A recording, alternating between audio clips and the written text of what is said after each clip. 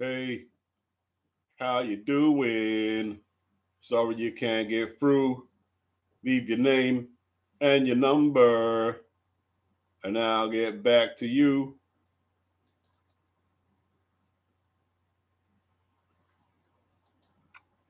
Yes, people.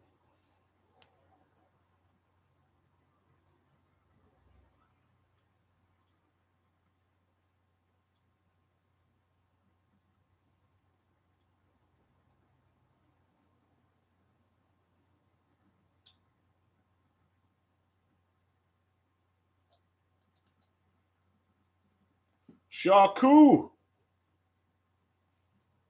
doing pretty well against Leo Attang in terms of surviving and showing a bit of a beard. But you know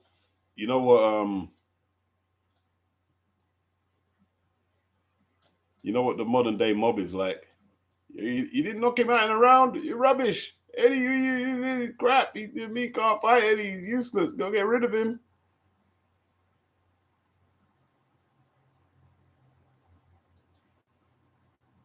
Just got to keep boxing. That's all you got to do. You know what I mean? What are you going to do? You're going to panic guys not going over? And you're worried about what social media, what they're saying? Just keep boxing. If the opportunities present themselves for stoppage, they do. And if they don't, they don't. If they critique you, they critique you. If your coach ain't too downbeat, then you're all right. Looks like he really wants the stoppage, doesn't he? Why is he so anxious for the stoppage?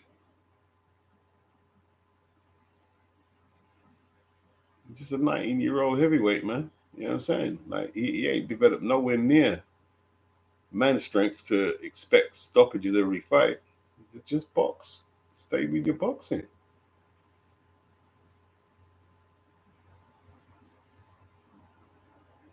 See, he lost the point. He got. That's what. That's exact. As soon as I said that, you got ducked the point for headbutting because you want. Why do you want the stoppage so bad? You could have bloodied yourself up doing that. Calm down, Leo. Calm down. Calm down. That's it. Use that jab. Use that jab.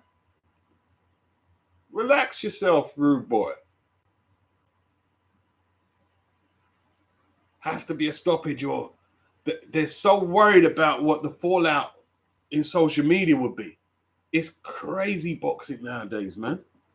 And don't get me wrong, the old guard in Fleet Street, they wouldn't even take notice of this fight. That's the thing. Like, he's just a novice pro. This wouldn't even be spoken about. But everything is under a magnifying glass, from the prelims to the lower portion of the main event to the co-main to the main event. Everything is a new story. Sonny Edwards.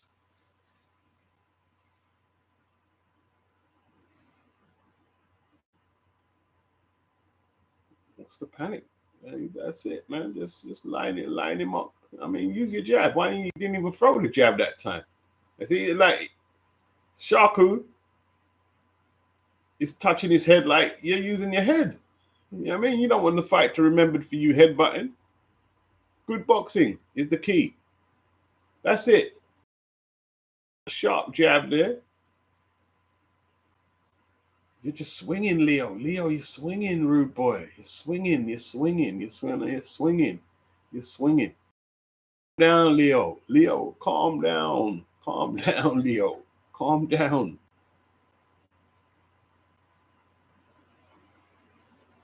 Calm down, Leo.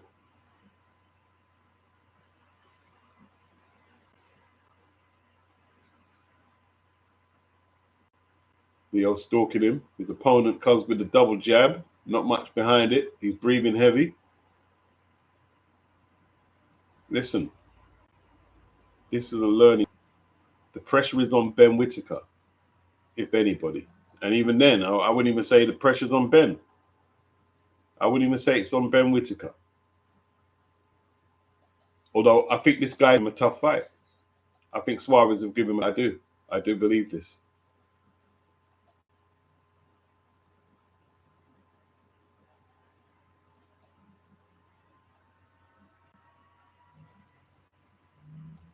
I can't do it, homie, it can't be done. So I'm gonna let the champagne bottle pop. I'm gonna that. Don't, baby. Is that the theme song playing at every Matchroom card? Then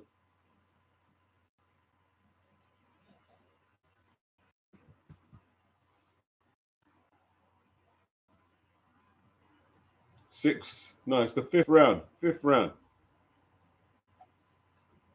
The world won't stop if you don't stop in your craft, even if you stop it with the best right hand of the throne.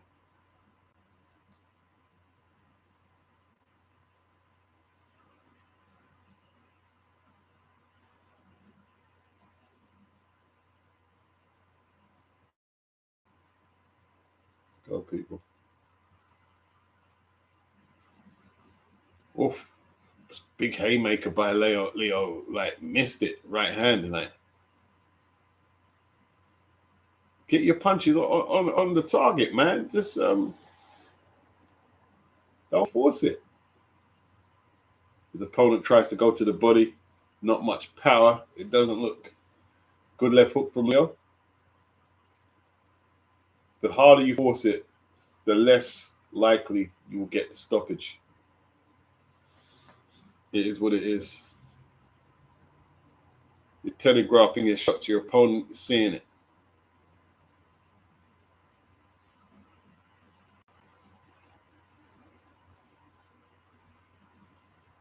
And I guess his opponent doesn't really have much to trouble him on the basis of what we've seen so far. So he feels confident. But, you could get cut, head clash. Like, he was responsible for the head clash earlier, wasn't he? That could have ended up with him bleeding. And then what?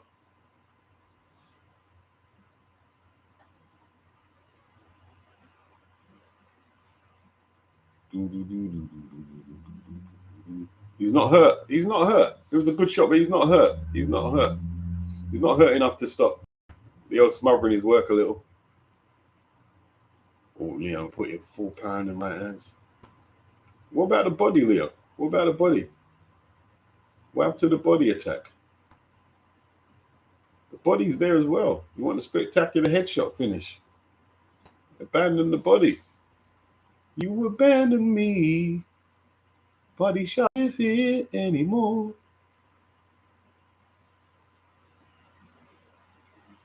Head hunting too much. Head haunting. Head haunting, man.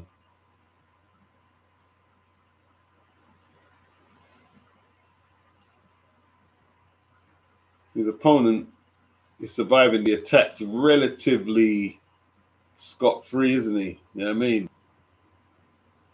Hasn't come close to a knockdown. Not even close.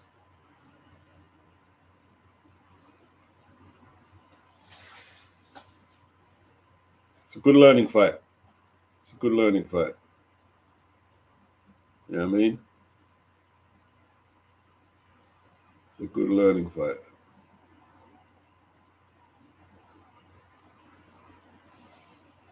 Let me see if I can get the stream, the YouTube stream.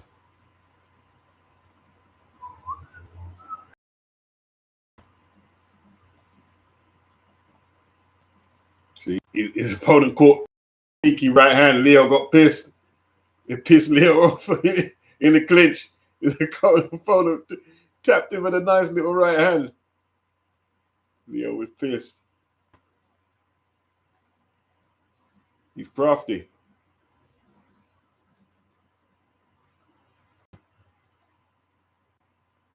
Victor Sharko. Yeah, he's 40. He's experienced. Look how much fights he's had, bro. He's had 38 fights. How much fights have you had? You've only been stopped 3 times in 38 fights. You had 5 fights.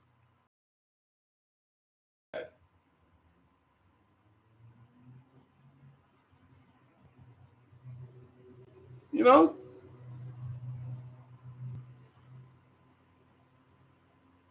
It is what it is. He's fought opponents who were 16-0. 16-0 and took them to 8 rounds. 7 years old. 8-1-0. Tony Welsh 14-0. 23-3-0. Fabio Turchi. He's a journeyman. Even Callum Johnson fought him back in the day. Is that the same Callum Johnson? 2024. Yeah. Fought him twice. Is that the same Callum Johnson? Yeah, it is. Oh, he's scheduled to box. I thought he retired. Yeah, he took Callum Johnson the distance twice. Cruiser. Callum's a cruiser now, yeah? And he's scheduled to box again. I thought he retired.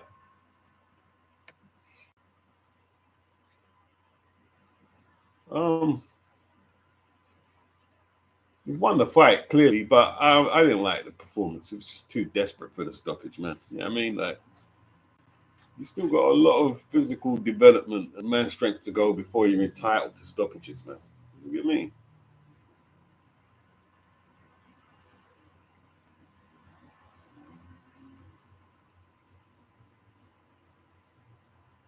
Looks a bit out of breath as well. Open mouth, Leo. You know what I'm saying? That's anxiety. That's not physical exertion. That's just anxiety from expecting the stoppage. Mental energy being burnt. You get me? Ronell. Who's fighting now? We have Leo Attang versus Shaku at heavyweight. Short line. KO. You think what? You think McGreel is going to win by KO?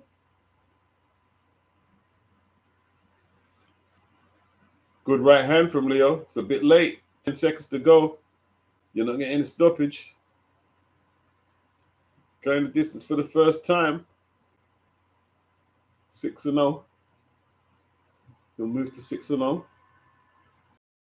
Yeah, man. No big deal. And got a point deducted for head butting. How did they get that information up already? The fight hasn't even finished. They've got Attang deducted 1 point in the fourth for rabbit punches. It wasn't rabbit punch. It was for a head clash. The referee pointed to the head.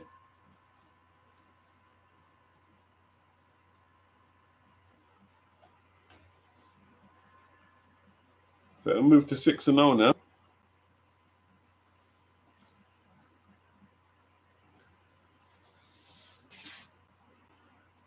Mohammed Wagwan Crescencio Wagwan. Yeah, Saurez is a former IBO champion, I believe. He fought Lyndon Arthur and was actually beating Lyndon Arthur until Lyndon landed. Was it a body shot Lyndon got him down with?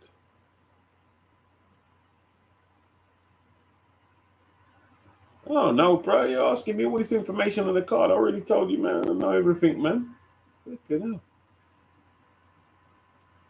Salute, Bruce Guest, Dano. What's good? You still got your green? Laughing out loud.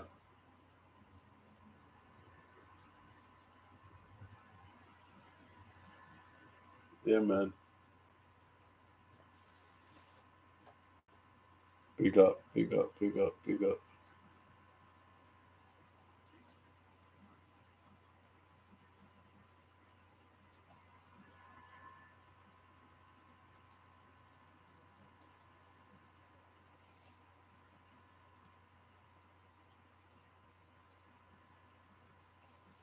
Yeah, he won every round, man.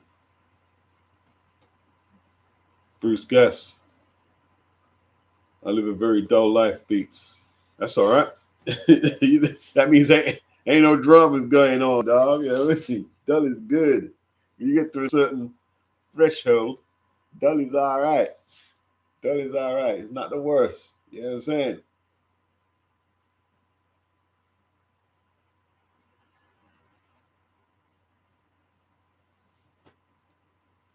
All right, people.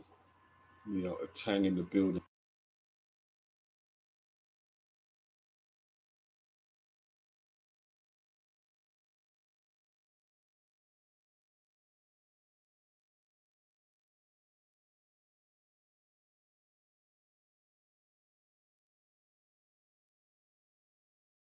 Right.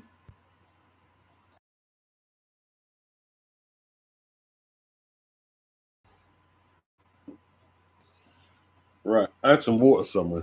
Yeah, here it is. Here it is. Here it is. Here it is.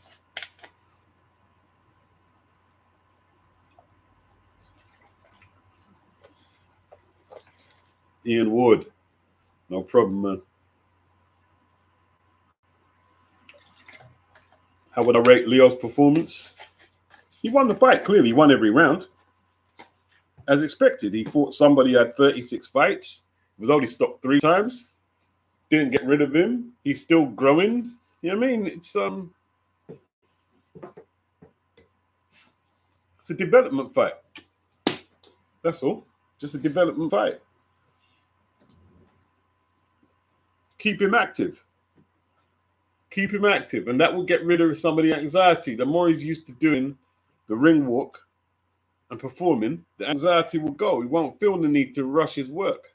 Remember, you're here to showcase what you can do as well. You don't have to blow people out. You know what I mean?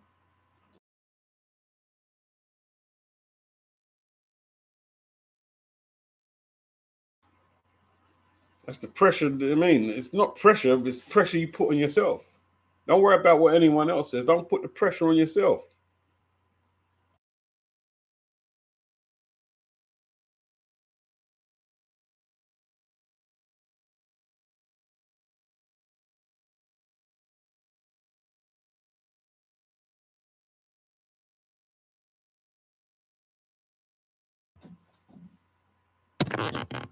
The last thing he wants to be doing is steaming in there, getting into head clashes. What's the point?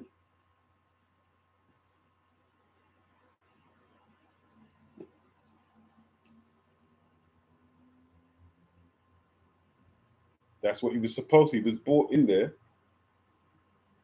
as a journeyman, and he did a thorough journeyman job. You know what I mean? Even landed a couple of sneaky right hands when they were locked up in the clinch. Veteran business.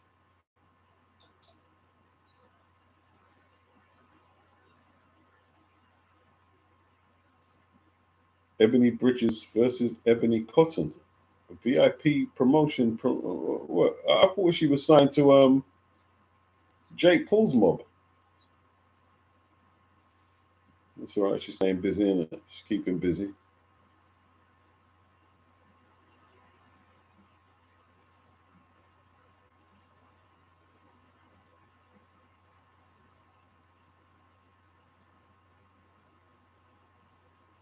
It's all good.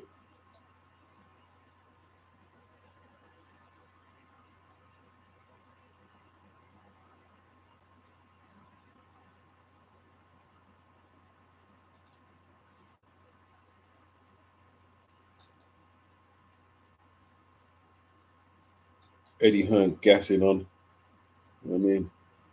They call him Eddie Gas. Is it Joe McGreel next? I think one of McCann. No, it's Joe McGreel. Joe McGreel next. No, Mother McCann. They're going to get this card out of here early, man. It's only 20-8. 3 fights left. And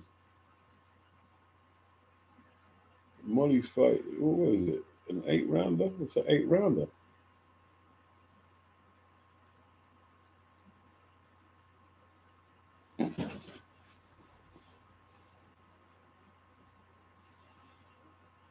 Aaron Hayden is unbeaten as well. They're fighting for the British Central Area Super Bantam title at 122. Yes. Yeah.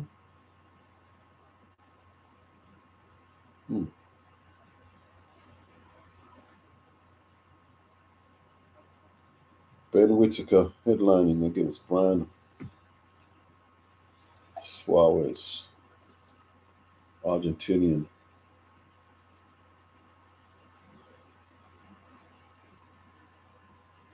Right.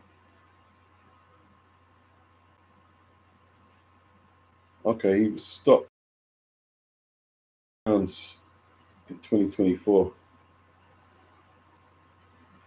He's vulnerable around the chops, though. If Ben is punching like he did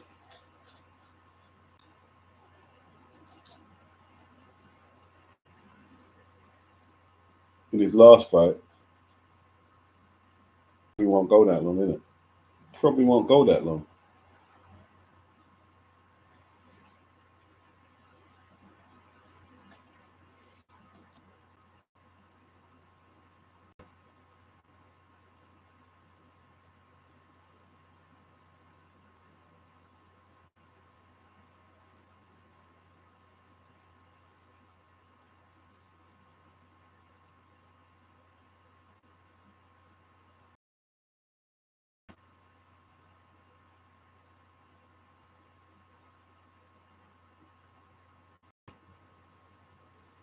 Sort of low key today. Just a card to keep us going, really. Leo has got the look. Yeah, Leo's got potential, man. You know what I mean? Leo got potential. Dano says Saurez has a very good KO percentage. Yeah, he does. Does hit hard. He was hurting Linden Arthur really. It looked like the fight was won. But Linden rallied. He rallied hard, didn't he? Rallied hard.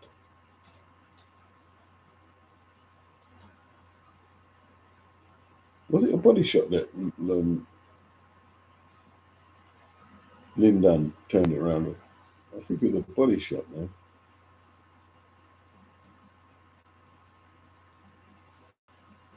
Actually, a good fight it was, man. One of them Channel 5 jobs.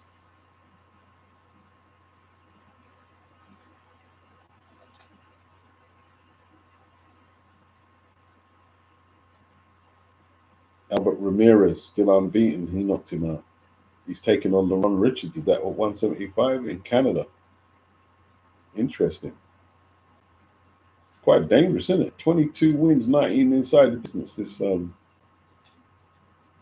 Albert Ramirez from Venezuela. That's it, bro. Stopped his last 4.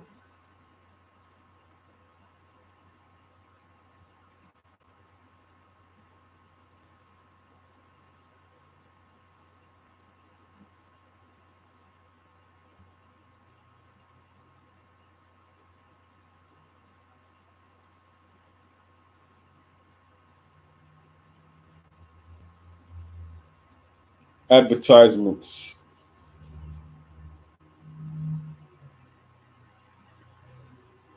Was the card Morel? Yeah, this is that card. You were supposed to see Callum Smith take on Morel tonight. Callum pulled out injured. It's a shame Morel didn't get to stay on the card, though. You know what I'm saying?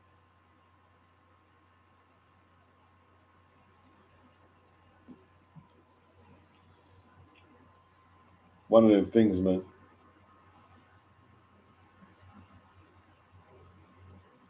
Alicia Baumgardner. Alicia, I was going to call her McDonald or something. Alicia Baumgardner. She's part Korean. That's what I found out yesterday. I think maybe her grandmother is Korean.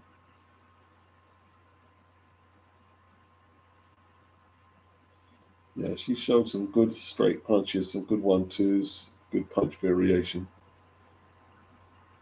Her opponent was just like just taking leather, but she was rallying back in it. Like even up to the last bell, man, she forced a grandstand finish, just taking punches. But her output was so relentless. Like even, I mean, Alicia was feeling the pace. She was feeling the pace a little.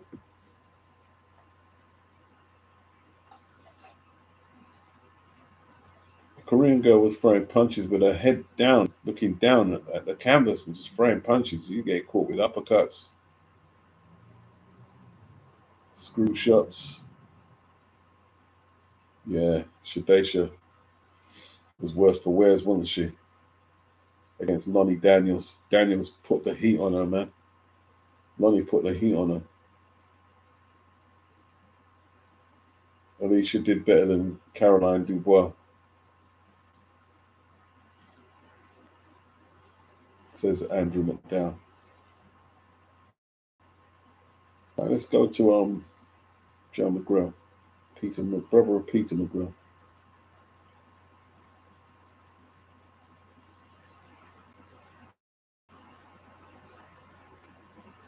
Dalton Smith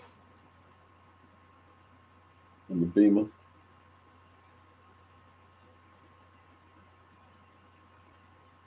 Matchroom boxing. Steel City King.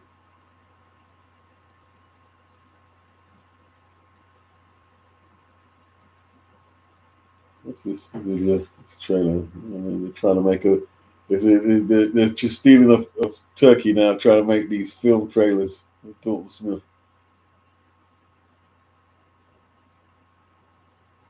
All right, what's this about?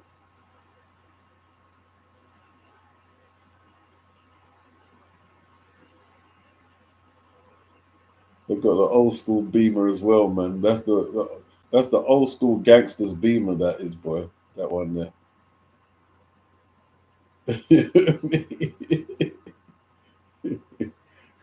that's the Beamer Roadman used to drive in the hood, man. You know what I'm saying? That's the Roadman's Beamer.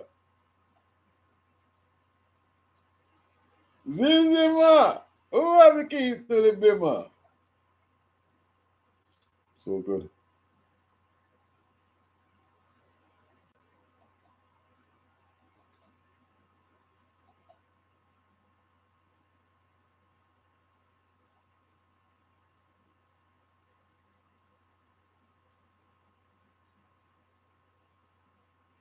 Saurez is going to give him problems.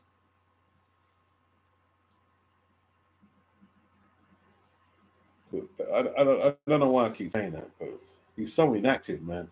He's so inactive. A lot of these fighters are going to run into issues, man.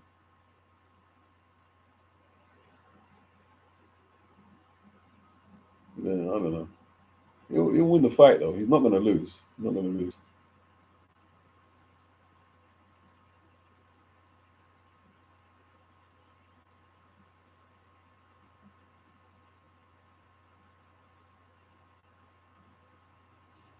Maybe, I don't know. Maybe he gets rid of him early, though. Suarez is vulnerable, isn't it?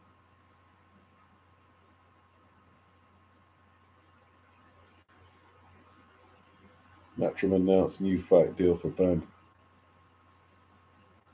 He signed a new contract extension and will fight Antonio Vargas for the WBA World Bantamweight title on June the 13th in Arizona.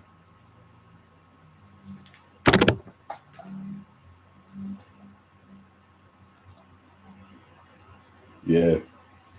See, Zuffa forced Matchroom to up their offer band, didn't they? Yeah. They're trying to destabilize the market.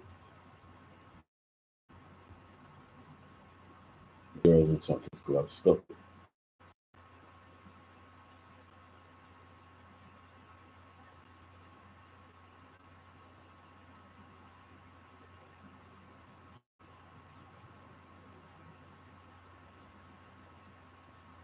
The women, good fights though, man. They were actually good fights.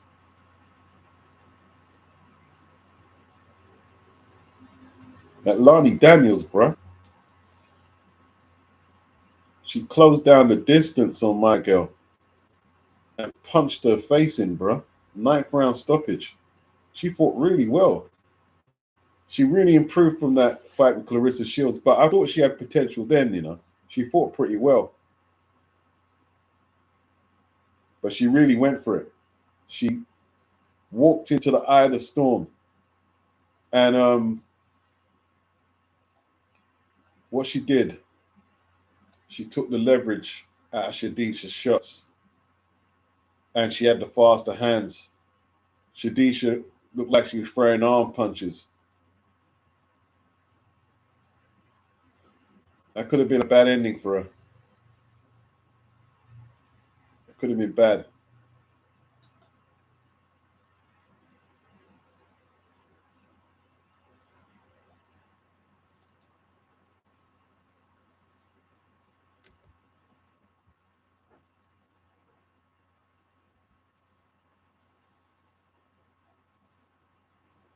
Okay. Hayden is approaching the ring. My final rounds of last night's fight, I suffered some injuries. Resting and recovering, and I look forward to coming back better than ever. I truly appreciate all the love. Shade. Yeah, it looked like it was touch and go for a minute. Though. I mean, it didn't end very well. It was very sudden, isn't it? Very early in the ninth. But she was flagging in the eighth, man.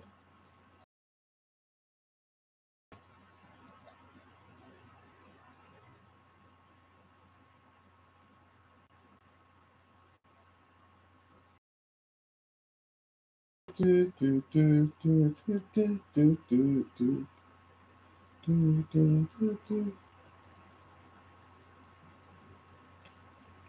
Daniel Kinahan arrested.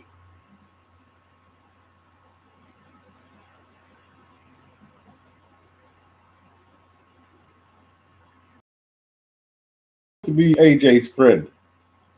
How is we haven't seen AJ and Anthony Josh in the ring together yet? You're not AJ's friend, man. You're a fake friend.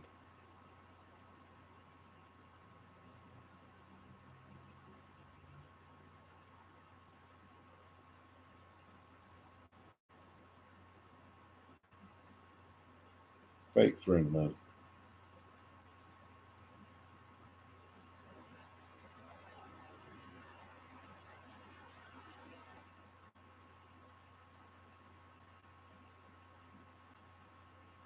Anthony Cruller.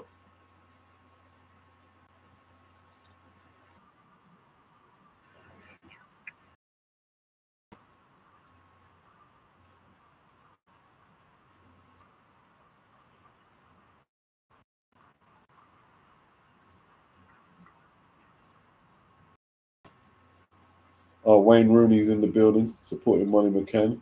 And Paddy the Baddie. Is that Paddy Nimblett?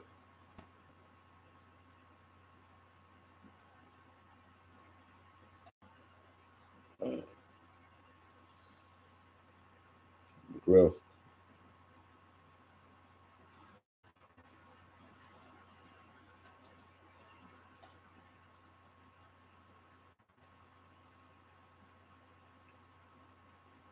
What's up, Lisa? What's up, Bruce? Lisa in the building. Unix. Dano. I tell you what, man. Alicia Baumgardner doesn't look better than Raquel. What's her name? Raquel? I forgot her surname now.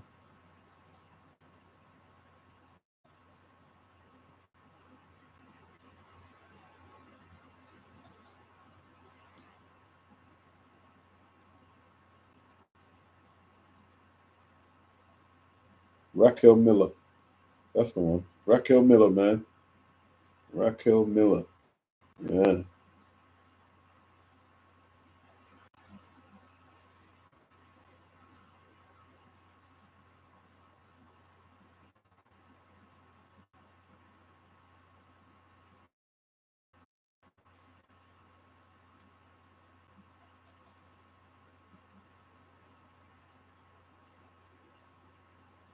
Let's go.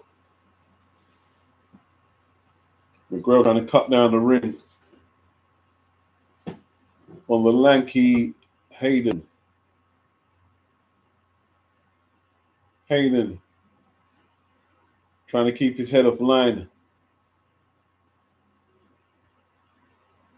A lot of upper body movement there.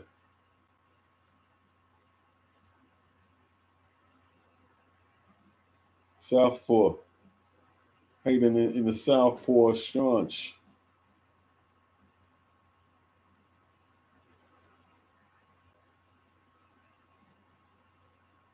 Okay, orthodox now, yeah? Now he's southpaw. There's a lot of switching there. A lot of switching. McGreel trying to counter in between.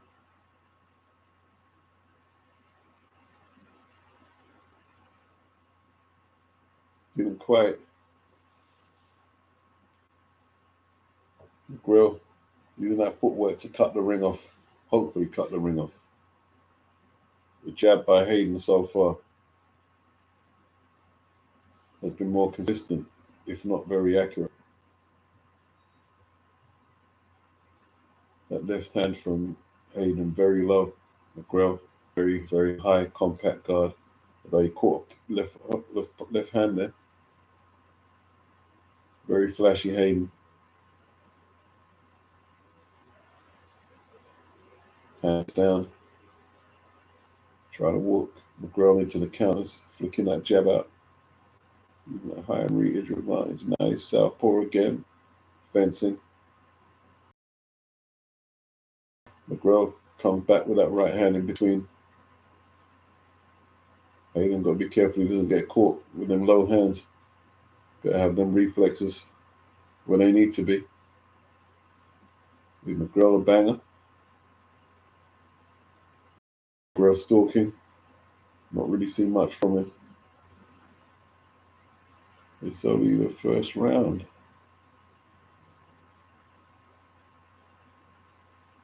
Hayden hands very low, down by his thigh. No respect for McGreel's.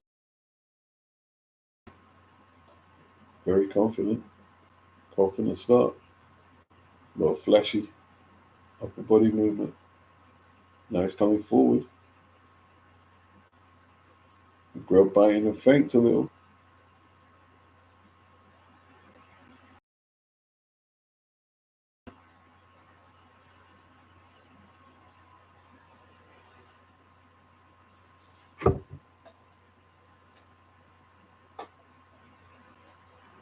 Early days though, very early days.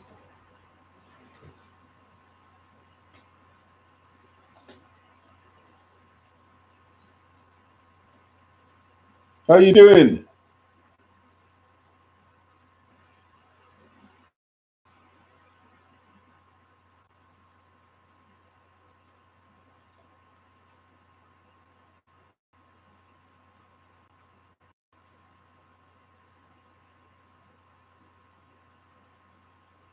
Thank you, Lisa. All you people on Twitter, come and join us.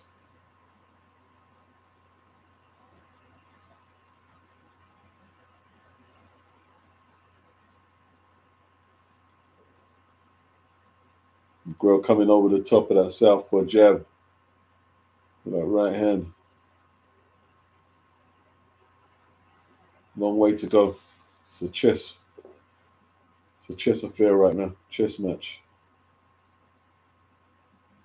Hayden look like he wants to go to work. A lot of fast twitch movements. Well, he countered with that left foot. McGreel came up a little short. What's Hayden's record?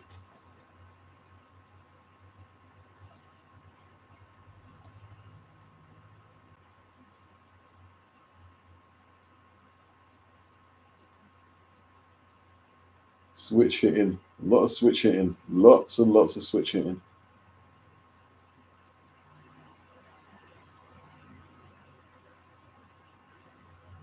Not much real punching though, Hayden. A lot of posturing boxing.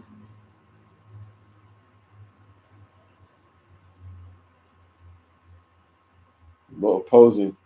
I mean, we could call him a statue if he doesn't throw a punch for much longer. McGreel trying to put combinations together. Jab to the body by Hayden. Not much on it though.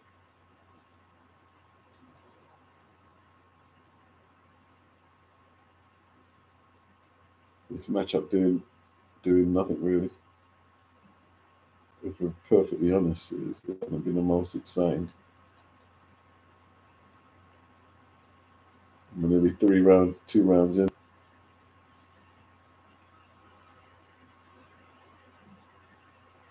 Bit of urgency needed from both men.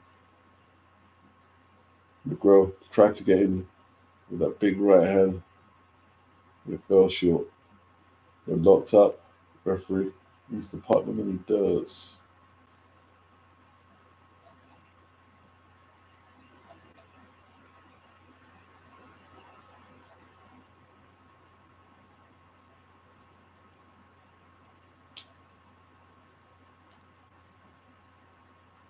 This guy not gonna be doing himself no favors with the crowd against the home fighter McGreel.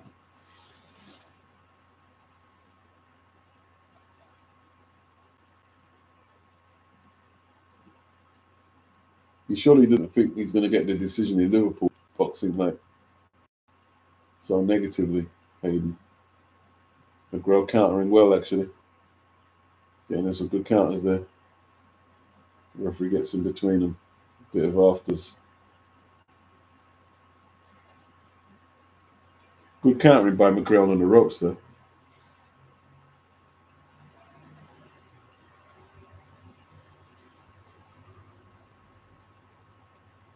Paddy Nimblet. You're saying, man, yeah?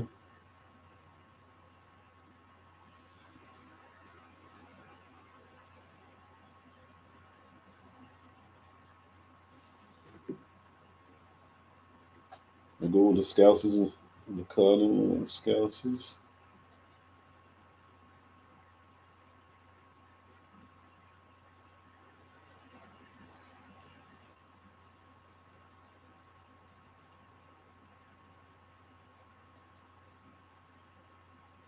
I bet Aaron Hayden's got about 2 stoppages in his record.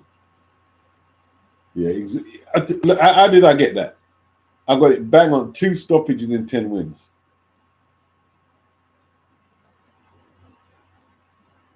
2 stoppages in 10.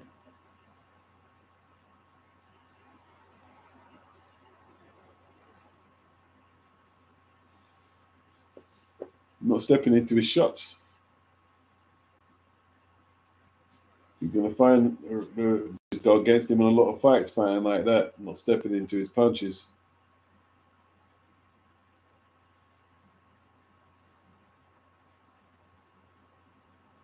A lot of fencing from Hayden. He's no Moses Atoma. Let's keep it real.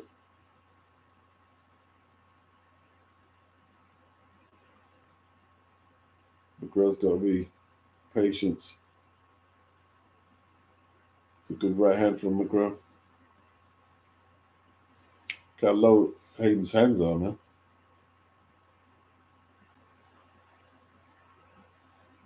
Not surprised he's getting caught.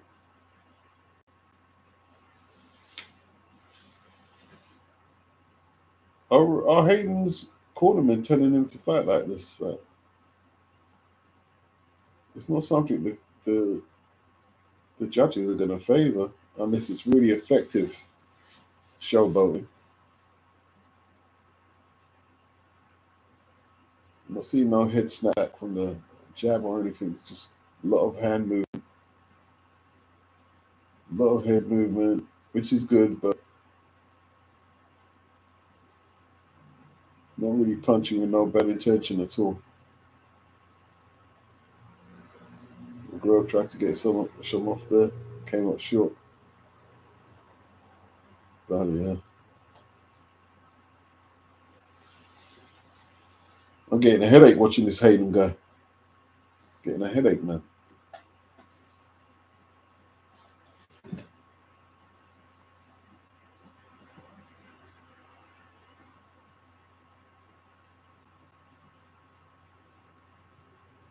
Andrew McDowell says Hayden wants to be nice so bad. Ethereal Dream salute beats long time, brother. Big up, big up, big up. Lisa, a lot of posturing from McGreel.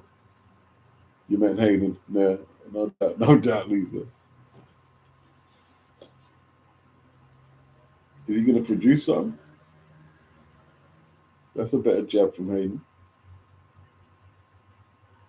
Hold his feet in for it. Let's see if he steps into some of the shots now.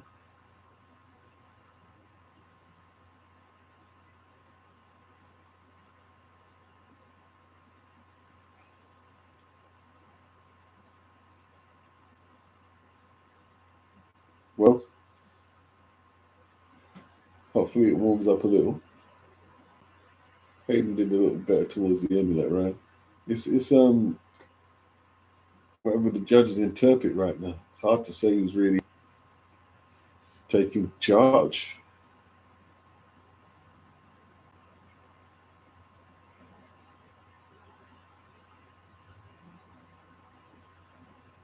How many rounds are we down? 3 or 2?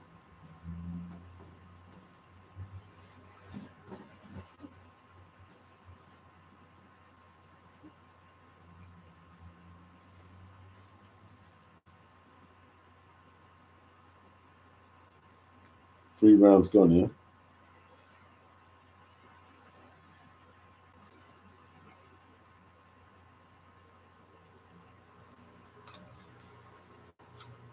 I don't know who's winning.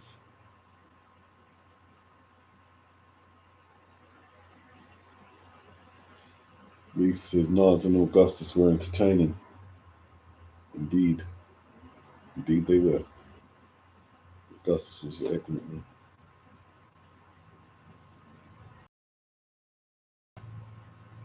Makes McGreel miss though.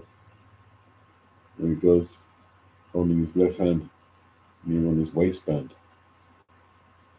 Trying to walk McGreel into something. There's that odd head movement there.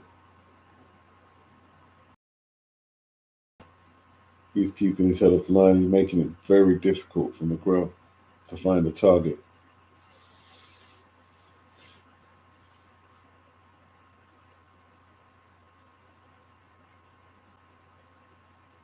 McGreel doesn't want to go into himself right now. He needs to let his hands go. That's a good jab. He needs to double it. Hayden coming forward with a whole load of fast twitch movement, but it's a strange fight right now.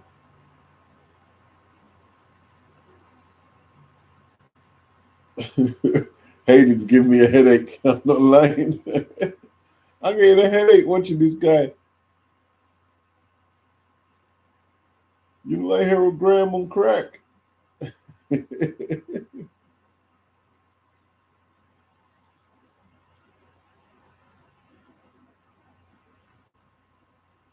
did Eminem say? You sound like Eric Sermon, the generic version.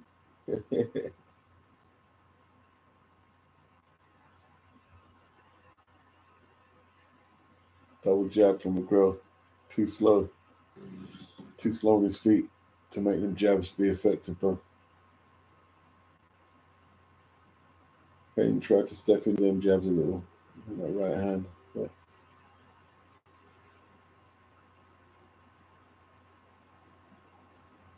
it's hard to fathom that his corner are telling him to box like this when it could easily be something the judges don't like.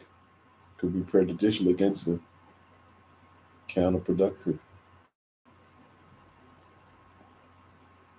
Anyone scoring this fight? Because I ain't.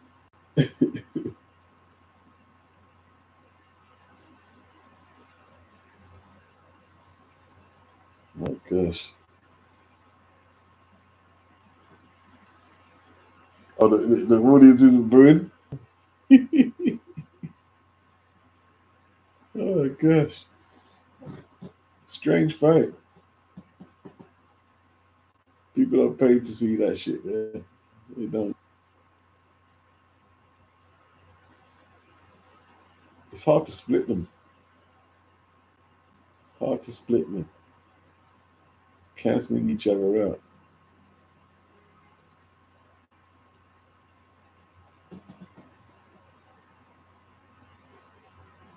Tony Bellew.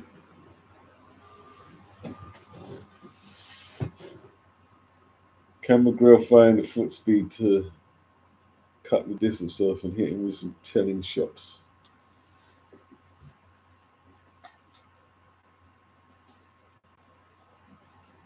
Break the monotony. I mean, you need to break up the monotony. Bro got 5 KOs in 12.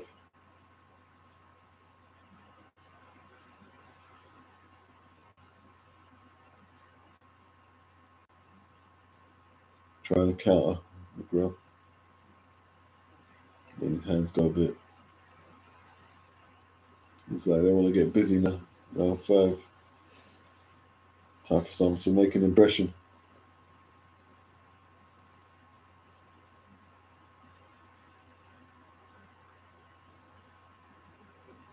Aaron jabs to the torso. Is he cut? Aaron's cut. Cut around the right eye. Is it a head clash or a punch?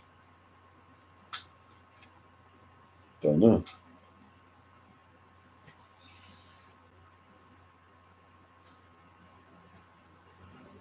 It's a bad cut as well. It's not a good cut. It's like he's in a bad place. Good shot by McGreel. It's like he staggered him a bit.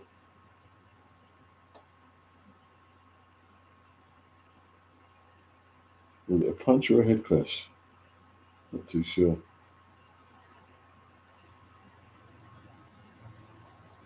Look at the eye, man. It's a bad cut. Good combination from Hayden. Left hook by McGreel. A good shot. Nice high guard from McGreel. Man down. Then he backs up.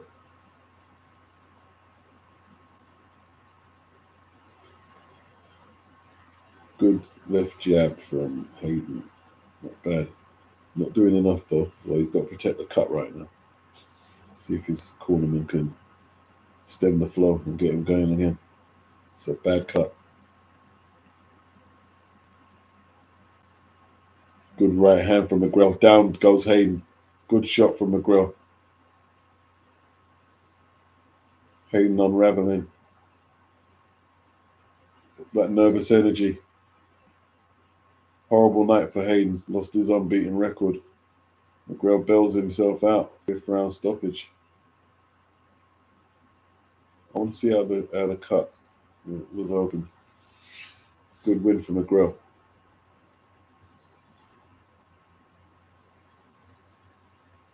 Done well.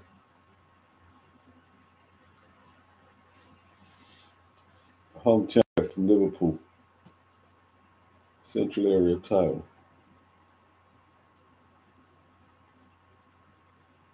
Let's see the slow motion replays.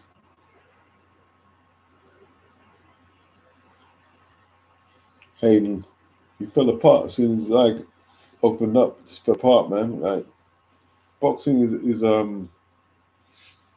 mental chess. If you can't keep your shape, man. What was the cut start? He's not showing us. It's cut already here.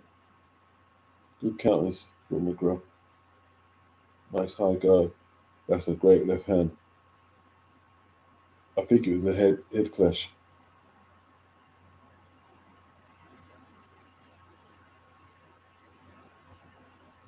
Of good shots. Right to the head. Great right hand. Then a follow up. Yeah. That done him. Held his feet. Good shot. Was it the left hook to the body or the right to the head? When he went down in a delayed reaction. Good combinations.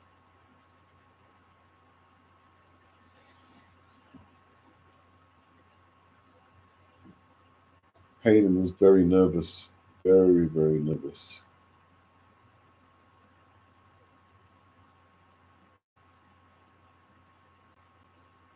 Andrew McDowell, fake ass Nas. Lisa said he didn't even try to get up. Yeah. Lisa, it was.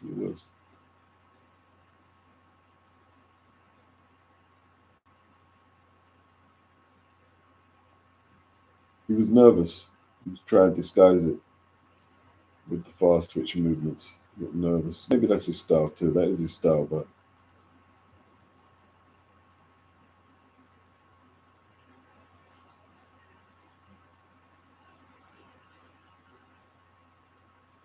let's go, people. Meatball Molly next, yeah.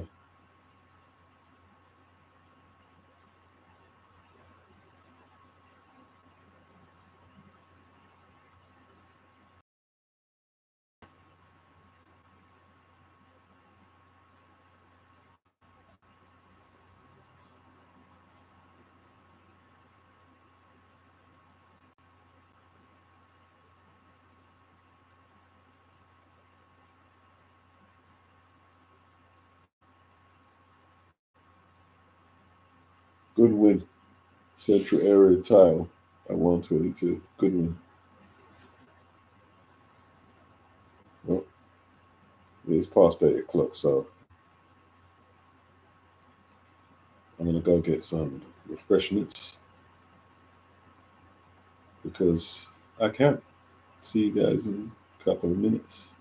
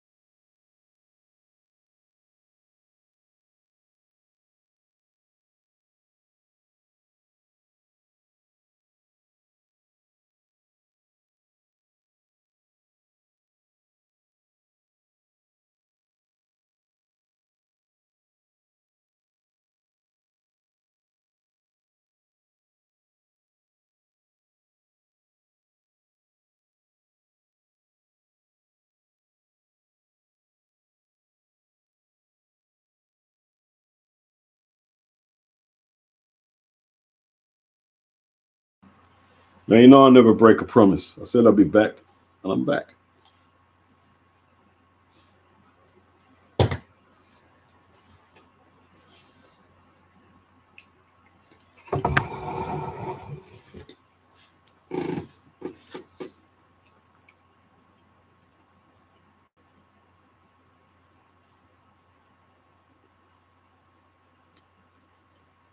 Meatball Molly next.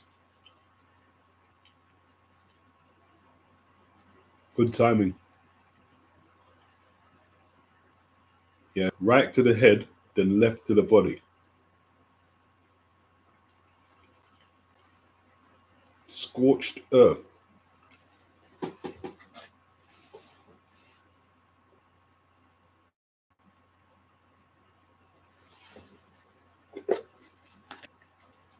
Good stuff.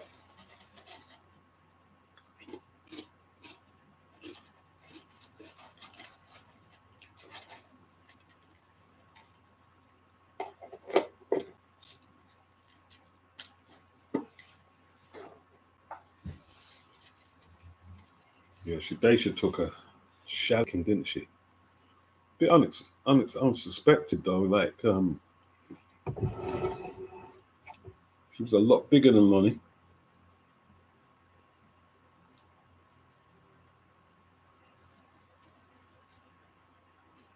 It's not the size of the dog in the fight. It's the size of the fight in the dog. Is that how they say that one?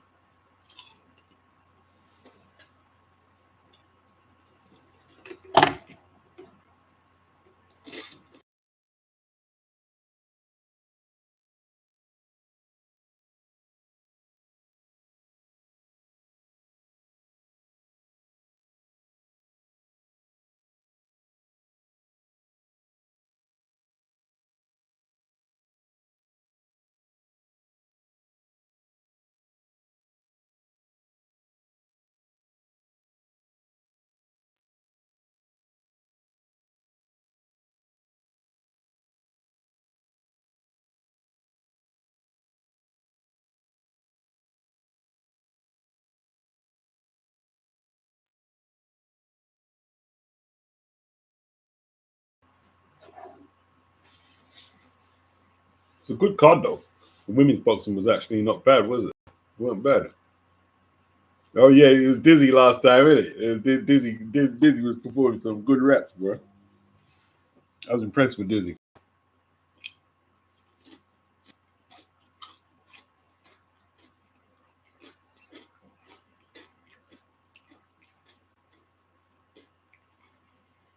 Oh, she was injured before the stoppage?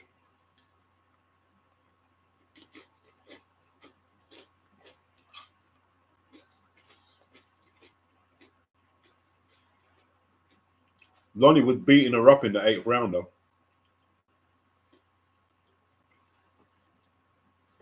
They finished it in the 9th. Molly's a proper scouse.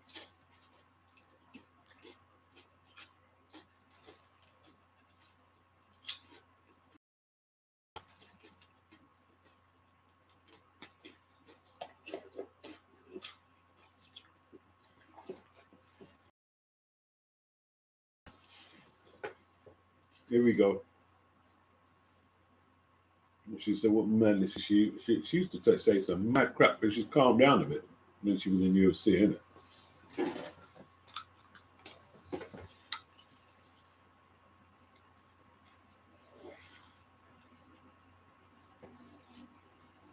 This headphone jack is not working at all.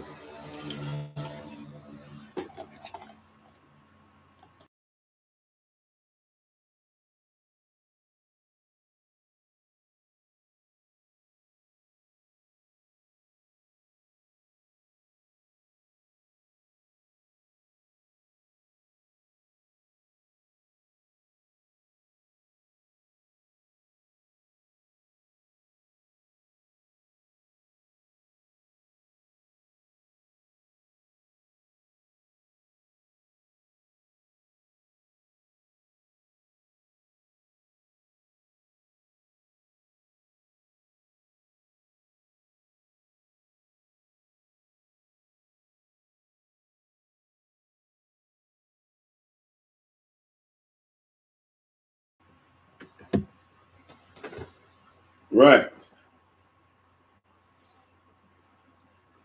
What award today? React season?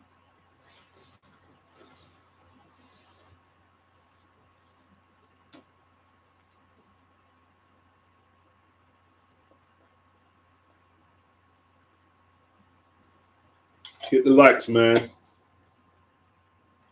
Hit the likes.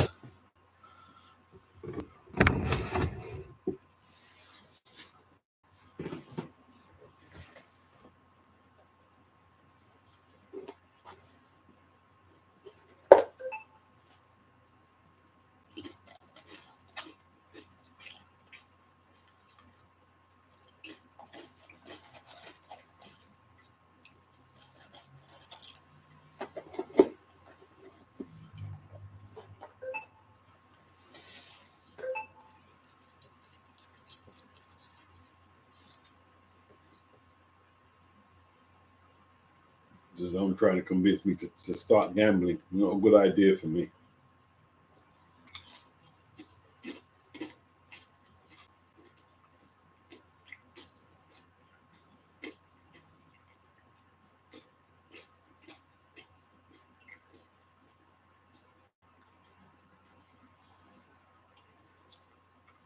Just waiting for the ads to clear. I mean, I know I should be filling up the space during and talking, but it's a Saturday, so relax. It's a slow Saturday and a slow news day.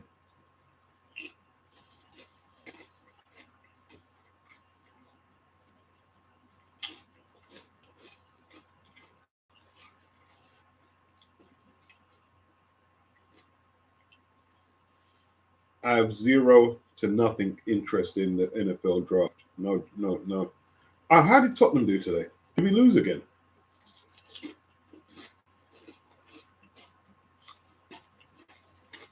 Just have a look how bad we. I mean, well, let's not be negative.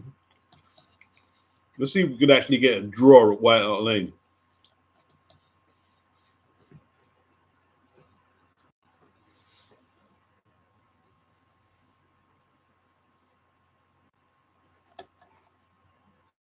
Top after hitting the post versus Man United.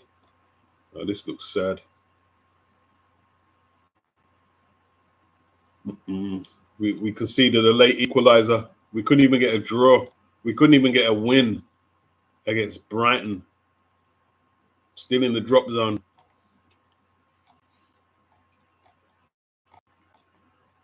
Boy.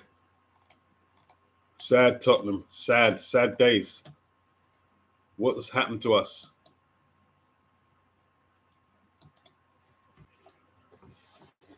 What has happened to us, man?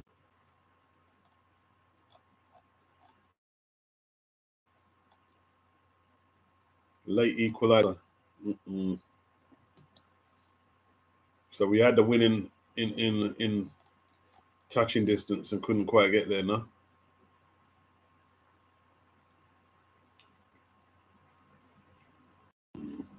That's sad.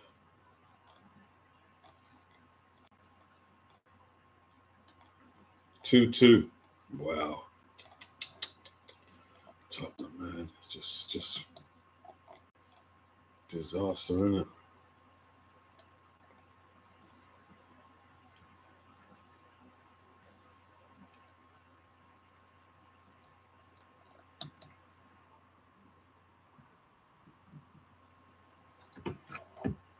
Wow.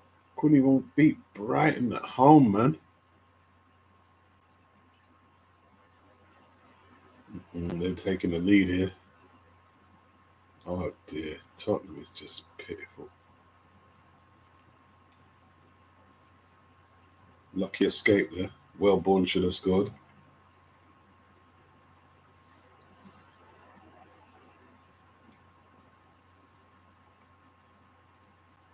Right, what are we looking at? Offside. Hit the post, you know. Flipping now. Lucky it didn't go in off the defender at own goal. Got lucky there, man. They've had 2 chances to score so far, Brighton. Wellborn.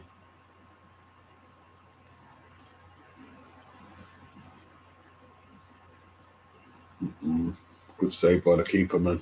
To be honest with you. Right. Pass it down the line. I don't want to watch it, man. We couldn't even win. We're going to get relegated, man, if we're not careful. How can we not win today, man? We're at home. Well, we've gone up 1-0. Why are you celebrating? You shouldn't even celebrate. You should go straight to the flipping positions. Why are you doing all that? We're in relegation. You're doing an elaborate celebration. You should be focusing on flipping clean sheets. Doing our over celebration. Like we're winning like the league or we're going to Europe. Man. More opportunities. Don't tell me we're going to go 2 up and lose the game. All right, so 1-0 up. Good play. Oh my gosh. How did you not score? How did we not score? That's why we're there. Like, how are we blowing these chances?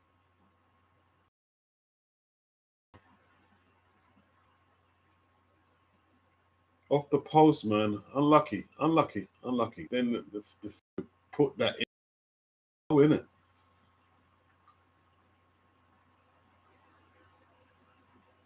Oh, here we go. Left foot volley. Equalizer. The marking was shoddy. Appalling marking. What a volley that was. That's a great goal.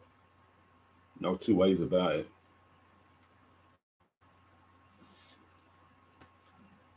Goalie should have saved it, though. It was on the near post.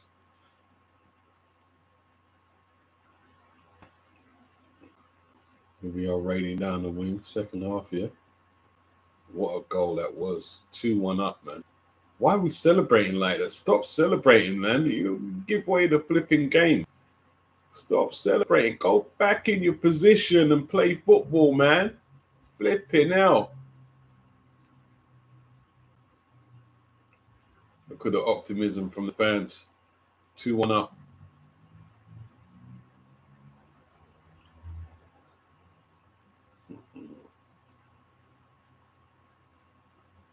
sometimes you can't do nothing about it. You know? If fate is saying it ain't going your way, not much you can do sometimes. It sounds defeatist to say that though, isn't it?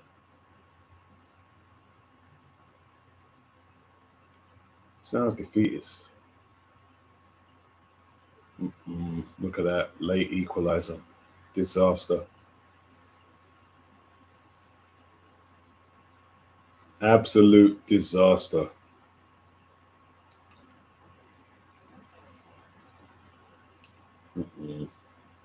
2-2. Got to accept it.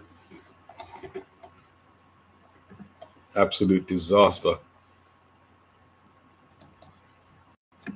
You know, I could probably say we were lucky we didn't lose. Probably lucky we didn't lose.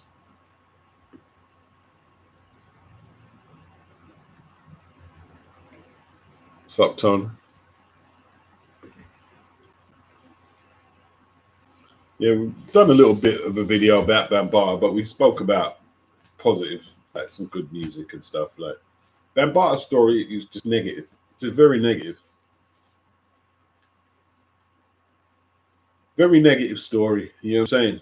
That's all you can say on it. It's negative, isn't it? Like, what else can you bring up but negatives? I mean, what he done was disgusting. You know what I mean? And people who covered it up, they didn't distinguish themselves either, man. Just negative shit.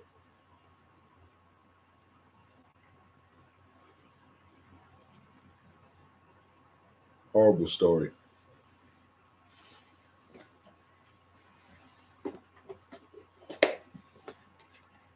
But you know, that's what these sickos do.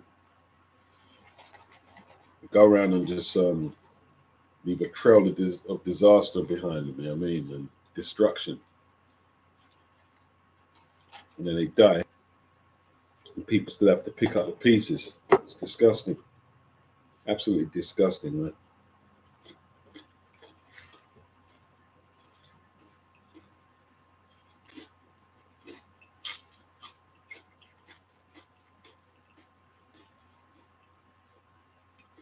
He had so much standing. Them young dudes trusted him.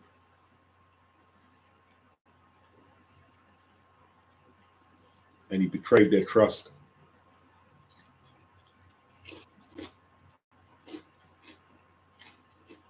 He's a sick pervert.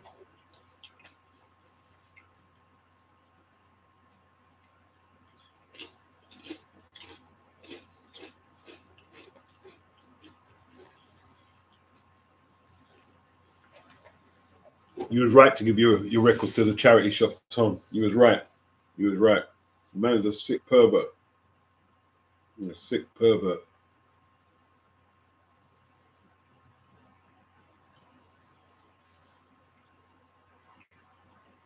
Now, Henry Wharton, I mean, Mickey Duff promoted, got a gift decision against Slugger O'Toole, was beaten by Eubank Ben.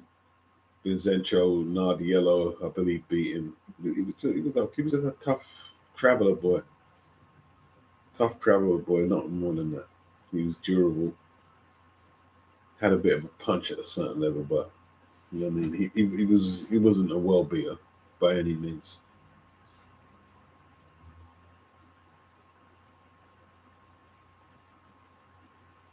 It's tough though.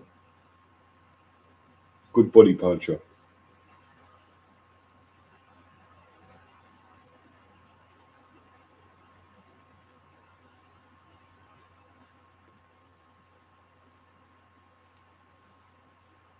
Bloody hell, this band's still playing, like flipping hell. What, she's never fighting for a world title, man. What's all this elaborate walkout for a fight? Who's she fighting? Who are you fighting? Katie Taylor or Clarissa Shields? My gosh, it's a bit over the top, isn't it? It's a bit over the top. The zone. It's a bit over the top.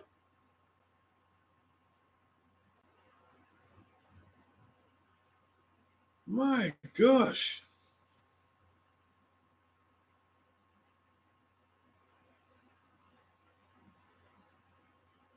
Oh, let me turn the headphone off, man. Turn it off. Turn it off. That ring walkout is too long.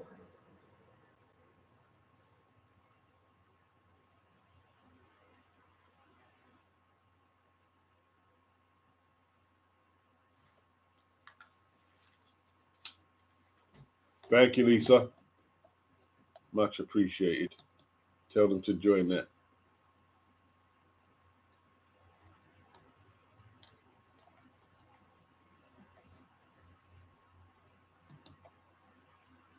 Join, become a member. Though you don't get much reward. I mean, I'll have to work out like what I'm going to do to earn the membership.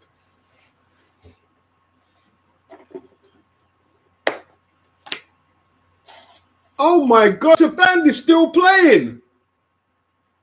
That's indulgence, man. Like, my gosh.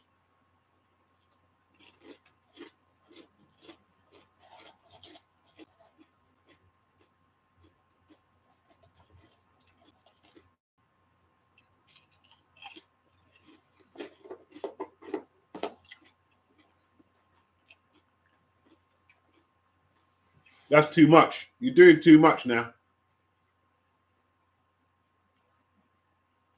Doing too much.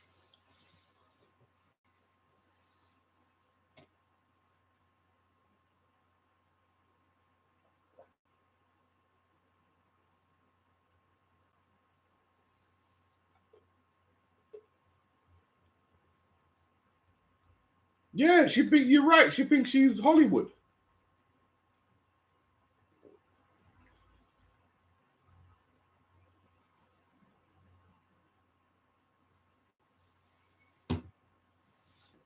My gosh, finally in the ring. Go on, you might as well do another song. You're going to bring the Beatles out.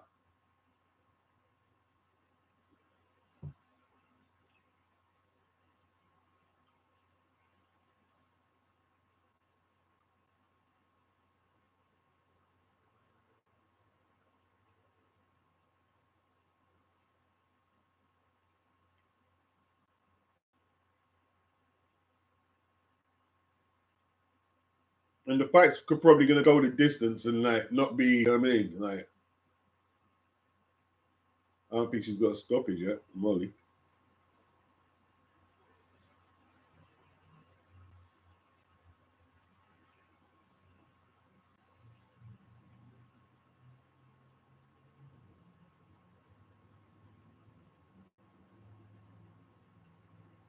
Oh, that's my man, isn't it? That's Gary Lockett. Gary Lockett's with Ashley Johnson.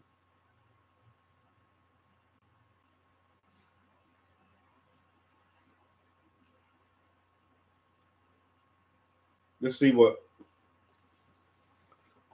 kind of chat we've got today.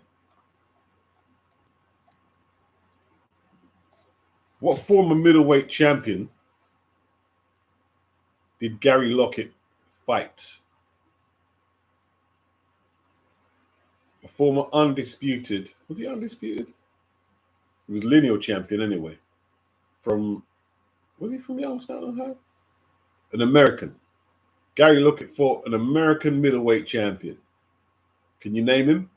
And you've got 20 seconds. You can't be going into search engine and cheating. Ooh, Duke Nukem is on it, boy. Duke Nukem on it. Duke Nukem is on it, right? You that Duke?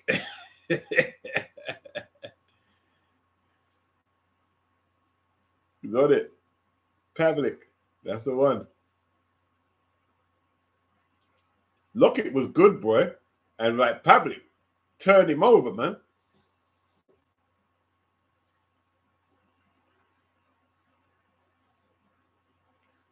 Ashley Johnson going after Meatball. Making a fight of it, at least, Ashley. That's it, Ashley. Make a fight of it. Don't give us no crap fight. And she's going after her. She's going after her. With right hands. Molly's had to get on a bike a bit. Good shot from Ashley. Ashley spraying the jab out there. Molly comes with a few cuffing shots. Just started, man. No feeling out here, bro. Cat fight already.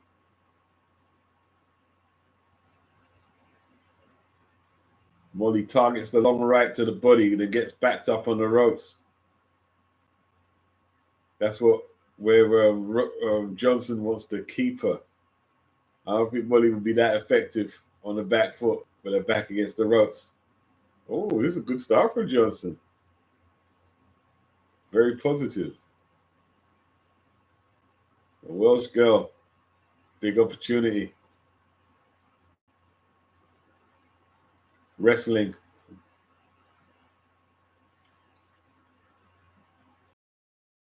Sizing each other up. Molly goes with the 1-2.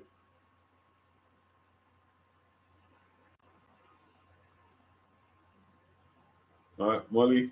What is Molly? She's switching a lot, doing a lot of switching. What's all with the switching? It was okay. Yeah, McDowell pissed off with the walk, Andrew. You're right.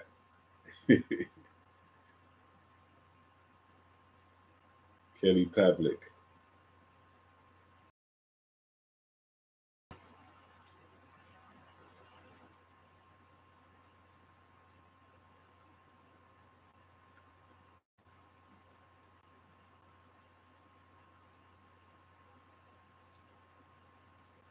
Yeah.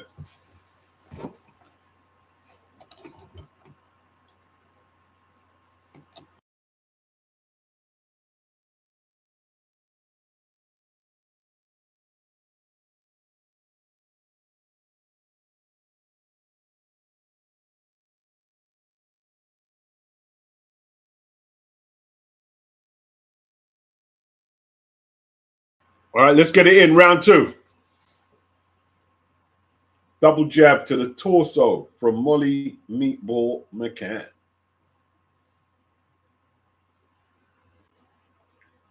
McCann and Katie Taylor are first cousins? Is that so?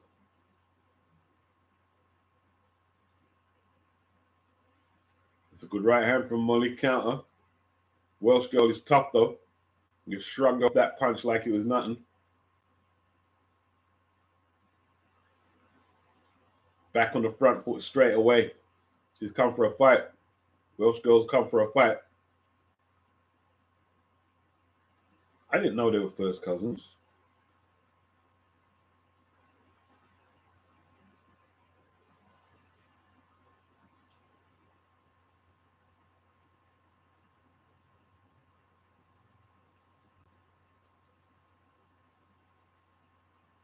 Talking about fluidity from McCann. Well, she hasn't done anything, man. Oh, that's a good combination. That's not bad. Welsh girls going after it, though.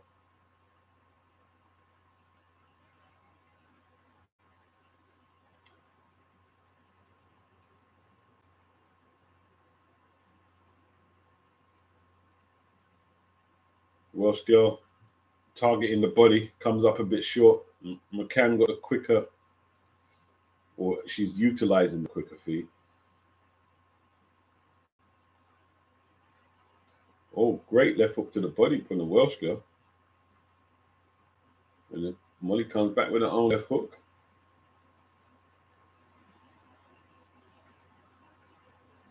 Welsh girl backing up Molly, though. She's come for a rock. I'll tell you that much. She's not coming here to lie down. That's a good right hand from the Welsh girl. Interesting. I don't think Molly's dominating anything.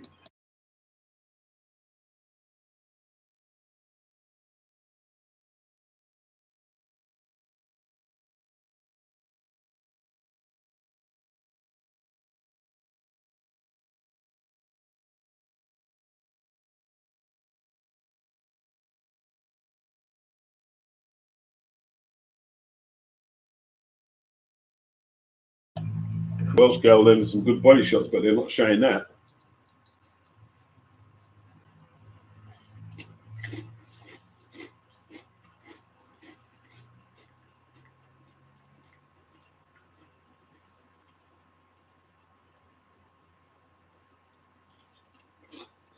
Round 3.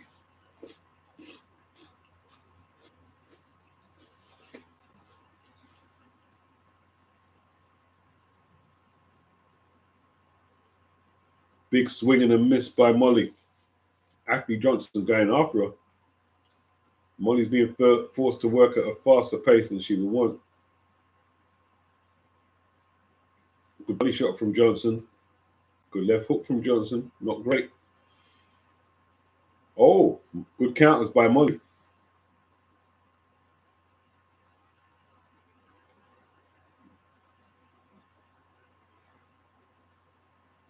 Right uppercut from the Welsh girl. She's attacking hard, isn't she?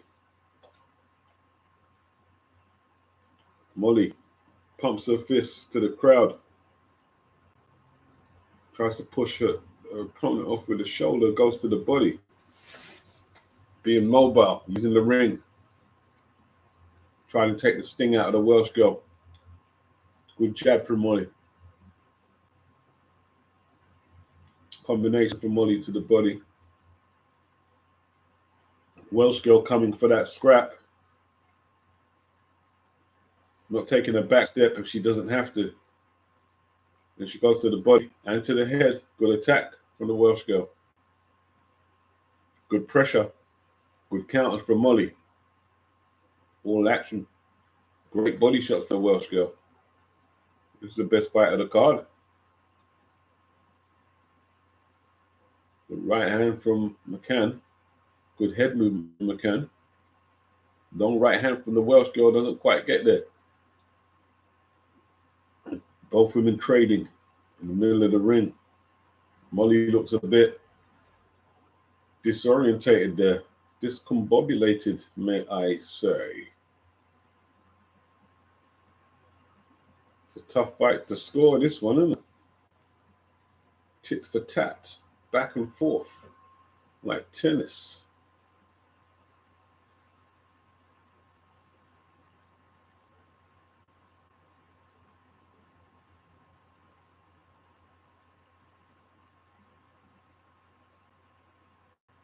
Welsh girl has come for the business. She wants all the smoke.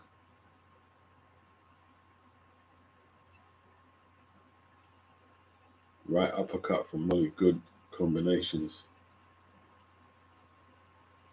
Right, they show the same combination twice. They're not going to show anything the Welsh girl did. Did that end well, McGreel? His mum passed away recently. Condolences to Enzo.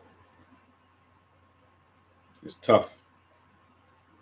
It's tough for a lot of boys losing their mother. It's very tough. And win.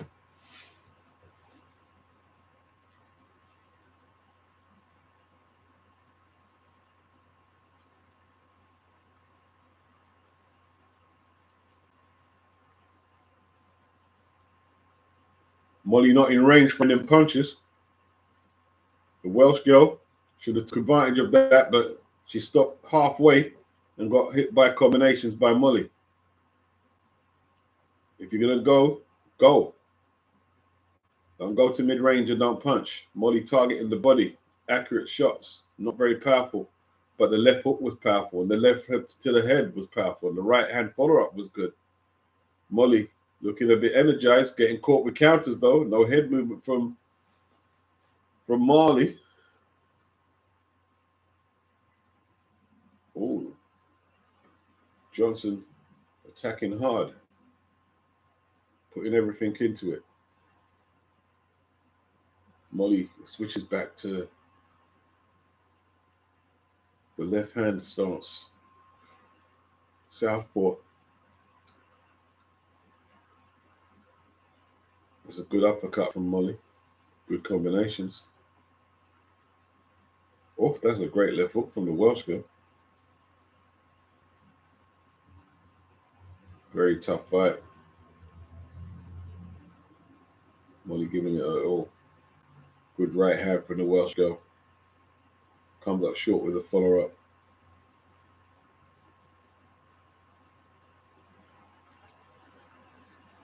Slightly quicker hands by Molly in that exchange. Left uppercut. Trying to bring them from underneath now, Molly. Heartfelt condolences to him and his family from Lisa. Indeed, indeed. Sorry to hear it, Enzo. Sorry to hear it.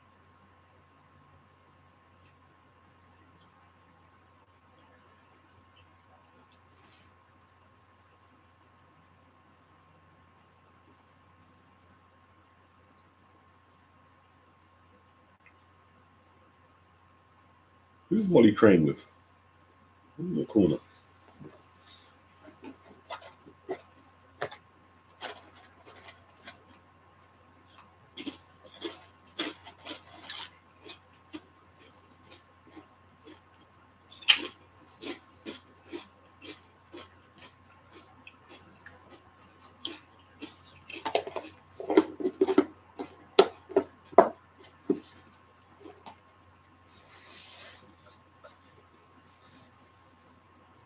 Round 5.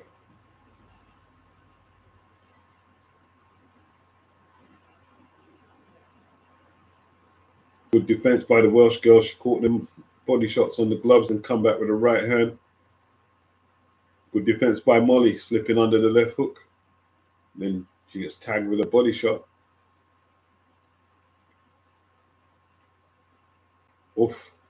Both women meeting each other head on in them exchanges.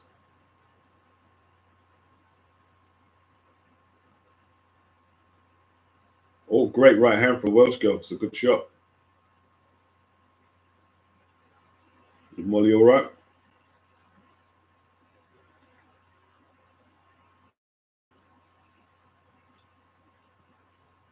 The Welsh girl backing up. But she'll be back on the front foot as she is there.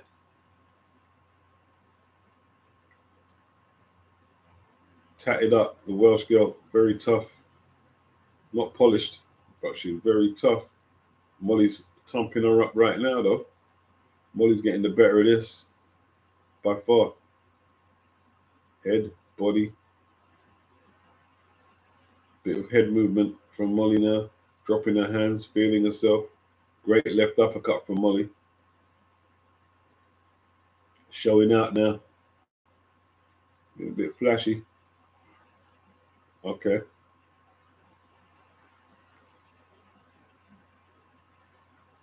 She cut.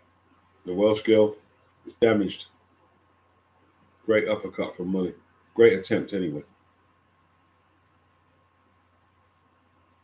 Bolo punches from Molly now. Winding up the bolo.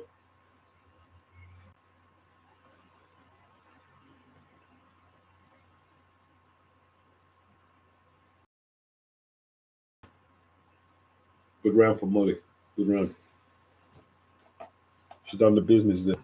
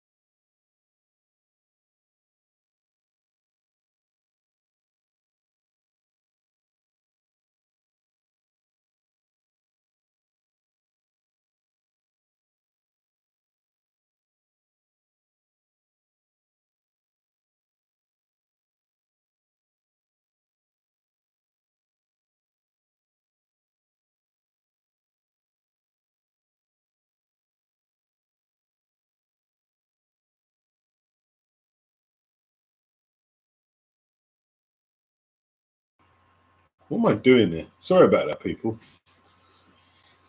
She has a hematoma. Sorry about that, people. My apologies.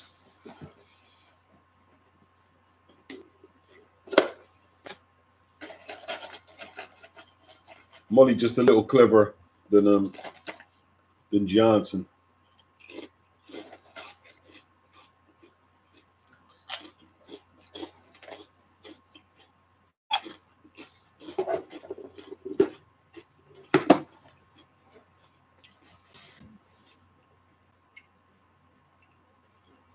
Johnson starts with a double to the body, but Molly, quicker hands up top.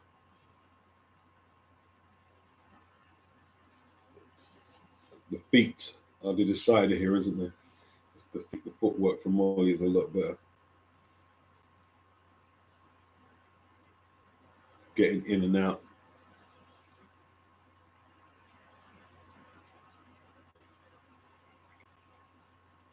Oh, that's a good uppercut. She lands some good uppercuts now, Molly. Good left hook. She's falling apart.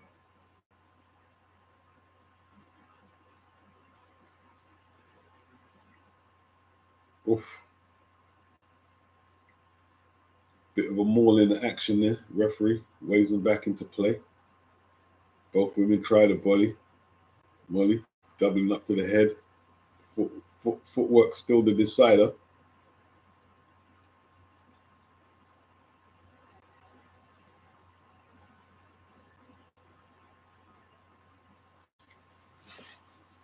Goes for the jab to the torso. The Welsh go. She's picking up punishment now. He's lucky there's only Molly touches the canvas. Welsh girl is really making Molly work, isn't she? Wow. Ashley Johnson coming after her, man.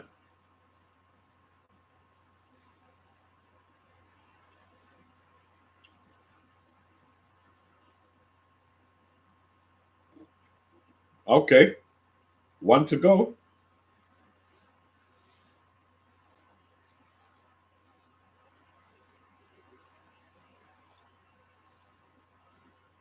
Okay.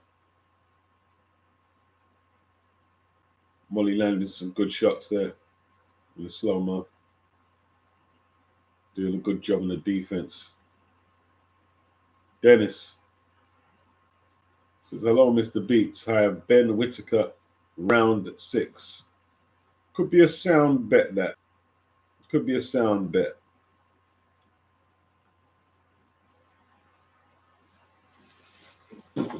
He should get this guy out of there, shouldn't he? You shouldn't really be letting this. But then again, you never know. If the Argentinian has an inspired evening, you know what I mean? It could make it a difficult one.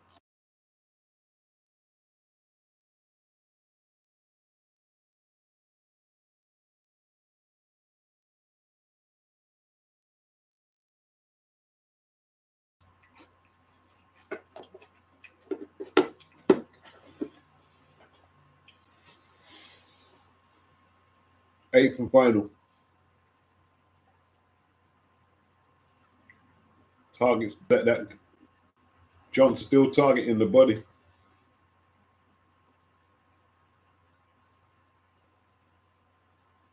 Been a good fight. Molly looks a bit shattered, isn't it? Trying to use them legs, but she's been forced to hold now. Trying to catch breathers between the exchanges. Molly's an old girl. She's not young.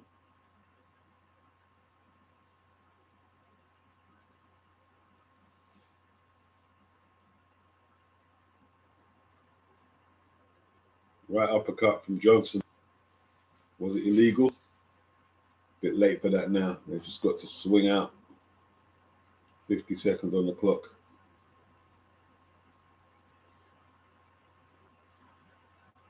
Bruce Gass is watching the two Ebonies. They look like twins minus a cup size. That's on YouTube, actually. Well, there's no reason why I can't dual watch because this is about to finish.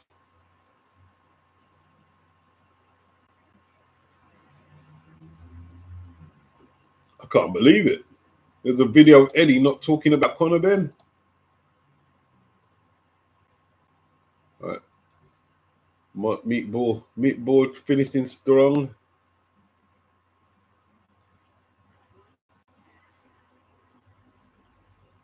Good fight. Two tough birds. They're both hard nuts. Both of them are hard nuts, man.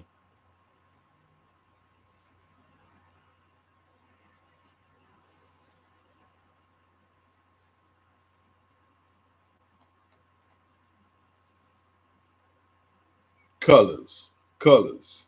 Colors. I am a nightmare walking, B-boy stalking.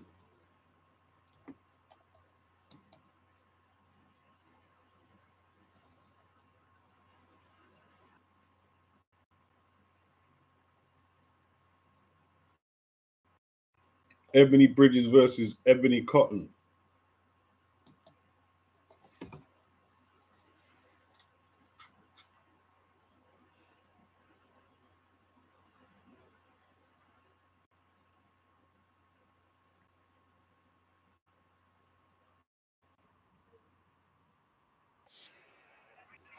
Just watching Ebony. Ebony and Ebony. Okay, two Ebonies, yeah.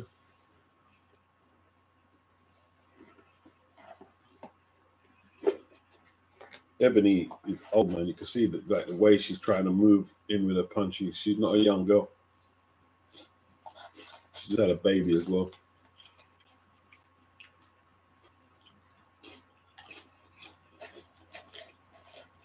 I think Shannon Courtney will beat her again.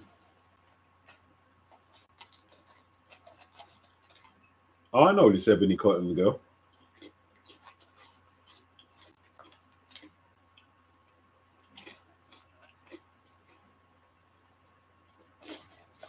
Where did I see her?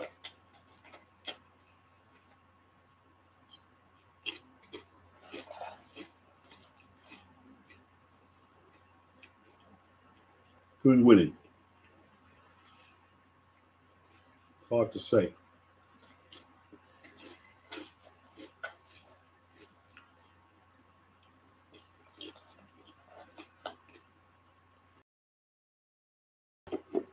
Overhand right from Ebony. Slow as anything.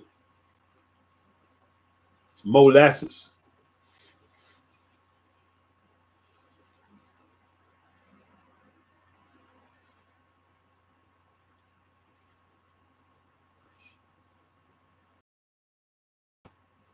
The size of her glands does not affect her movement. It definitely does. I mean, she denied it, but it definitely does.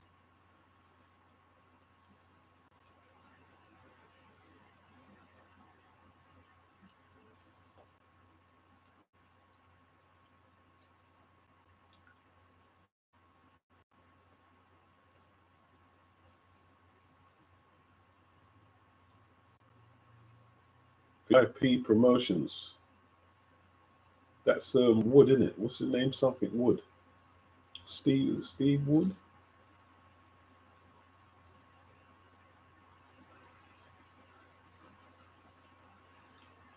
MVP ain't got enough cards, man. They've got to go on the small hall cards in Britain as well. Whether they're signed there or not. Work is work. Work is work.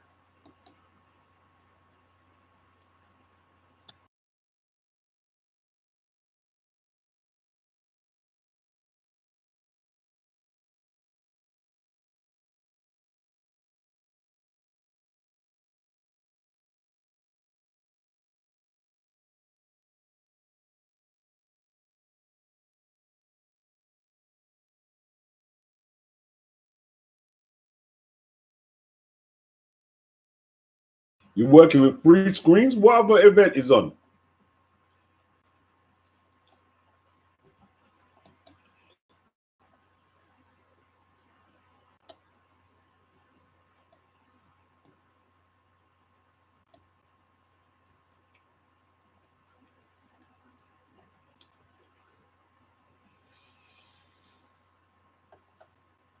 Bloody hell. That ring was absolutely ridiculous.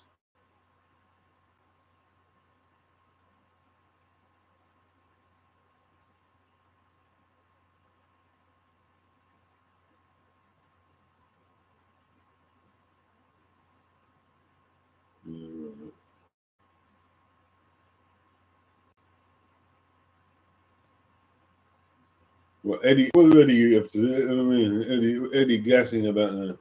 Mr. moaning about Connor.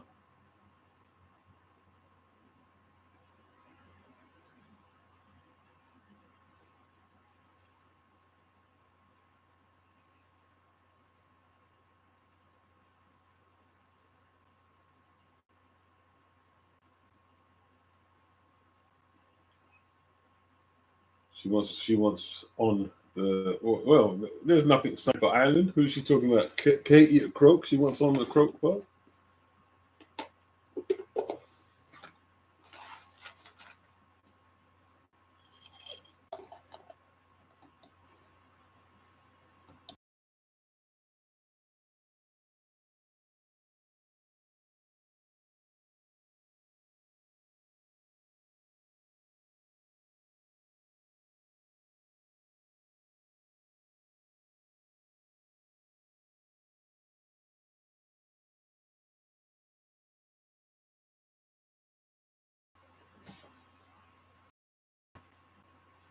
Yeah, Molly. Yeah, Molly McCann just won. We're talking about YouTube. There's a card on YouTube with Ebony Bridges. Oh, you're watching WrestleMania?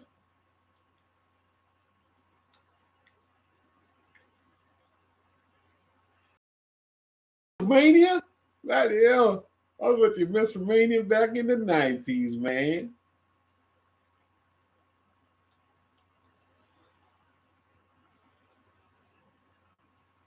WrestleMania used to be good, man.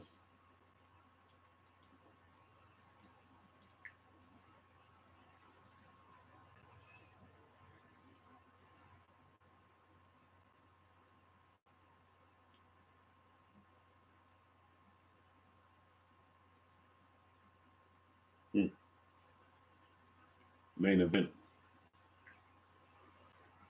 6 foot. Ben is tall, isn't it?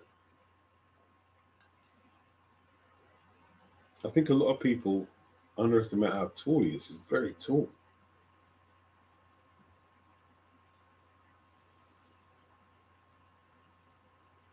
Oh, he's ranked number 3 with the WBC with that silver belt, yeah? Pawatsy ranked number 2, Willie Hutchinson at 4. He's sandwiched between the two British boys, Imam Katayev. Hey, it's all killers there, Ben. You're in the well. I wouldn't say Willie. I wouldn't say Willie Hutchinson was the killer, but yeah, I mean,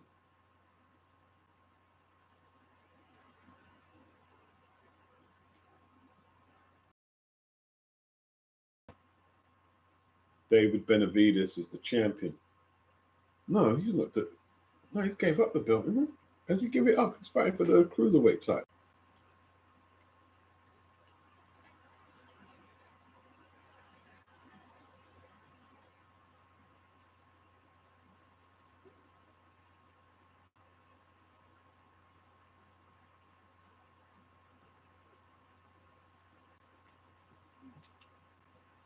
I kind of fell out with not fell out, but I kind of lost contact with wrestling from a long time ago. Like the names I'll be quoting, like I mean, old names. Only Bruce and maybe Dennis and Lisa, a few others would know the names that I remember. When I was watching wrestling, I used to like Sergeant Slaughter. Arn Anderson was that dude. Stevie Ray and Booker. Was it Harlem? Well, they Harlem something. They were bad. I used to like them, boy. And Ron, who's the other black guy? Ron, I can't remember. Who's the black Ron Simmons? Ron Simmons was a bad man. Coco Beware, yeah, them names. Harlem Heat. That's the one, Bruce. Harlem Heat. Um, Yeah, Ron Simmons, man.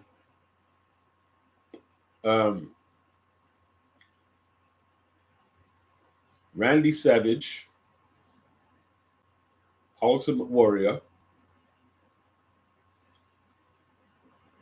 Um, I'm forgetting some now. I'm forgetting some of the names now.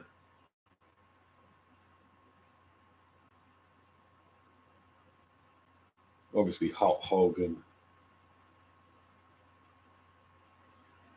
Who's the Mexican guy? Top rope guy. I forgot all the names now. He used to do the top rope thing. Yeah, Jake the Snake. Can't forget Jake the Snake. Um, Rasta One, Rowdy Piper. Yeah, man, Rowdy Piper. Legion of Doom. They were good.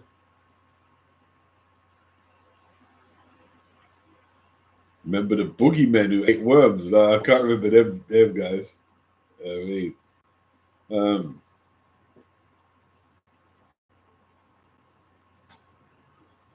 Rowdy Piper. Yeah. 2x4, Jim Duggan, Hacksaw Jim Duggan, Undertaker, and the Poor Bearer.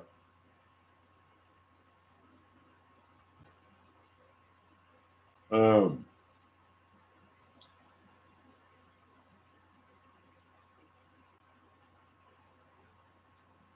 who was the deaf guy? I think he had a brother. Ricky Steamboat. I think I remember that vaguely. I can't quite. Ricky Steamboat. Rick Rude. Yeah, Rick Rude. Ted DiBiase, Million Dollar Man.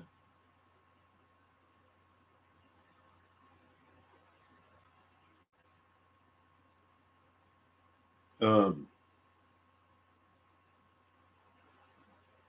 who was did they have a Saudi Arabian guy in there? It was sure there was a Saudi Arabian. I barely remember that name, Kamala. Barely.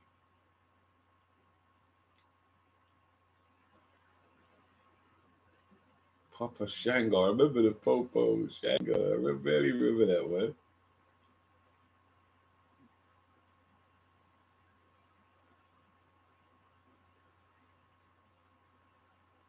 Dennis, my wrestling days were Chief J Strongbow and Bruno Sammartino.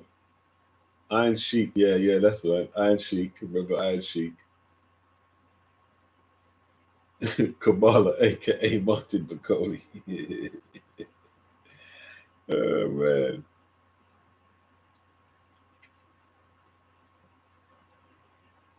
I'm trying to remember the guy, the top rope guy. He had the top rope move.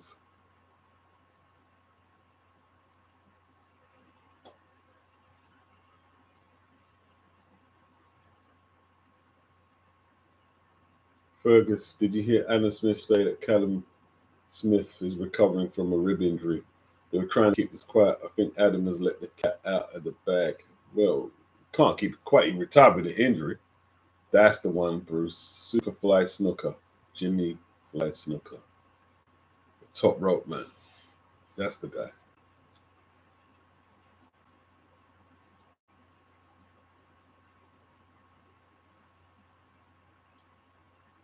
Jimmy Fly Snooker.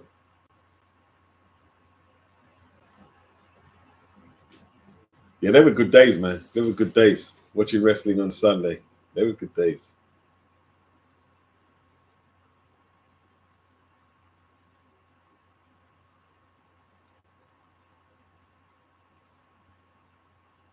Who was the deaf guy?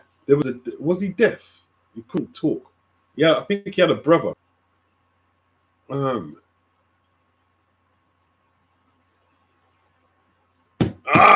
can't remember the names, man. Can't remember the names. I'm looking at his face right now. I've seen his face. I'm seeing his face right now. The Steiners. They have the Steiner Buster move. Steiners, yeah, that's the one. The Steiners. George the Animal Steel. The Steiner brothers. Yeah, that's the one. That's the one.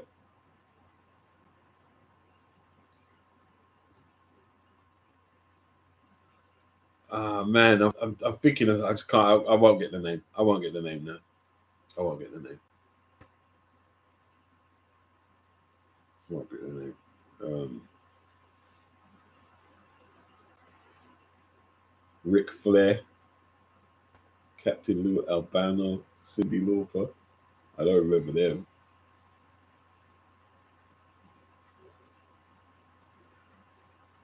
Yeah, well, I tell you what though, in it, I think that was the heyday, man, the 90s. But it's probably just bigger now. It's probably bigger now, but the 90s was the shit for me, bro.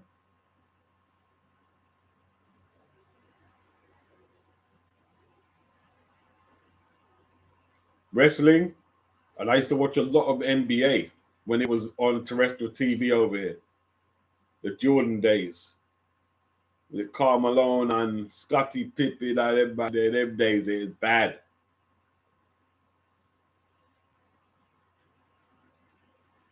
Oh, you had a beer with $1 Million Man and Andre the Giant at a hotel bar in the 80s, Dennis. Big Daddy and Giant Haystacks. Yeah, that's going back some that one there. That's the UK scene.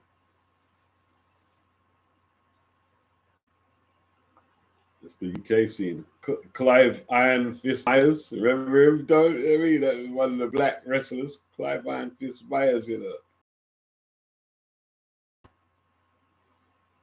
Oh, you were the NBA fan, Magic and Bird years.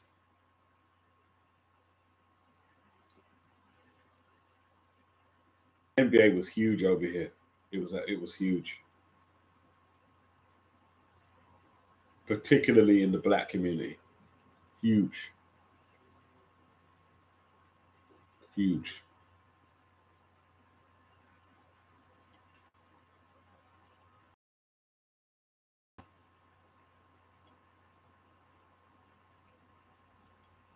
Oh, is he gonna have a concert now?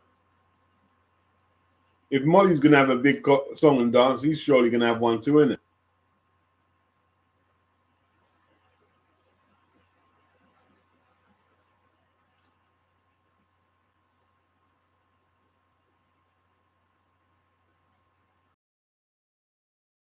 Really trying to jazz it up, but is it really coming off all this extracurricular build up?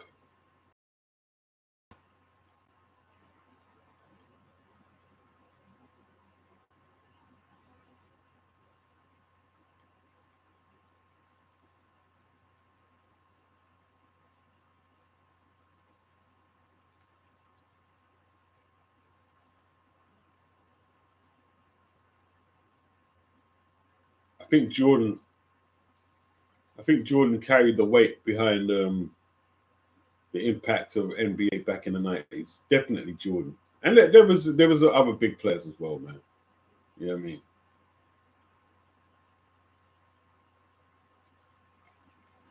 Like Shaq and man there, Shaq, Karl Malone, um,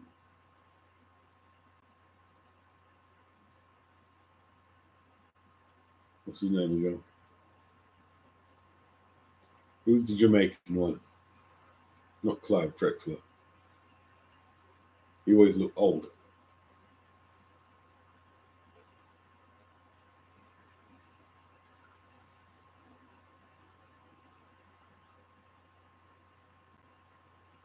Sting. That's the guy with the wrestler I was trying to remember. It's Sting. Remember Sting? Was it Sting?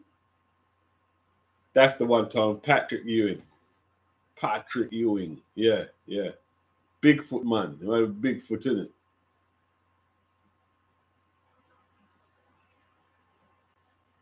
Bird Magic rivalry was big here in Boston, says Dennis. Yeah, Bird and Magic, you know. That's the wrestler I was trying to remember. It's Sting. Yeah.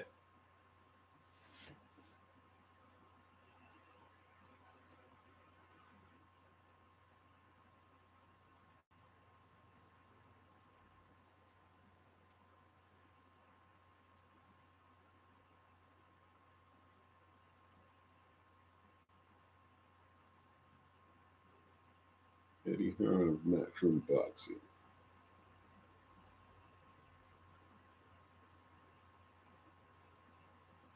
Patrick Ewing.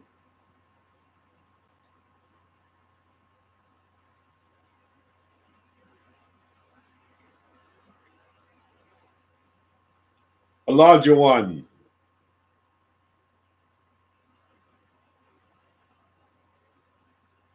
Elijah one. And who's the white guy? Paxson? Was it Paxson?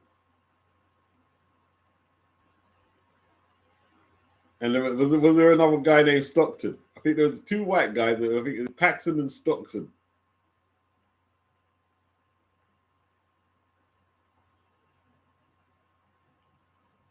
Dennis, he watched all of Ewing's high school games. He was a beast. Dennis, family immigrated from Jamaica to Boston, Mass, Cambridge, actually. Okay. Yeah. Oh, he's from where you're at there, yeah? Dennis, see.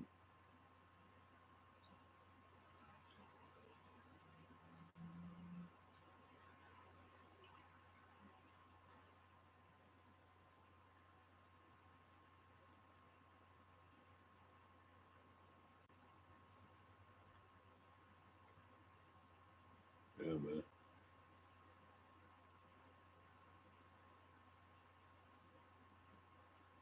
Patrick Ewing.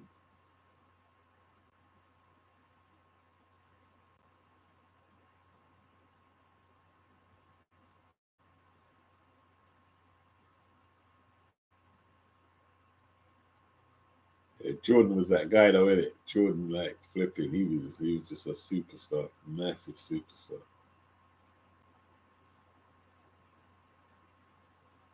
Big star. Cambridge Latin High. Okay. Bruce, big up Bruce.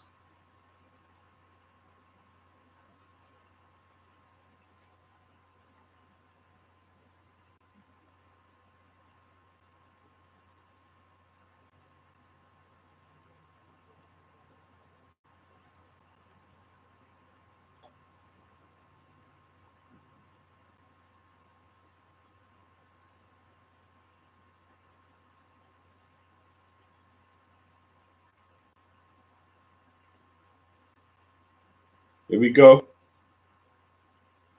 Here's the introduction. Ben Whitaker.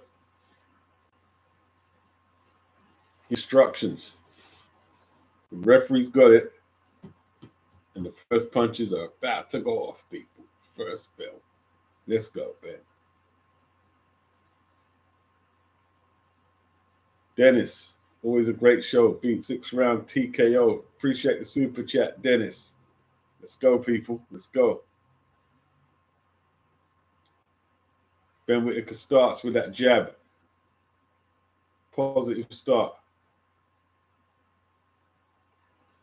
He needs to be on point with that jab. He doesn't want to let the power punching Argentinian cut the distance down and trap him on the rope with big heavy shots. Doesn't want that. 1-2 from Whitaker. Goes with the jab. Center of the ring. The foot speed gap evident already. Right hand, he's able to get shots round the guard. Saurez coming up short with them swipes. High guard. Up and down with that jab. Ben Whitaker keeping range.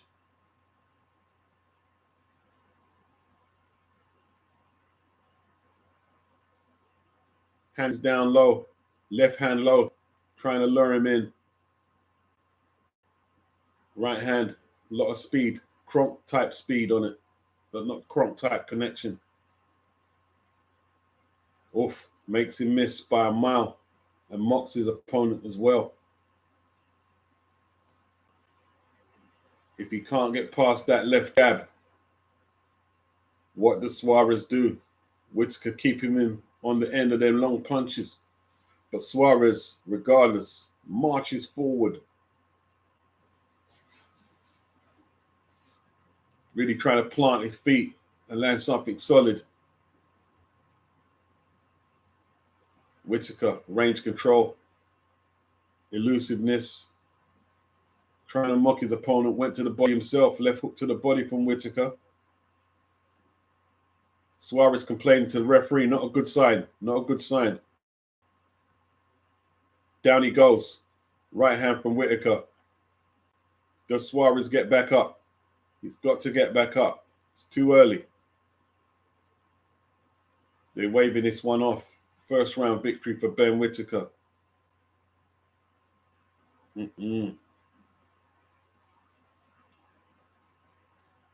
First round victory. Right hand over the top. Saurez claimed it was on the back of the head.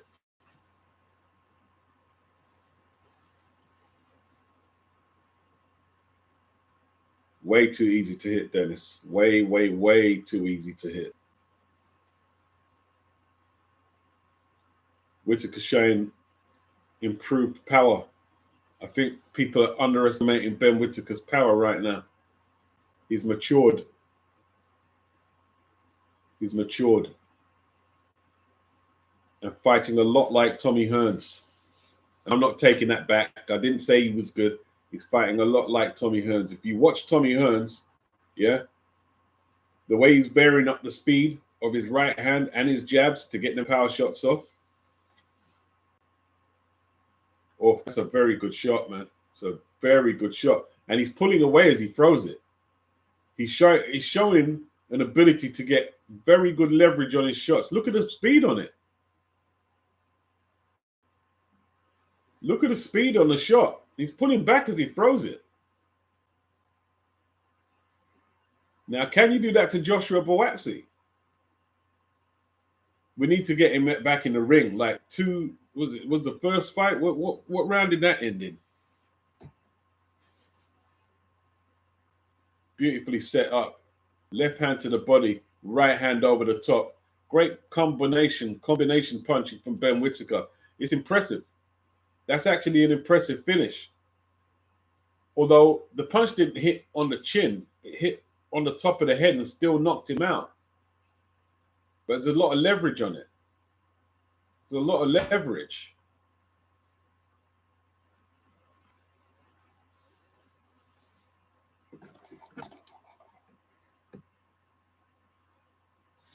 Pack it up, pack it in. Let me begin. I came to win, battle me. That's a sin. I won't ever pack up. Continue to act up. Try to diss the crew when the whole crew will act up.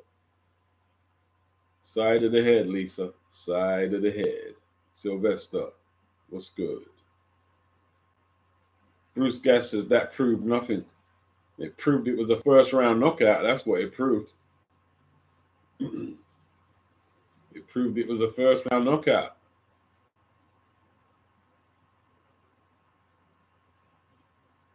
He looked good. He looked good doing it. He looked good doing it.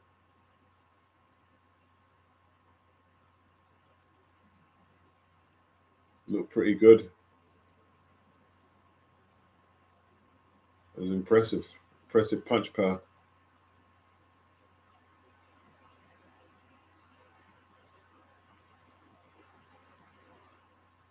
But his opponent been stopped 3 times previously, so he's supposed to do a job like that.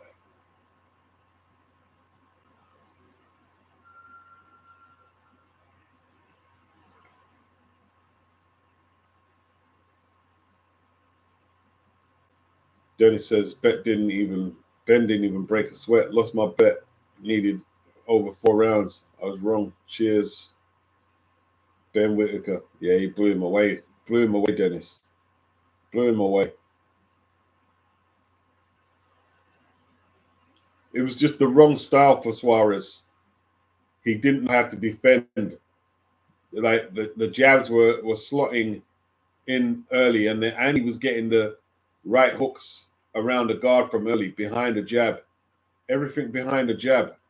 Saurez couldn't deal with it.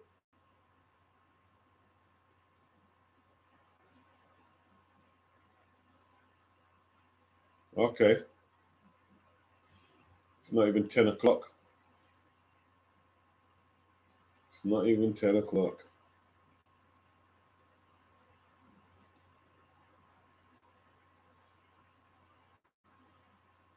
They just need to keep him busy. He doesn't need to take someone on with a huge name. That's what people want to see. He needs to get his rounds up. He's not having enough fights. You don't have to take on no one crazy. He could do, but he needs to like build his momentum, get a run going of fights, man. But still not active enough. This is only his second fight since he joined Matchroom.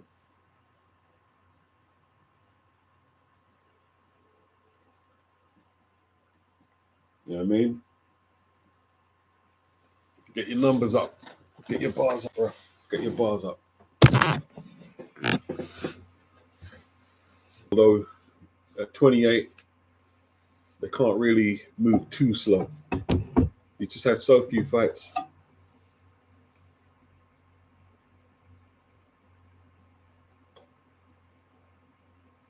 Montidex.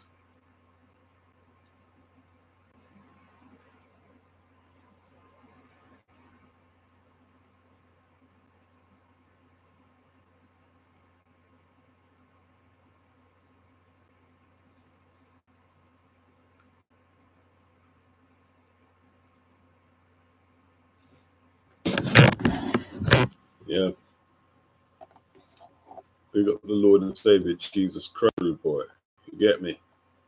All the time.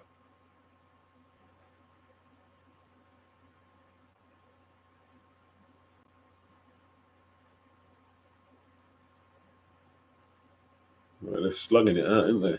They're really going for it, both these lasses.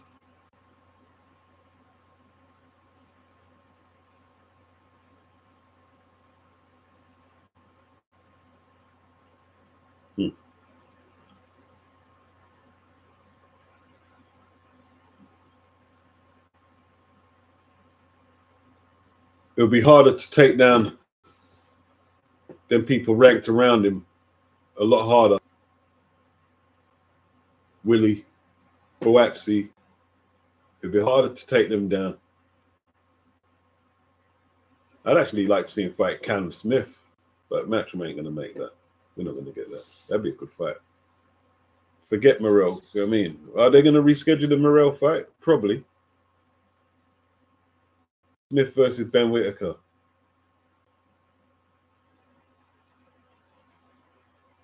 Cannon would be in a world of trouble because of Ben's foot speed. His foot speed would give Callum a lot of issues. You know that. You do know that, yeah? Even though I know Ben Whitaker isn't very popular with a lot of people. I don't go on popularity. I go on what they're doing. I go on resumes. I go on skill set. I go on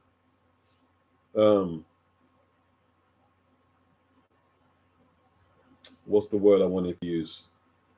The eye test. You can use the eye test. Resume more important, but eye test. His foot speed would give Callum a lot of issues. His punch angles would give Callum a lot of issues. He'd beat the brakes of Boatsy. It's whether he could hold Boatsy off if Boatsy got through the first 3 or 4.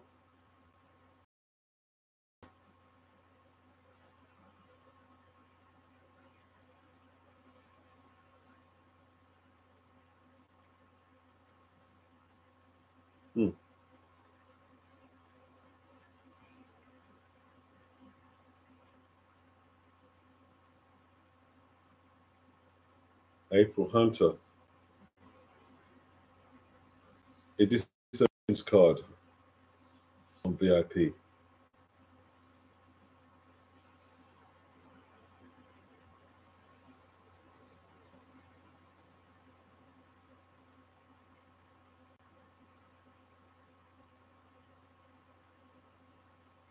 Round 5. Is there a stoppage on this fight here?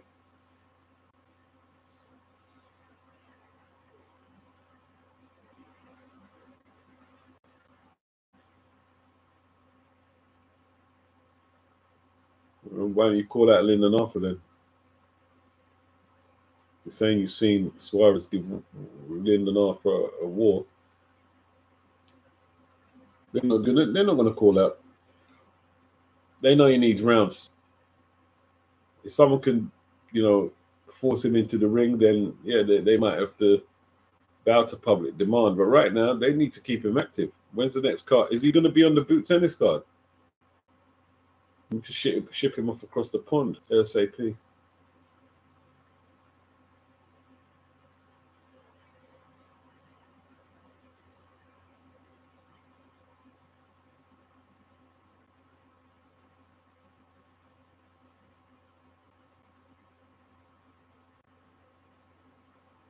Eddie doing a great job in the cheerleading, isn't he? He's on the New York bill. Xander Zayas versus Jerome Bucenis. You know what I'm saying? Back and forth like tennis.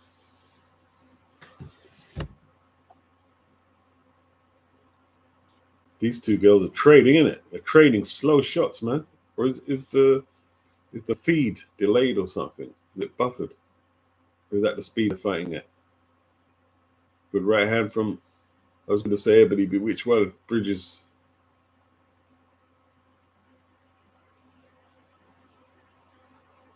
Kell Brooks woman. Is Kell Brook in the crowd?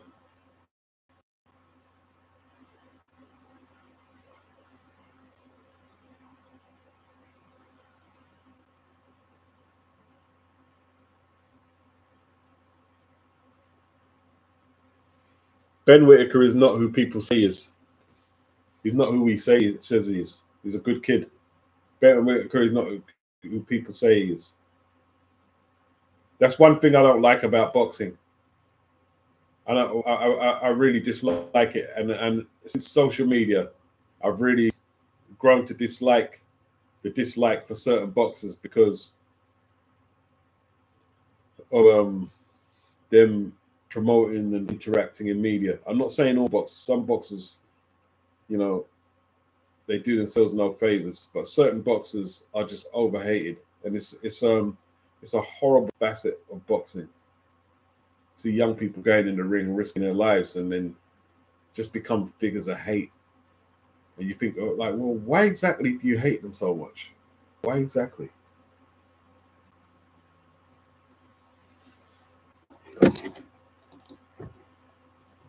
It's toxic, very toxic, very toxic.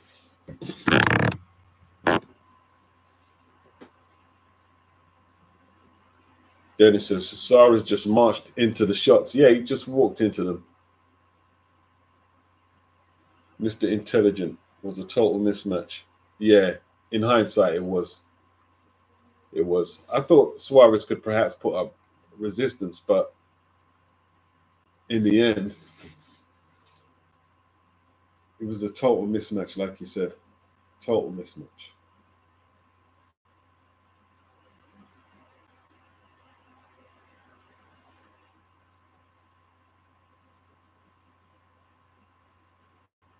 Ben Whitaker said he wants to go down as one of Britain's greatest ever boxers.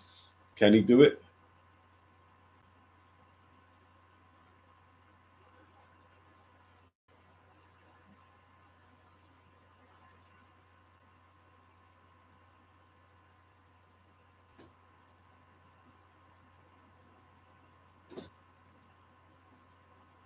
First round knockout.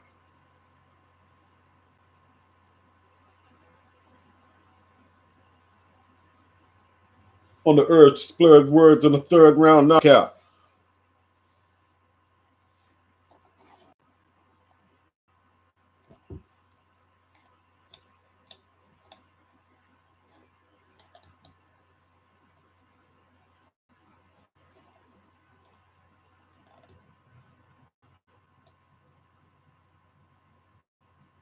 Right, sixth round. Is it a 10 rounder? Trying to get to the conclusion of it.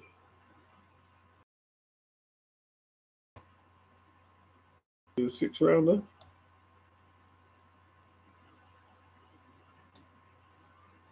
Uh-huh. All right, they're having a 6 rounder, I believe.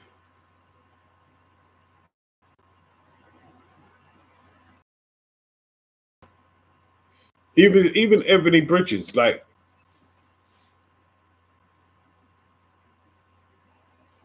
some of the comments that she got from men, like and other women, it's just a bit unnecessary. Just a bit unnecessary. Some of the stuff she had to endure. Some of it is a bit unnecessary. A lot of hate in the world, bro. A lot of hate. A lot of hate, man. This is in the long run, like just hating like that. I have so much hate for people.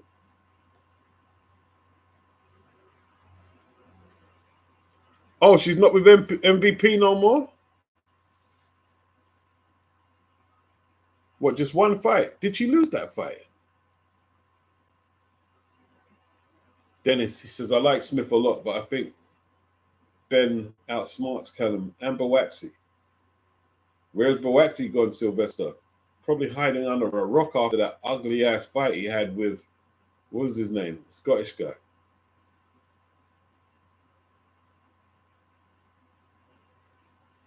Anthony says unnecessary. They were damn cruel. Yeah, some people just go too far with it, man. Like I was thinking, like, all right, what? Because she's got enhanced glands. She does OnlyFans that you just hate her because of. Why exactly? Why?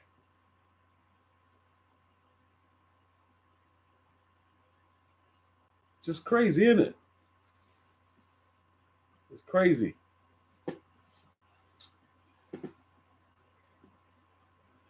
Big up Anthony Mackin. Big up Lisa Bells.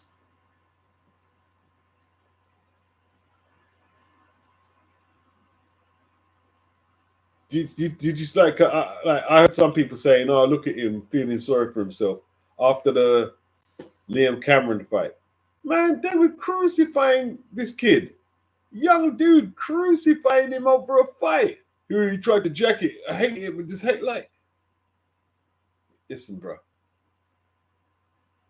Let me tell you something, yeah? Anyone you see have so much hatred in their heart, right?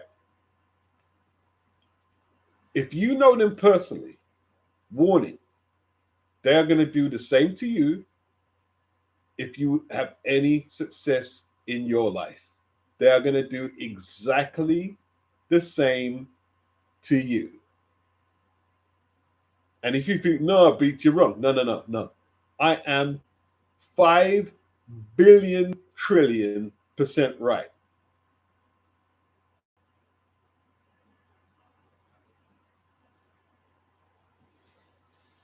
Yeah, Two-Face Anthony, yeah. A lot of them were probably, getting their jollies off. You know what I mean? And then criticizing her. Go over to OnlyFans and then say, oh, look at you. Yeah, exactly.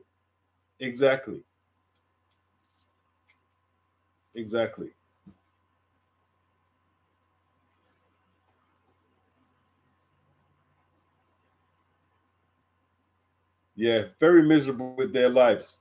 Very, very miserable. You know what I mean? Like, that kid broke down in tears. Like, because the hatred, the hatred was unbelievable. Like, because of a fight. All right, even if he didn't. So listen, anyone saying he tried to get out of the fight by catapulting over the rope backwards, where he could have broke his back, is an idiot, right? But even if he did try to get out of the fight, would it warrant such hate? No. Over the top.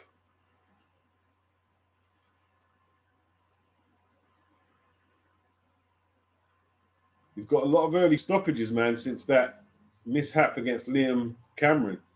Did he stop Liam Cameron in the first round? Let's have a look, man. He's got some early stoppages since then.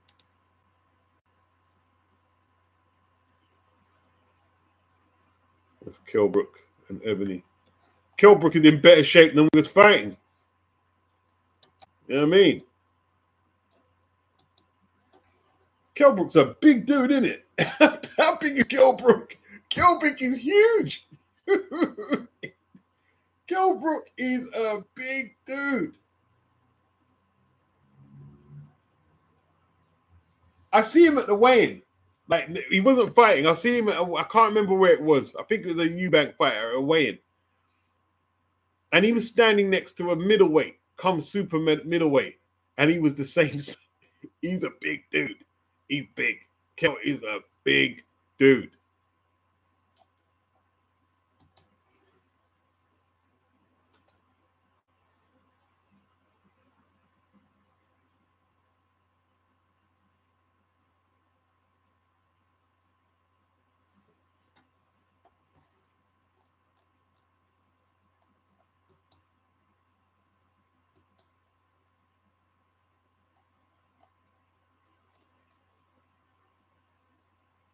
Yeah, it's on VIP promotions, Lisa. Yep, that's the one.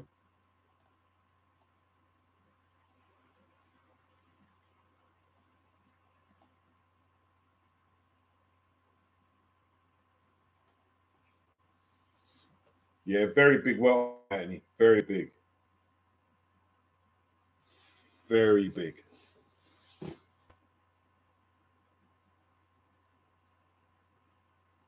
I felt sorry for Ben Whitaker, man. Like when he broke down, I feel sorry for him. I did feel sorry for him. I felt sorry for him. You know, when you think of like some of the, like, it's not like he's like Tank Davis. You know what I mean? He's not like Tank Davis. All right, even Conor like took peds or whatever. He's not. He hasn't took peds inside the ring to warrant any of that hate.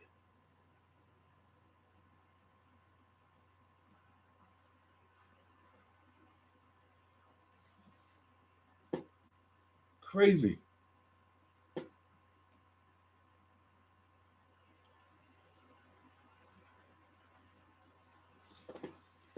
Let's have a look at his box rec quickly. Yeah, his last 3 fights. 2 rounds, 1 round, 1 round. He hasn't had no rounds, man.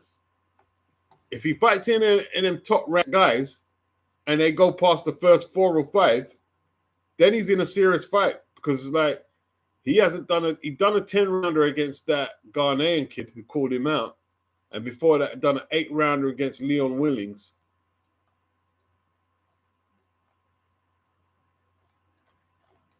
Since then, he's crushing people in 2 and 1s. He destroyed Liam Cameron in that second fight, bro. He broke him up.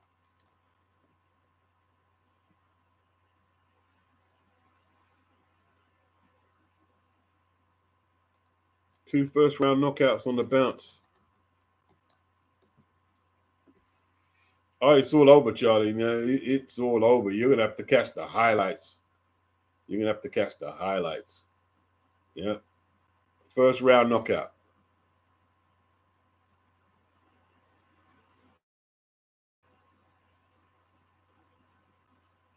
It's his style beats. It brings out the haters, but without boxers like him, the UK scene won't be very exciting. What do you mean it's his style?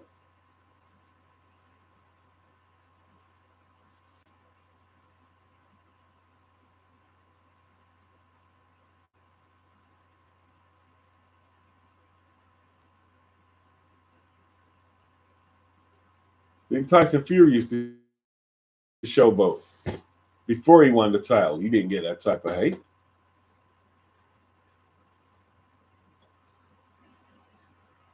They're saying Anthony Yard in the commentary. You think that'd be a good fight for him, Anthony Yard? I don't think Tunde's not silly. Not going to put Anthony Yard to get humiliated. Coming off a knockout against Benavidez probably won't be a good fight. They're saying Yard.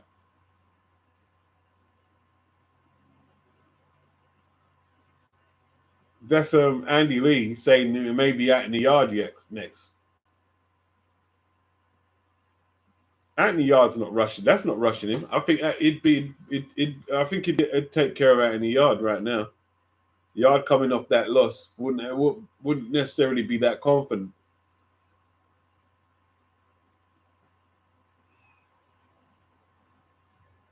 Ulick says Yard is washed. You put your yard on the rinse cycle. Ulix put yard on the rinse cycle, you know, on the decline. Not on the incline, he's on the decline.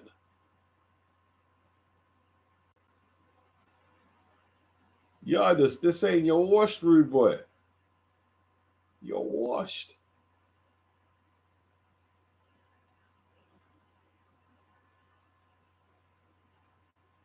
Zach Parker, no. Don't let Zach complete stage again. Don't let Zach.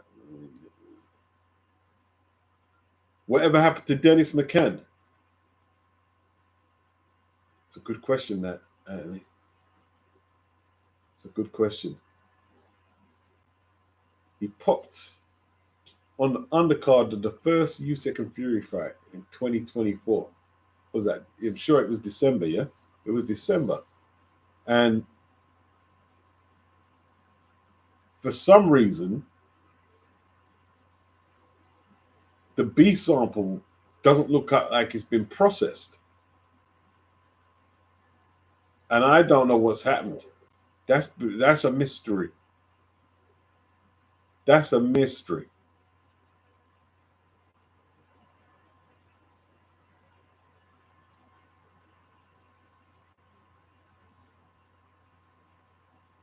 Yeah, Yardy's ranked at cruiserweight.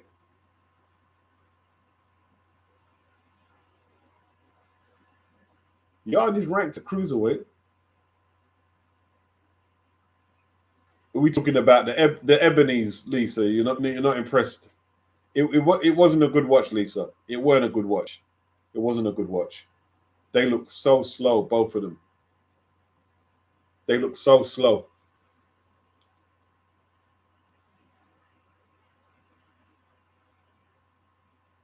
Lyndon Arthur versus Ben Whitaker. Yeah, we could get that. We could get that. Yardy's ranked ahead of who else? Who they have him ranked ahead of? He's ranked ahead of some British cruiserweights who were like, I mean, what's his name? Vidal Riley. He's the European champion. Anthony Yard's ranked ahead of him. Nah, Yard can't make 175 no more. Probably can't. But is he big enough to cruiser though? I think his physical dimensions might be okay. I think it's the leverage, the length might give him issues.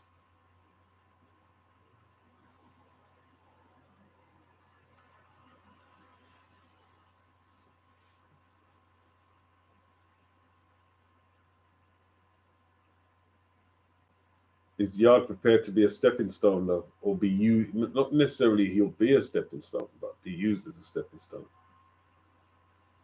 Does he have anything in the tank to give Ben Whitaker a test?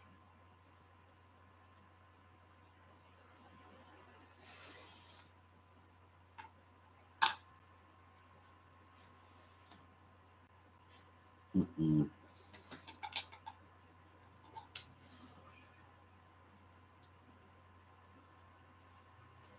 Andy Lee, looking to name them with a profile fighter, but Yard is on the decline. Yard might not be able to take shots at 200 pounds.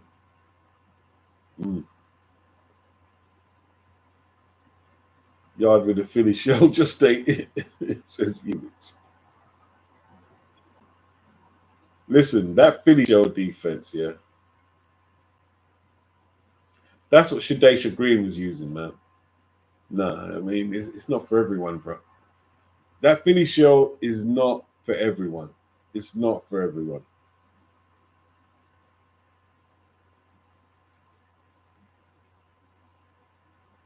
You need good reflexes for the Philly shell. You need good reflexes. Because once you've defended the lead hand with the Philly shell, if somebody comes back from let's say you're an orthodox fighter using the Philly shell, if somebody comes back with a left hook after your right hand has been rolled to head to body. Sylvester Green thought she was James Toney. Yeah, the Philly shell just didn't work for her. It didn't work at all. Didn't work. The hands were just like in no man's land when she was getting caught with combinations. Yeah, tell you what, yeah, you see that Philly shell? If someone is throwing good combinations in 2s and 3s, the Philly shell for certain fighters just gets shattered. It just gets broke down very easily. For other fighters, because they're not just maybe relying on that. You know what I mean? Emmanuel says, Beats, I remember you losing your shit with Yard during the first Lindenhofer fight about the shell. I'd have to go back and listen to that.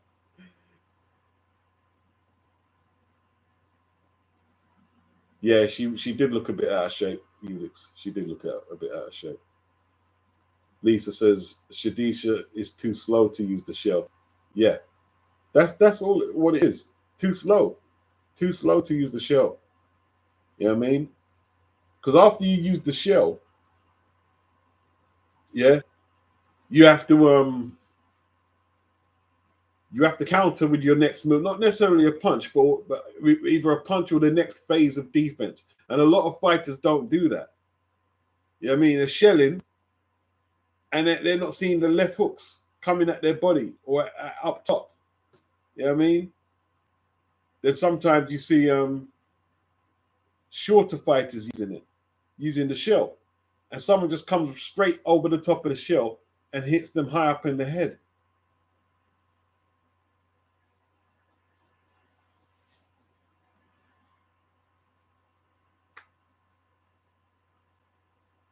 Well, she could kiss the Clarissa Shields fight goodbye now. Maybe Lonnie would get a rematch with Clarissa. Probably not. What's happened to Savannah Marshall? She hasn't done much since she got beaten by Shadesha. Kind of like she lost heart after that. Shadesha hurt her as well. Went the distance, but Shadesha did hurt her. Speaking of James Toney, he's working with Devin, but they look like they're doing some good work together, man.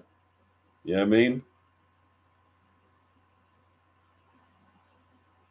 I like Devin Haney. I like Devin. I'm not saying he's the most exciting fighter, but I like. I think Devin's a good fighter.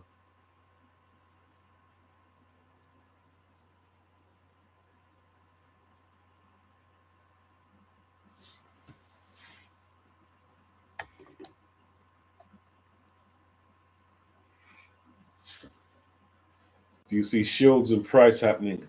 No. There's no demand for Shields and Price. Like, why would you put Price in the Shields after Price's last performance?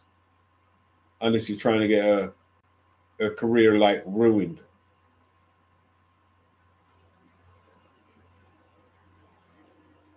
Sylvester Green hasn't impressed me. Her performances have always been lackluster. Mr. DL says Savannah is a bully. Got by being bigger and longer armed until she faced real quality. Okay.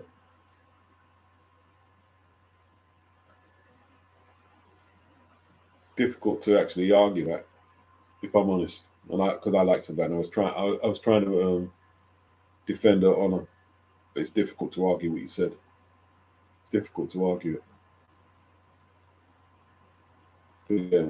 Although the Clarissa Shields fight was close though, and the Shadesha fight was pretty close. They weren't blowouts or anything like that.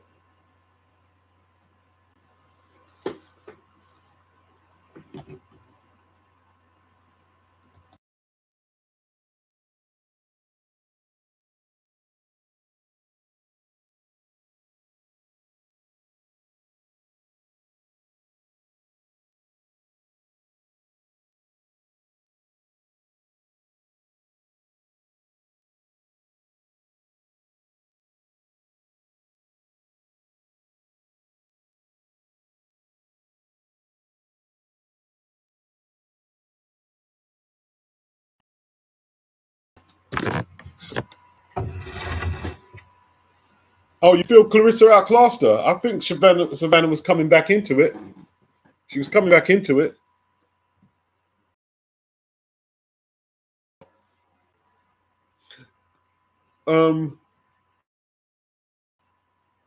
Clarissa doesn't get her dues because she's not the most likable person, but she is a really good fighter. Clarissa is really good. Clarissa is really good. She is really good. You know what I mean? She doesn't get her dues though. She doesn't help herself. Like the way she was hating on Shadesha and Gardner after they performed, it's like, geez, just like, man, just say they weren't impressive, but she just bombing on them, man.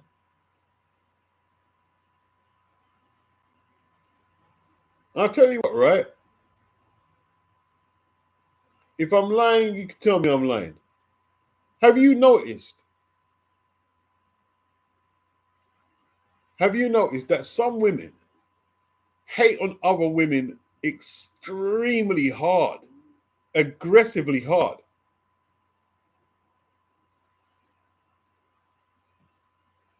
Lisa says, I don't see any of these girls beating Clarissa. I don't see Gardner beating Clarissa or Katie, or not Katie Price, Lauren Price. Mr. DL, Shields is a horrible human being.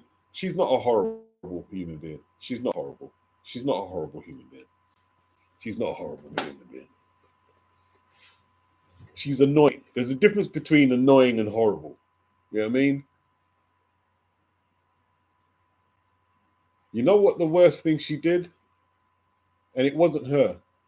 It was her brother, her stupid brother. Her stupid brother when they attacked Mr. Bashir. And then Clarissa seemed to like be justifying the madness. Yeah, it was Mr. Bashir. They attacked Mr. Bashir. You know what I mean? Lisa says, yeah, silence is golden, especially after what happened to Shadesha last night.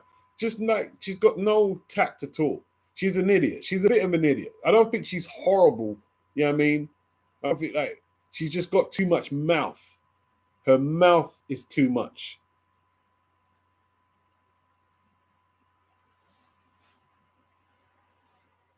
A lot of the boxers just run their mouths too much.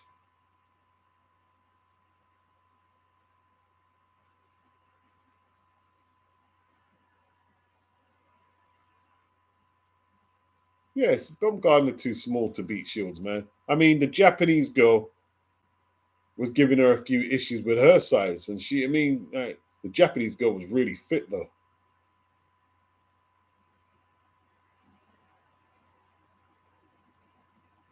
She was really fit.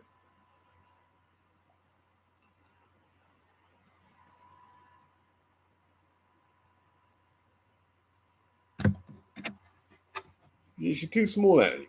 Too smooth, too little bit for go fight Clarissa, but you're fight Clarissa and do what? We want to see Baumgartner and Dubois. That'd be a good fight. Yeah, Dubois versus Baumgartner. I wouldn't say a massive fight, but it's a good fight. But Baumgartner is holding out for that Croke Park payday against Katie Price.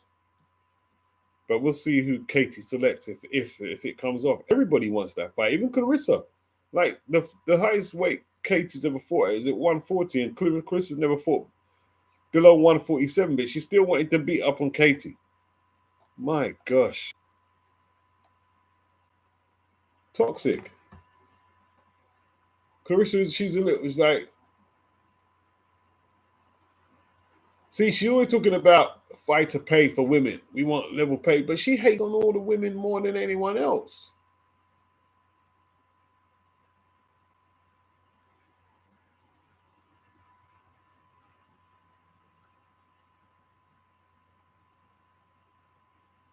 You could actually be right, you know, Mr. DL. You might be right. You might be right that she is a horrible human being. You might actually be right. I might have to retract that and apologize. Let me know in the comment section. Am I wrong? Is she a horrible human being? Just be straight and be honest. Yeah? Be straight and honest. Am I wrong? Is she a horrible human being? Anthony, Clarissa just too big, got big mouth. God forbid you ever told your business. You might as well take a megaphone and announce it to the world. Bomb Gardner claims she needs 2 more to get to 135, but wants 140 Katie and 126 pound Amanda. Yeah, it's all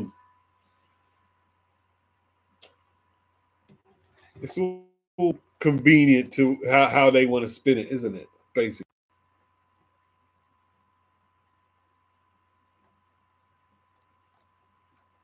A lot of spin. Says she's moving mad. She's moving mad out there.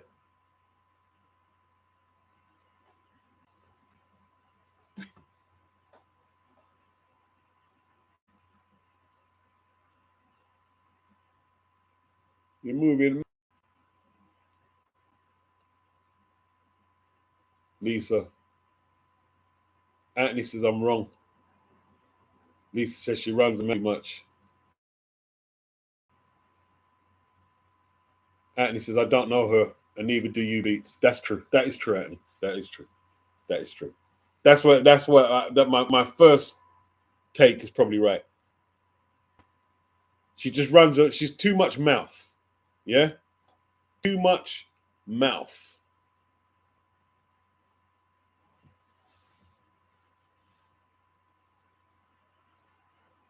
Ulix, I don't know if she's horrible. She has a big mouth and annoying. Can't read a room. Not to save her life, can't read a room. Charlene said, I can't stand her. Susan, she's that kid in school that you just can't stand. Yeah, she's just sick, man.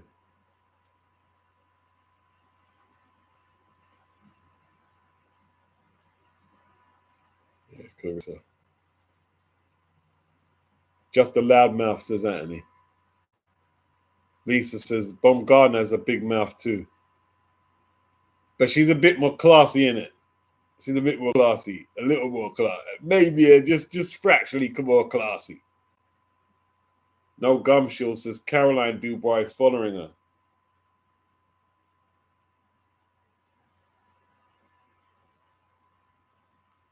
Yeah. She did unify against Harper though. You know what I mean? She done her thing. She got it over the line. She says she wants to fight at Turhan. I want to see her fight. I want to see. I don't even want to see the Bumgarner fight. I want to see Caroline and Turhan. That's what I want to see. Is Caroline and Turhan. Although the Australian girl took Turhan the distance, didn't she? With them wide ass swings. You know what I mean?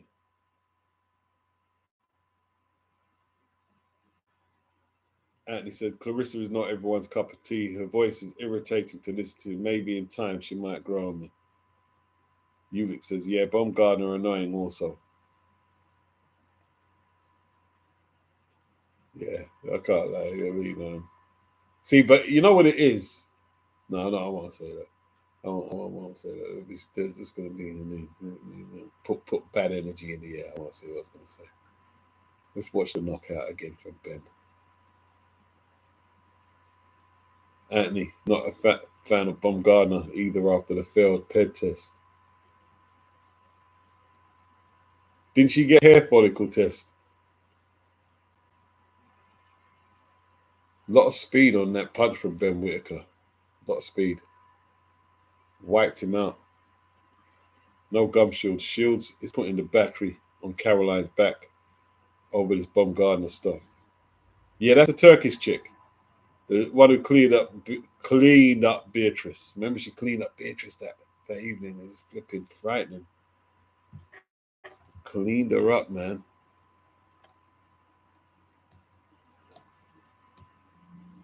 Cleaned her up good.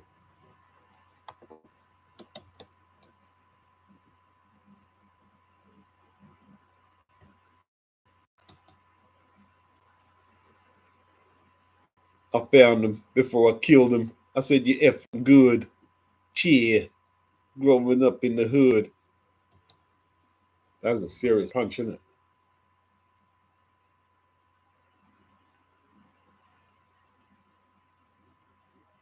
Baumgartner looked good, innit? 1-2s and them uppercuts. I don't remember the Korean girl fighting Caroline though. I don't remember. Maybe I didn't see that, but they said that Dubois did. No, I mean not Caroline. Baumgartner did a better job. That's the consensus.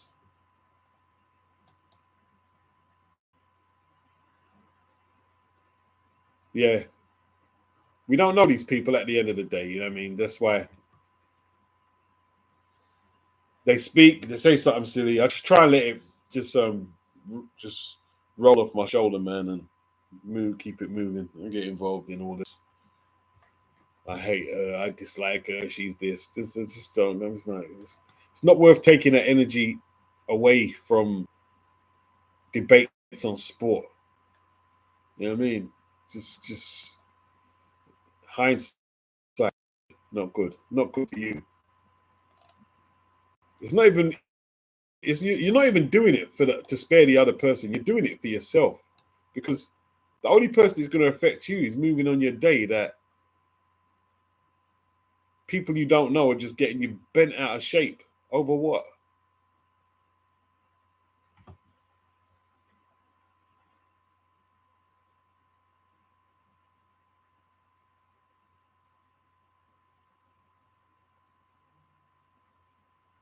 Wow. Can't believe Tottenham gave away that lead, man. Really peed me off, man. Gave away the lead.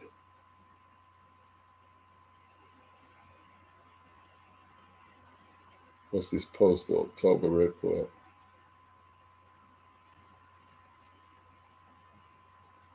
Let's see what our boxing sister put up.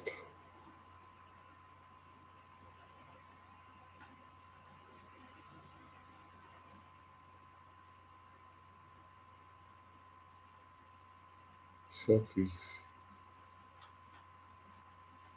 What is this?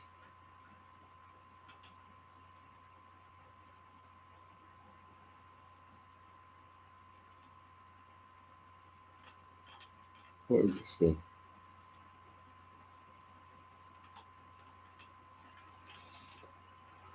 Right, let's see what October says. Always get a picture creating memories for when I'm no longer here.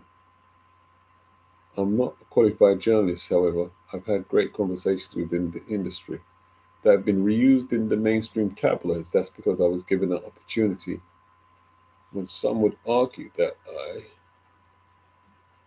shouldn't have, and I'm still here 5 years later. Well, why shouldn't you get the opportunity?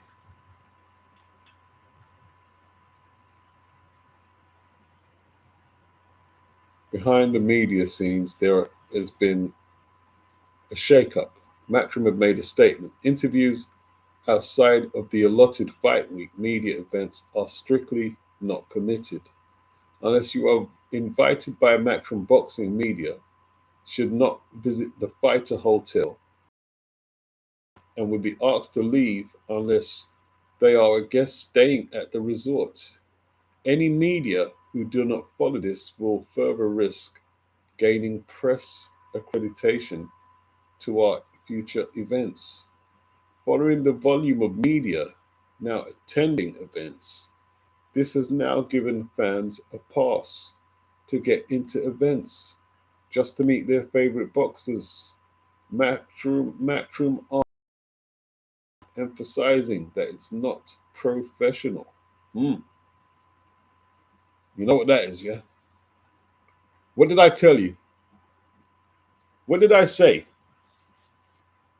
When Zuffa and TKO start putting on the pressure, Matchroom are going to change the all-inclusive, friendly media environment. They're going to change it. They're going to change it. I predicted this long time before Connor signed. I told you Dana is going to affect. I said it.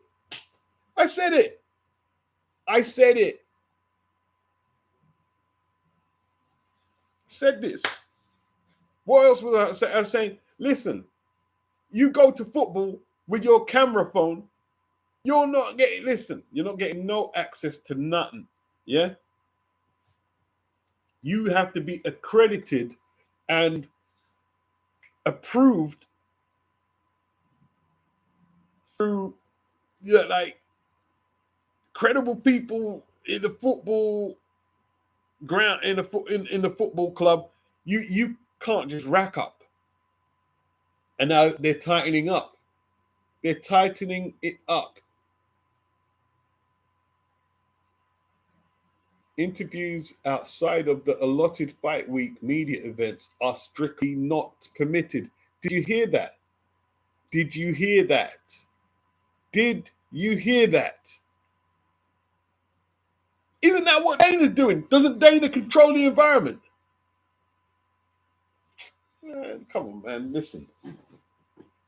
I'm Boxstradamus from now. My name is Boxstradamus.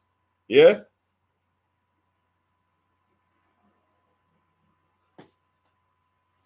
Boxing beats the boxing rhymes, and now he is Boxstradamus.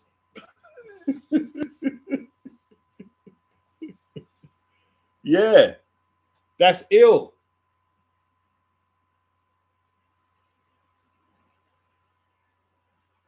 Wow.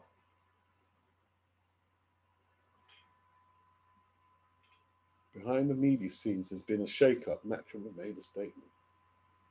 Interviews outside of the allotted fight week media events are strictly not permitted unless you are invited by Matchroom Boxing. Media should not visit the fighter hotel during fight week and will be asked to leave unless they are guests staying at the resort.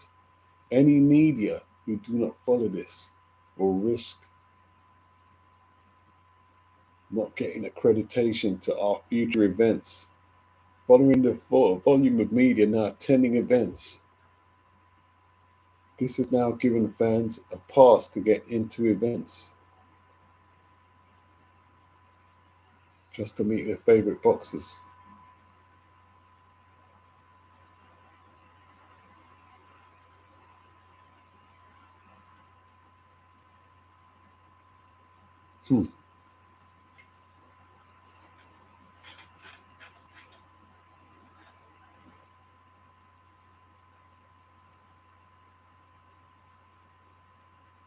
Wow.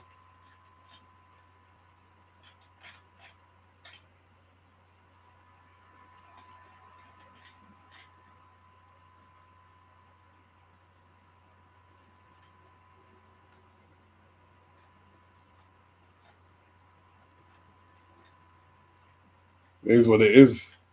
Let's see what you guys have to say on that. Let's see what you guys have to say. I'm interested. I'm interested.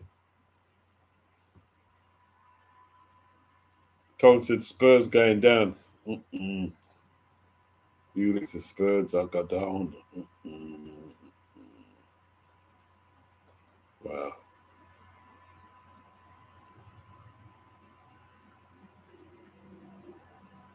And he said too many of these young women are wannabe boss.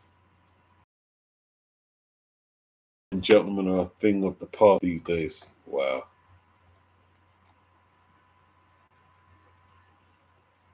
Best stadium in the chat. Looks like it.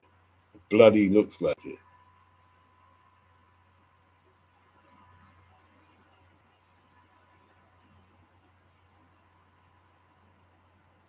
Mm-hmm. Wow. Lisa said she likes how Katie and Amanda keep themselves.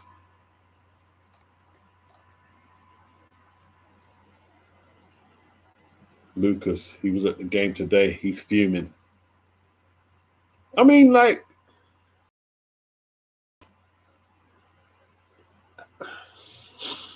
he's just like, can't do it, Tottenham. I can't do it, man.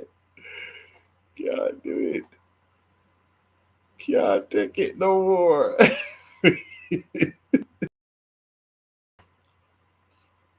Yeah, I was going to say that, Ulix. Alicia seems not as annoying as due to her aesthetics. Yeah. Yeah.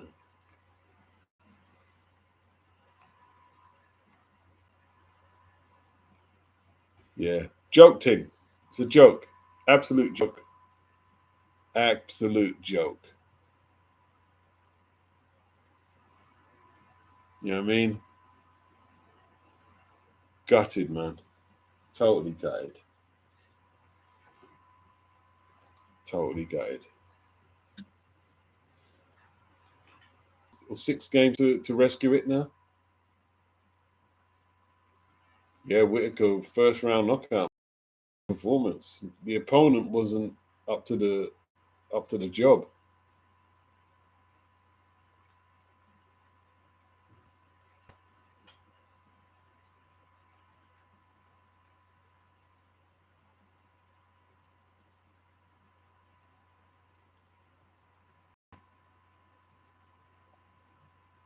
Terence Crawford in shopping store with a young boxer, and his mum tells the boxer on FaceTime to go run 3 miles, and he wishes him the best. Yep, yep. And if Terence Crawford says that, you get up and go now. You get up and go now.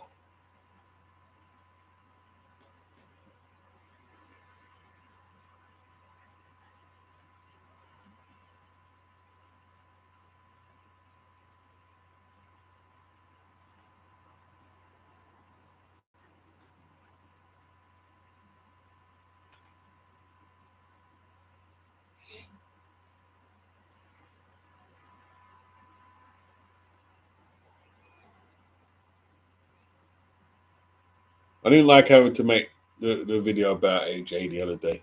I didn't want to make it because everyone knows that I back AJ, but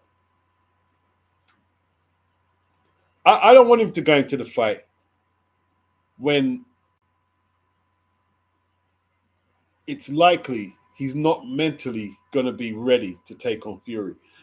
And you know what cracks me up, right? And I'm not trying to disrespect anyone, right?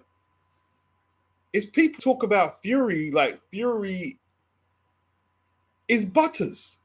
Fury's not Butters, bro. Fury can fight, right? He's not as good as he says he is, but he can definitely fight. Fury's not a guy you want to go in there if you have psychological issues.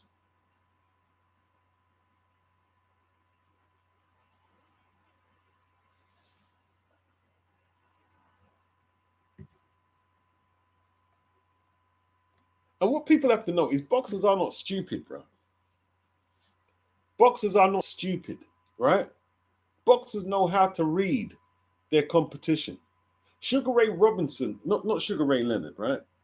And it's not just boxers, not just the boxers. It's the boxers and their camp. It's the boxers and their camp.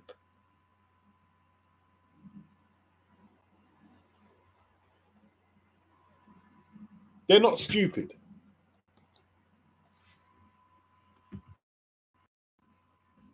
And Tyson Fury not stupid, bro.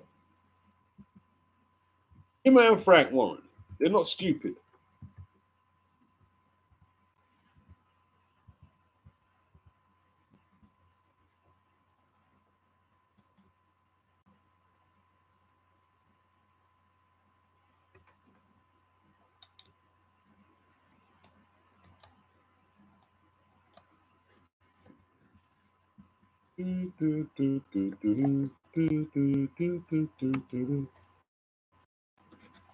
They're not stupid, man. They know what they're doing. Tried to back AJ into a corner. Come on, AJ, get in the ring. Yeah. You know what I mean?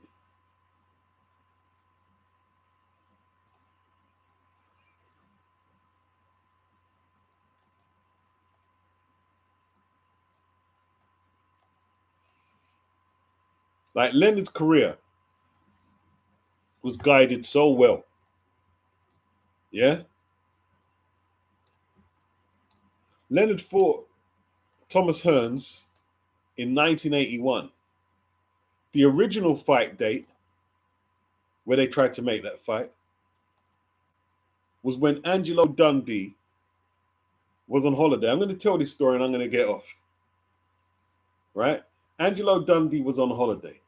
Angelo Dundee took the job of training Leonard on the proviso that he gets first say-so on the choice of opponents that Ray fights. When Angelo was on holiday, they was on their way to making Tommy Hearns versus Sugar Ray Leonard. Now, I read it in the book, and I'm trying to retrace what I read. I think Angelo heard this. Angelo cut his holiday short and got on the first transport back to the camp, and he tore the place up. He says, "What, are you nuts? Cancel the fight. He's not taking the fight. Why not? The fight's nearly up. He's not taking the fight. Ray's not ready for Tommy. And there's not as much money in the fight now as there will be in a few years' time." He withdrew Ray from the fight. They both went on to win world titles, and they had the unification in 1981, the highest grossing boxing match in the history of the sport at the time. And it was two welterweights.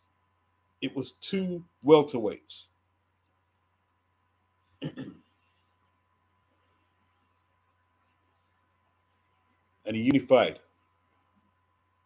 1981.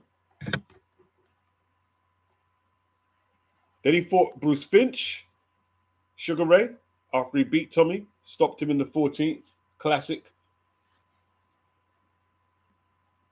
And he retired. Retina problems, yeah? He had the retina problems.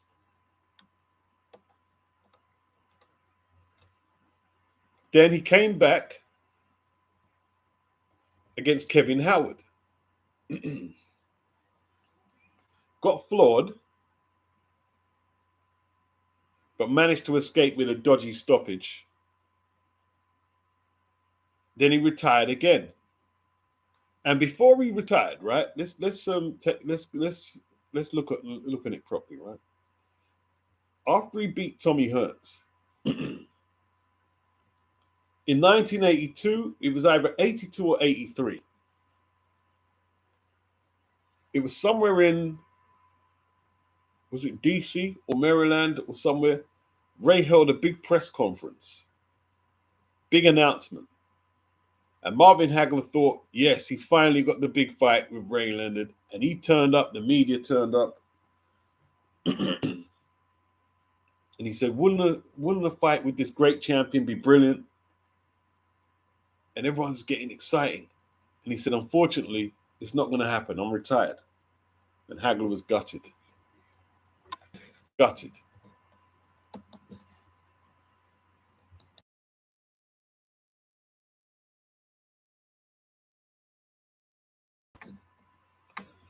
And then Ray was doing commentary on HBO. He covered at least 3 or 4 of Hagler's fights. Ray is studying Hagler. A lot of people don't know. Everyone's retired, but he's studying him. He's studying Marvin. He's studying Marvin. He's studying Marvin. Yeah? So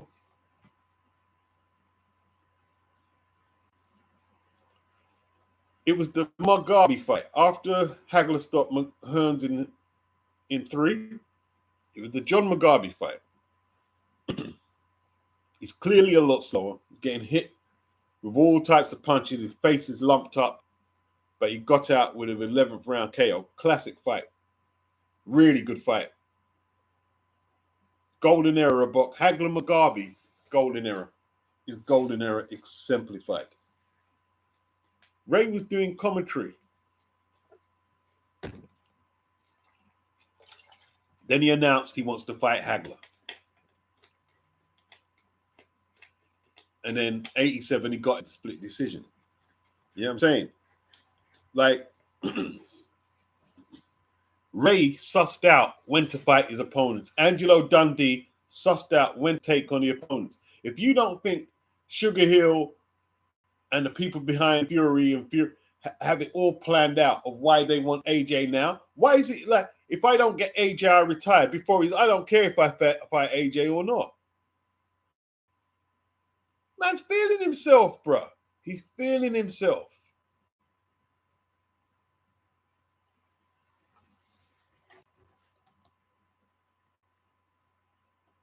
Mr. DL said the AJ video was balanced in my opinion. Appreciate it.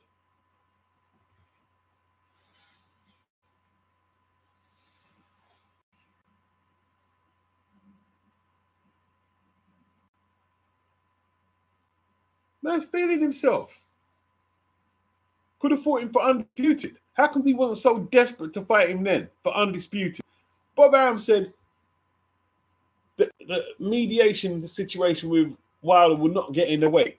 They couldn't wait. Listen, as soon as they ran away from the AJ fight, they had dates and venue locked in within a day. Within a day, they announced the date and venue. And the AJ fight was for undisputed. If you weren't desperate to fight AJ for undisputed, why are you so desperate to fight him now? Why are you so desperate to fight him now?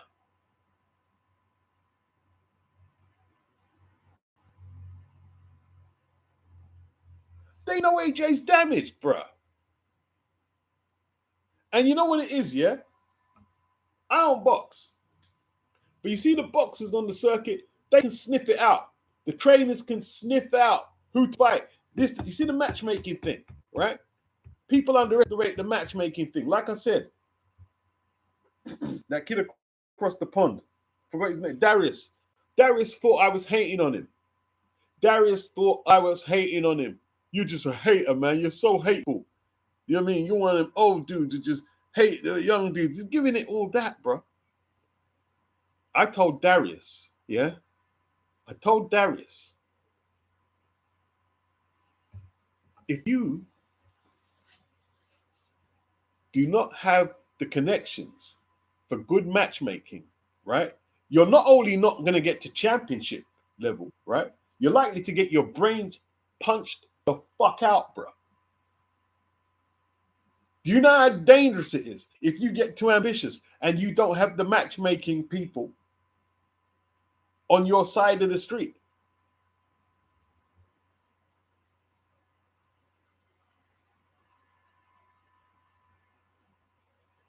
He had one more fight and then retired and never fought again. One more fight and never fought again.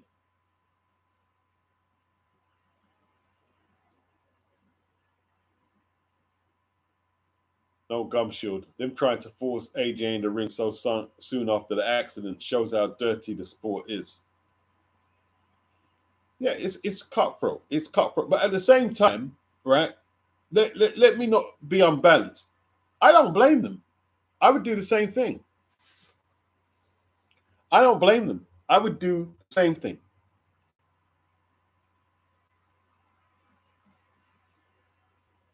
When he might not be 100, yeah, I'd go for it. That's what. Remember, I mean, I missed out Ray Leonard. Let's go back to Ray. What did Ray do when he lost to Duran? Yeah, when Ray lost to Duran, what did he do? Yeah,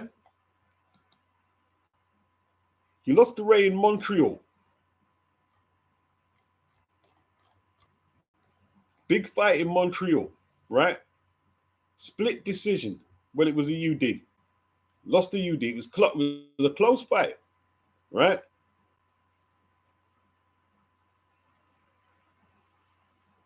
Mike Trainer, Ray's attorney,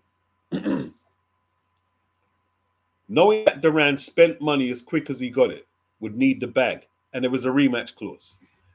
Also, Duran blew up in weight in between fights. They made sure Don King, who managed Duran and promoted Duran, got Duran into the ring ASAP to catch him off guard. Duran had to strip off I think about 200 pounds. He was 200 pounds in the training camp and had to get down to 147. And like I said in the video, the fight is now dubbed the No Muss. Duran quit. He claimed stomach cramps.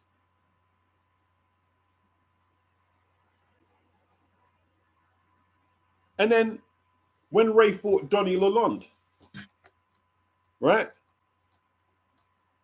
He fought Donnie Lalonde, yeah? I've got an interview with Donnie speaking about this. I've got an interview on my channel.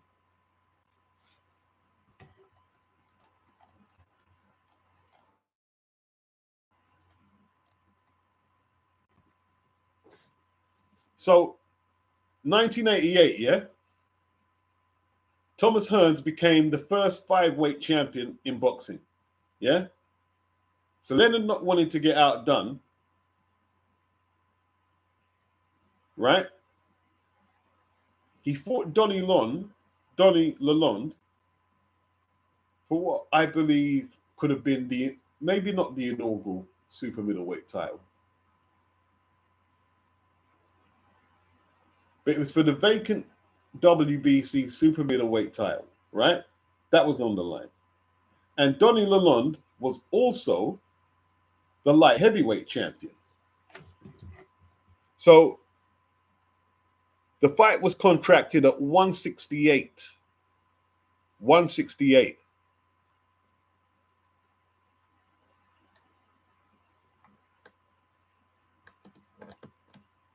So that means Donnie had to take 7 pounds. He had to come down. And he wasn't a small light heavy. He wasn't a small light heavy. He was a good-sized light heavy, right? He had to come in at 168 and defend his light heavyweight crown with the inaugural or vacant WBC super middleweight title. Leonard was knocked down in the 4th round. It's a very good fight. And he stopped Donnie in the 9th round. Donnie didn't blame the weight, though, for why he got stopped. He didn't really blame the weight in my interview. And that's how Leonard became a 5-weight champion.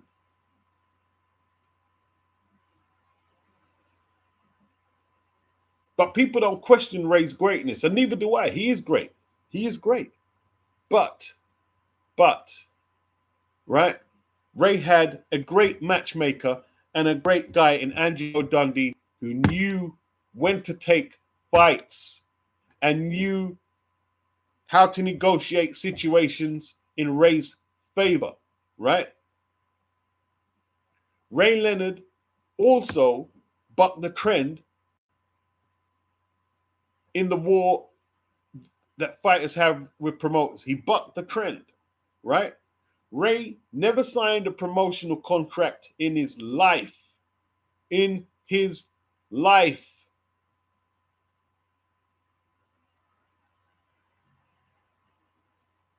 Angelo Dundee didn't train Ray throughout the whole camp.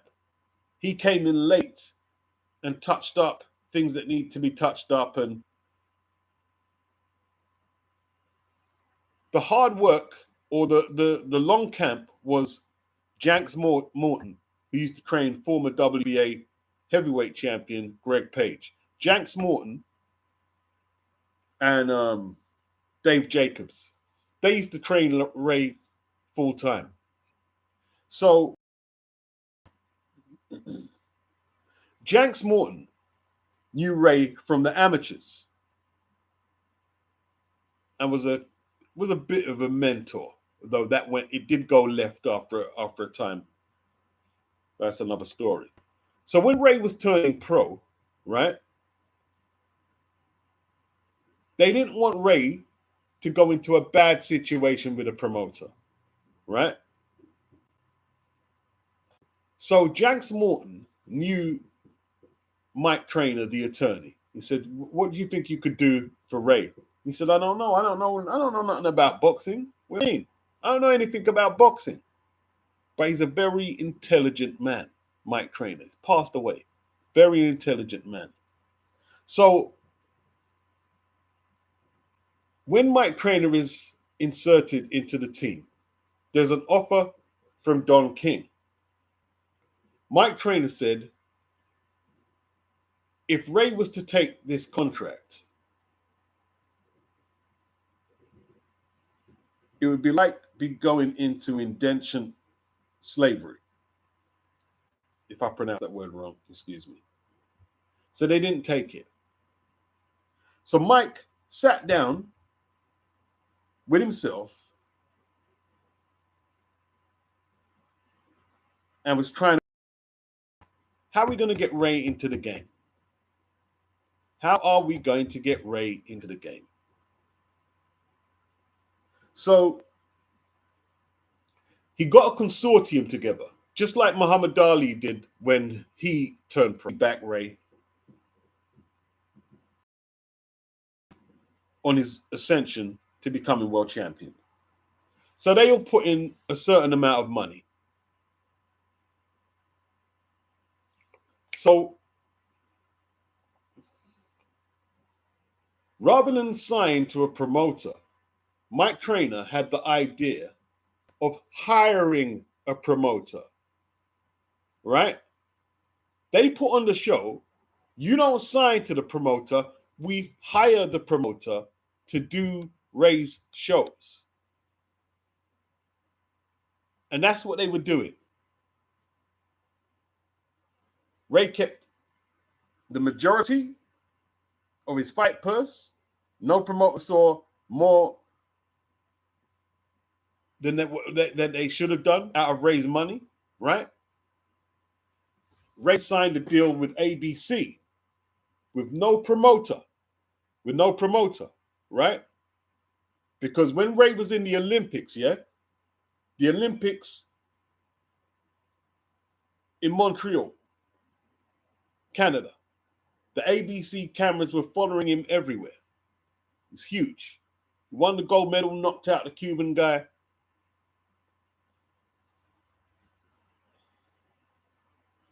So when he signed to ABC,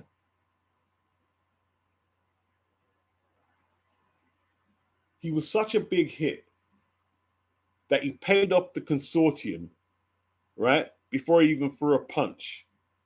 The consortium were paid off before he even threw a punch. So they didn't get to make any money because obviously the longer they kept backing him, the more they would have earned, right?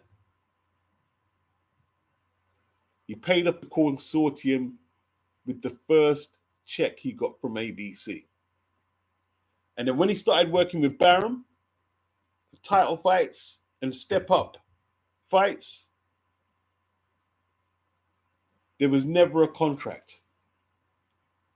There was never him signing to Top Rank. It all had with Bob Arum, but it was a little different from Ray's situation. Bob Arum had to get Marvin Hagler a title shot because Tip O'Neill, and I believe, was it Senator Ted Kennedy from up there in Boston? They stepped to Bob Arum and said, why isn't Marvin Hagler getting a... Marvin Hagler had how many fights?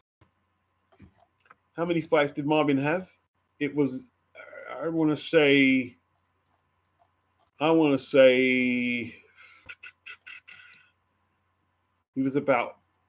he lost to Willie the Worm Monroe, Cyclone Hart,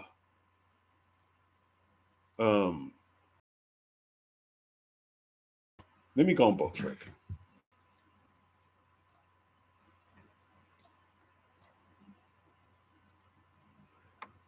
All right. He lost to Willie Monroe and Cyclone Hart. This was all on the Philly circuit, the dreaded Philly circuit. Marvin Hagler's record before he got a title shot was 46 wins, 2 losses, and 1 draw. All 2 losses he avenged. He avenged all his losses, 46, 2, and 1. He got a world title shot in his 50th fight, right? And because of the injustice that he couldn't get a title shot, right? Tip O'Neill, these are local politicians in Boston. and Ted Kennedy told Bob Arum, if you don't get this man a title shot, we are going to look into all your business dealings and runnings for any corruption, right? And Bob said, I don't want no trouble. And he got Marvin the title shot. And after that, Marvin was on a handshake agreement with Bob Arum to promote fights. You know what I mean?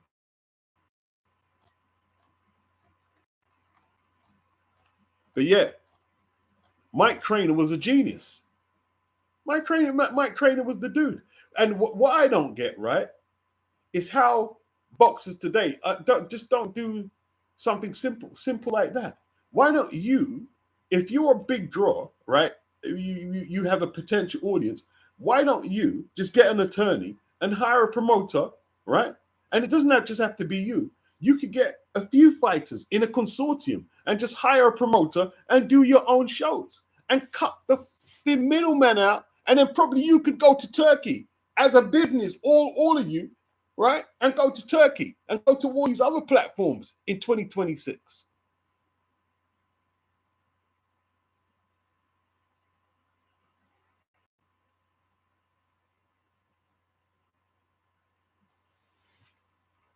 Let me tell you something now.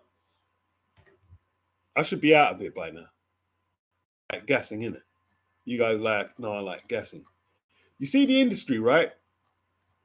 The industry manipulate the media to make a lot of you who are listening to me right now dislike certain people because they have an ulterior motive.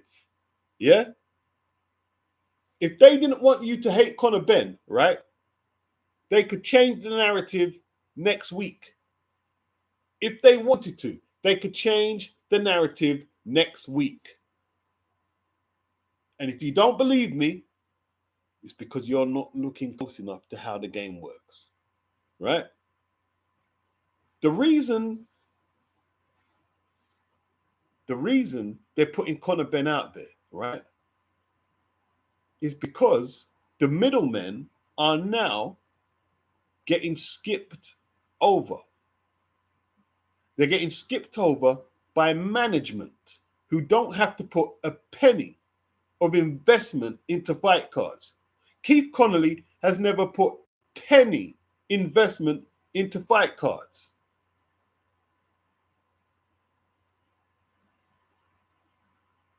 But yet he's took an IBF champion out the system, another IBF champion out the system, one at cruiser, one at 140. He's took the biggest promotion outlets, one of their top assets out the game. Took him out.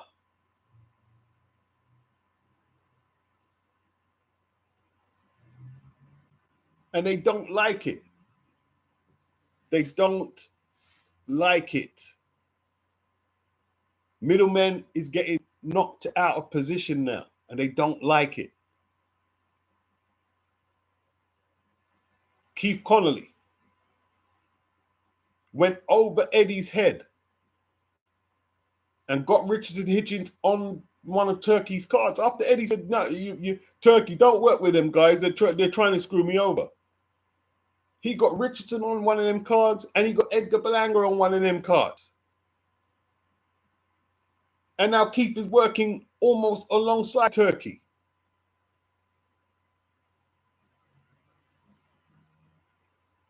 They don't want boxers to empower themselves. Conor's empowering himself, bro. They don't want that. The promoters want to keep the game how it is. You have to go through me. If you want to eat big, if you're in management or promotion, you want to eat big. That's what, did you see the thing I read out there about media, right? They're cutting. Listen, no more good times for media. No one. Boxers, no more good times, no more. We're going back to the old days. Slave contracts. We're slave traders. We're going back to slave traders. That's what Eddie's saying now. You see Barry? You see Barry? You see how mad Barry was with Conor? Barry wants to take it back to slave traders now. That's what Barry wants to do. The boxes are getting bright. The boxes are getting very bright now.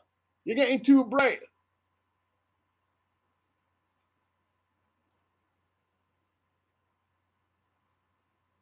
They don't like it.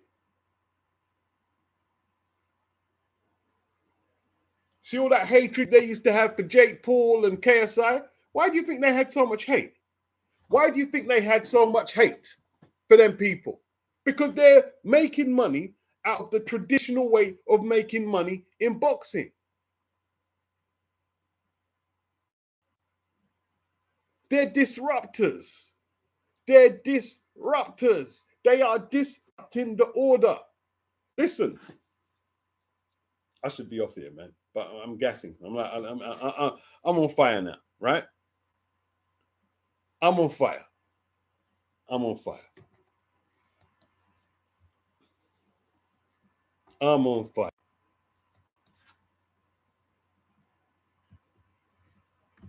Let me tell you something, right? Before we move on, we're going to move on, right? Stay out of echo chambers where people say they hate people, right? If you want to be on top of the next move in what you want to do in life, stay out of the echo chambers and do your own independent research. Stay out of the echo chambers. Oh, we don't like that person. We don't like this. Stay out of it and do your own independent research on what is happening, why they're doing that, why they don't like you, how you're making that money, who's making them money, who's getting them above the middlemen, who might be put out of joint by this person everyone don't like. Do your own independent research. It's not as simple as he's just not likable. It's not as simple as that. It's not as simple as that. It's not as simple as that.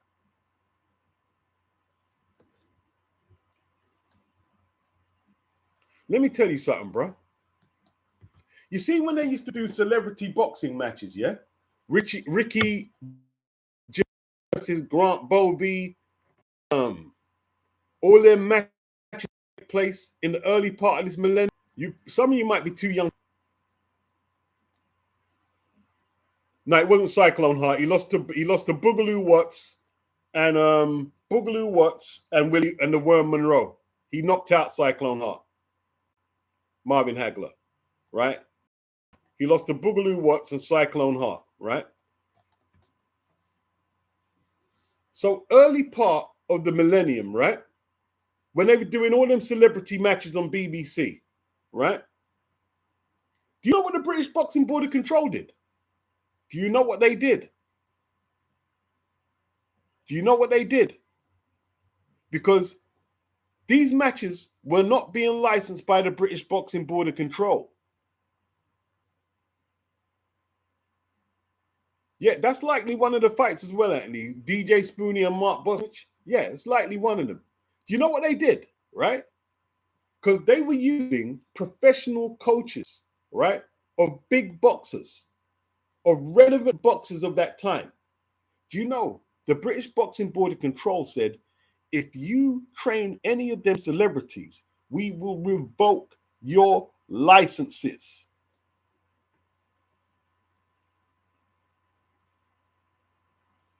We will revoke your licenses.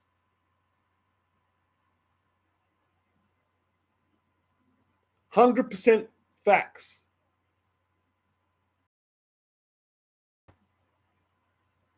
Why would they do that?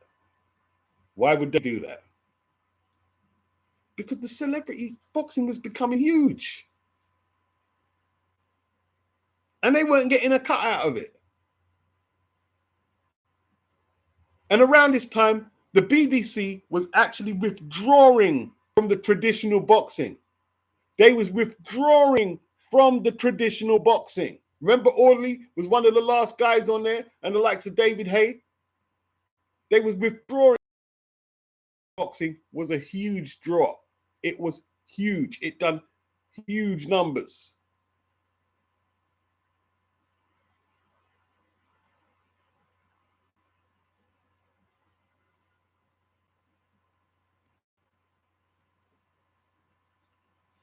Listen, if you start messing with rich people's money, they will put campaigns out there to slur your name.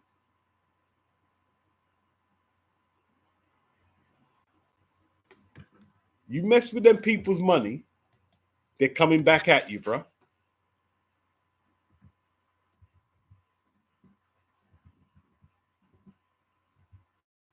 They're coming back at you. Not a joke, man.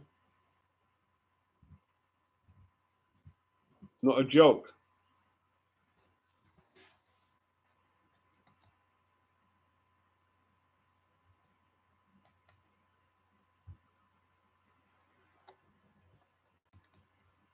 They threatened to withdraw their licenses.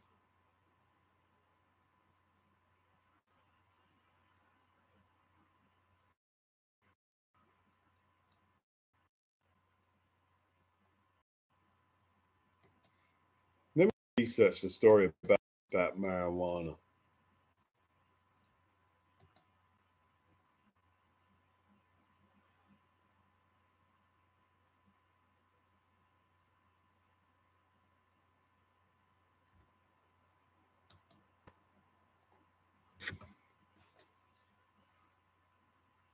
In America,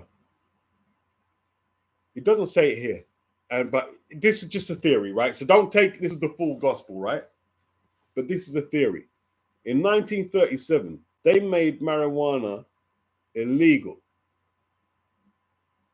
You know why they made it illegal? They demonized it as the evil weed. You know why? Because at the time, they were using marijuana to make medicine, clothes, all types of stuff. And it was putting a lot of industries out of business.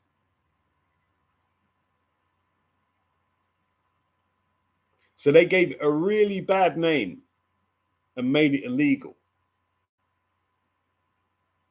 When the truth is, yeah, the average bottle of alcohol is way more toxic and dangerous and does more damage to society than original marijuana. I'm not talking about the strains you get there now with all them green, purple, and orange fireballs coming out of it. I ain't talking about that crap there, right? Now talk about proper bush herb, no chemicals, no madness, right? That's a theory why it was made illegal. And I believe it. It's a theory, but I believe that. That's what I believe. That's what I believe. They don't want the boxers to empower themselves. They don't want it. That's why they keep demonizing Conor. They don't want the boxers to empower themselves. They want them to apologize to apologize to Eddie. How dare you disrespect Eddie? You Conor, you.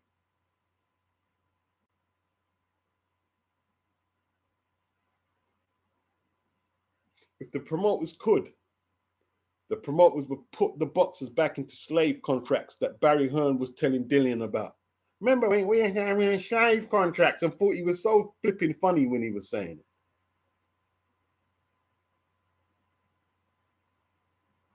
Yeah, the same slave contracts that my brethren's dad used to have to deal with Bunny Sterling. When the white British champions were earning 20K for a title defense, they paid him, what was it, 1,000 when he lost to Kevin Finnegan. Lost his belts to Kevin Finnegan, who fought Hagler twice.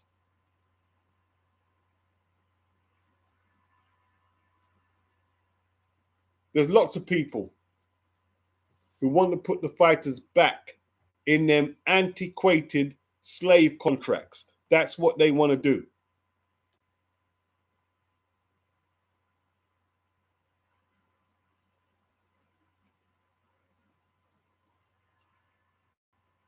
Bruce says the Mexican and black jazz musicians used it, and that was bad. Yeah, you're probably right. You'd know better than me because you're across the pond. You know better than me. Yeah, being too exposed to too many opinions that are cluttering your own thoughts. Exactly.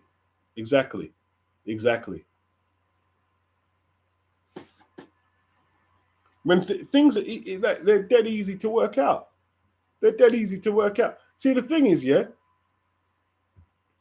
Matchroom wouldn't have been able to hold on to Connor, and like unless Golden Boy have ironclad clauses in their contract, they're not going to be able to hold on to Ryan because they can't afford to pay them purses that Netflix are going to pay Ryan and Connor. Ryan and Connor are going to be like pop stars. They're going to be like pop stars, bro. Literally like pop stars without the music. They're going to be like pop stars.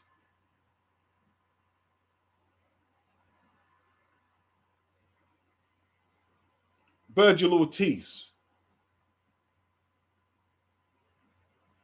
Look how he's on the sidelines now. He's on the sidelines. They want to teach the boxers. They see when you see that happen to Virgil, they want to show the boxers. This is what happens when you mess with the big wigs. We keep you on the sideline. See, Virgil can't eat now, eh? Virgil, eh?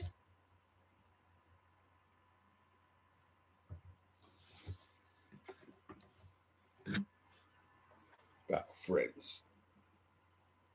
Well, you don't think Virgil and Oscar were friends at one stage? Yeah.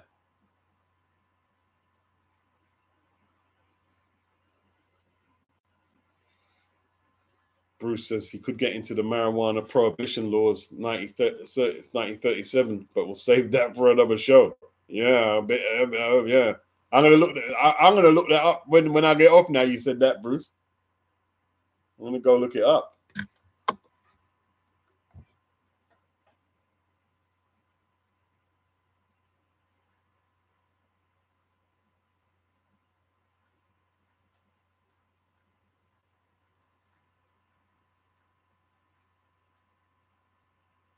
Yeah. Promoters feeling put out now, bro. Media, no, yeah. It's gonna be select media now. Matchroom, select media at Matchroom now. Yeah. I don't know if Cougar's got anything to worry about. Cougar should be all right. Cougar will probably be all right. Yeah, his career is in limbo. Ortiz's career is in limbo.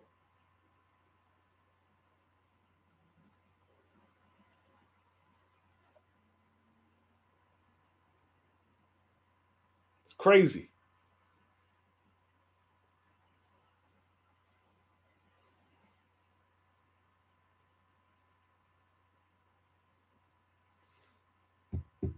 All they have to do, see like an attorney. Get an attorney to draft up your shit. Yeah.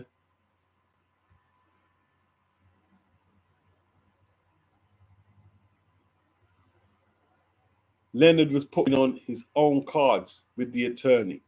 No promoter.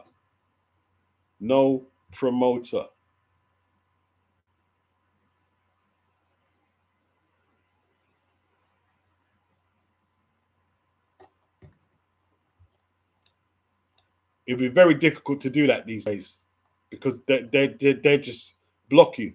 They, well, if you don't sign,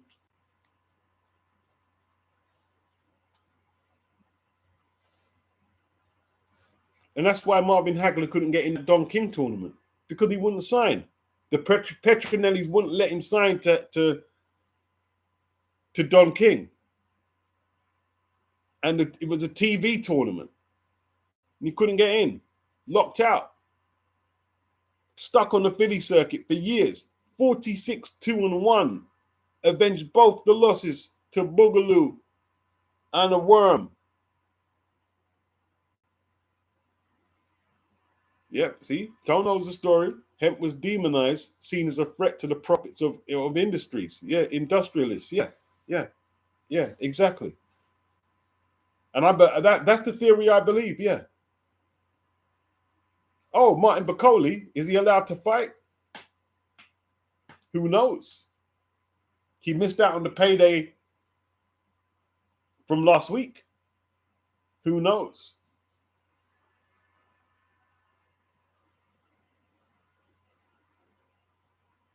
Yeah, see, the paper industry, yeah. Hearst, Bruce is saying Hearst made sure it was not used for paper. Yeah. It was tearing up, putting in, it was literally going to put so many industries on paper, obviously, yeah.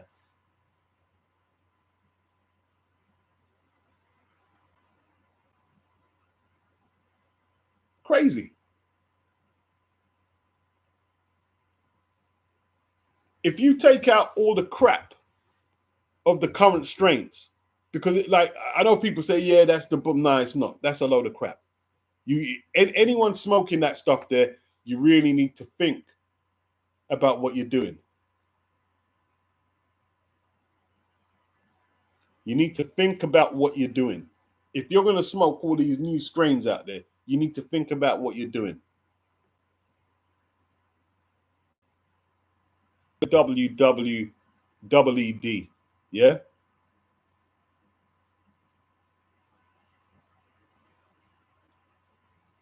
Yes, you can get dementia, you can get psychosis, yes, you can get cancer from the smoke. Not going to deny that. Not going to. But there's way worse out there. That's legal. That's legal.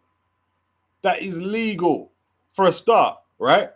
Nicotine, a serious chemicals in it than just basic grass. Way more. Way more.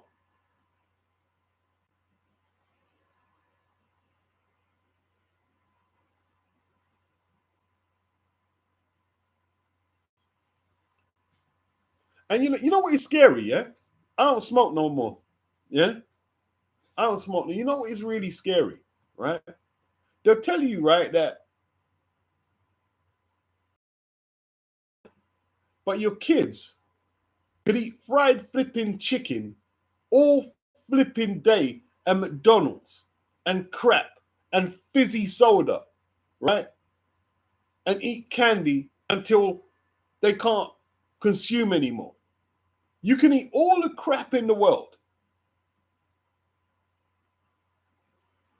but yet they'll tell you can't go and have a regular joint of thing. It's like what sense? Like it's the bloody mad.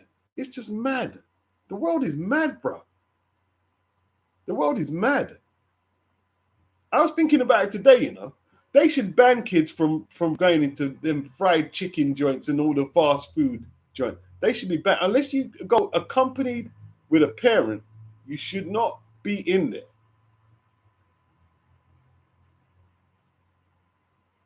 You should not be allowed in there unless you're accompanied with an adult.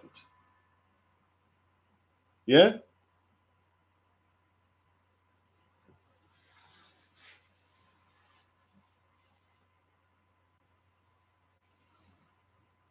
Tone, he said, that's why I vote legalize the business campaign. Okay. Bruce said he was a functioning, addict for most of his life, so that is nothing. Okay. Tony said, I can't really get the cushion bang in the UK. Had one fool tell me he's got cess. He'd never seen cess in his life. It was bush hamster food.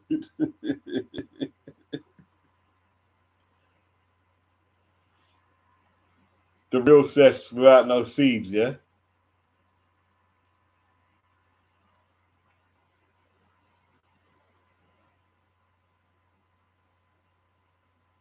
Anthony says, agreed.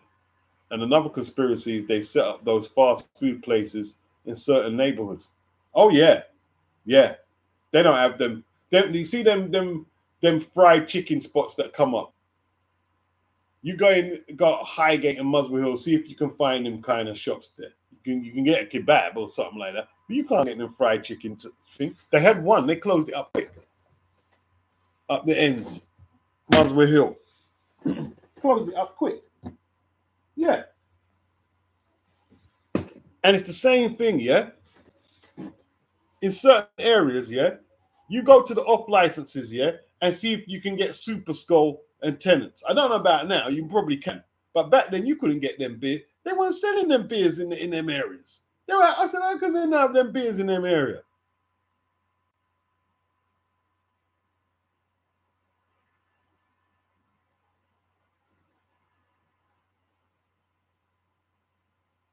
Because they don't want the alcoholics on their streets like that.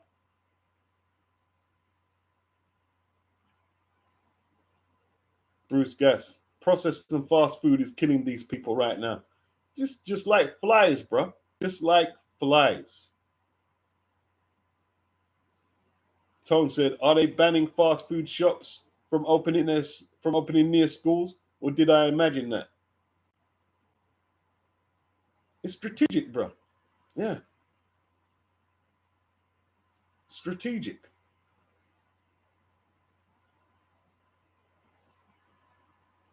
Sylvester, McDonald's has crap in their food and I'm sure of it's proper addictive.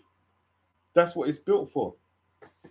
There's certain chemicals. That's why you see Pringles. The guy is Eddie Ebu. I'm sub to his channel. There's a reason why they say once you pop, you can't stop. It's subliminal. There's certain chemicals in there that see like.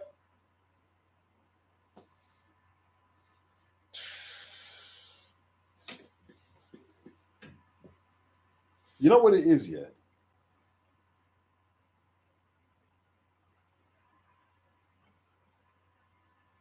A lot of people think that they've just got no willpower with their food and their diet intakes and stuff like that. But some of the stuff they've got in there is no different than getting addicted to alcohol or drugs. It's no different. It's no different.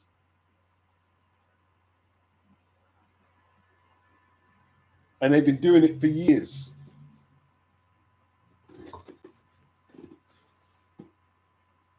Sitting by the river said, trust, I live near Richmond and chicken cottage don't exist here. Right. Exactly. At SK, he said, if I had money, I wouldn't go chicken shops, but I don't. You don't think it's a conspiracy? I would open a chicken shop in poor areas over rich ones. I'm trying to understand. If I had money, I wouldn't go chicken shops. Don't think it's a conspiracy. I would open a chicken shop in a poor area over a rich one. I'm not quite getting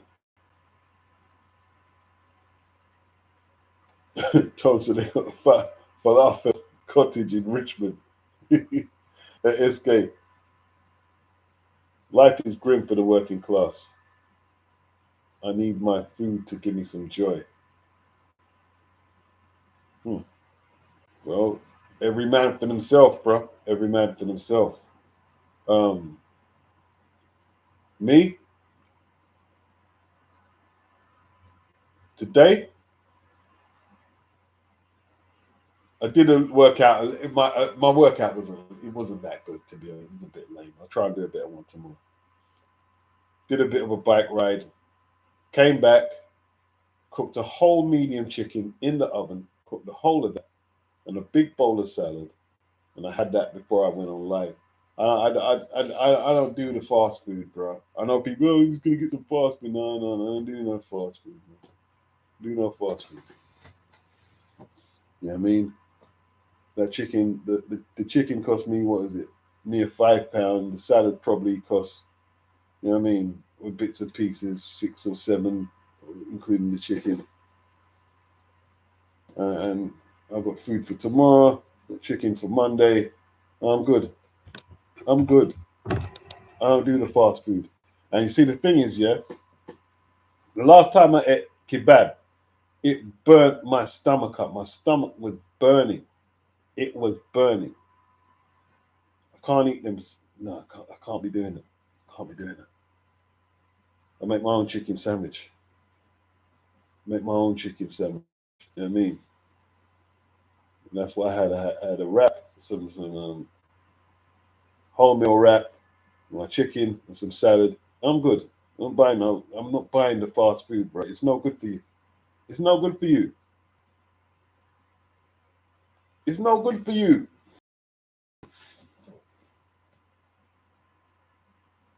Bruce's Whole Food speaks. Yeah. SK, we are more health conscious today than 20 years ago, I reckon. Why? Go to gym now. Massive part of youth culture now. Way more people. I don't think people are more health conscious now. I don't think they are. I don't think they are. I don't think they are. When I grew up, most of the families were cooking food in the house. Fast food was a weekend thing. It was a weekend thing. There was less buses, so people had to walk. In like these days, where people are catching buses, a lot of times you couldn't get a bus. You had to walk. You had to walk.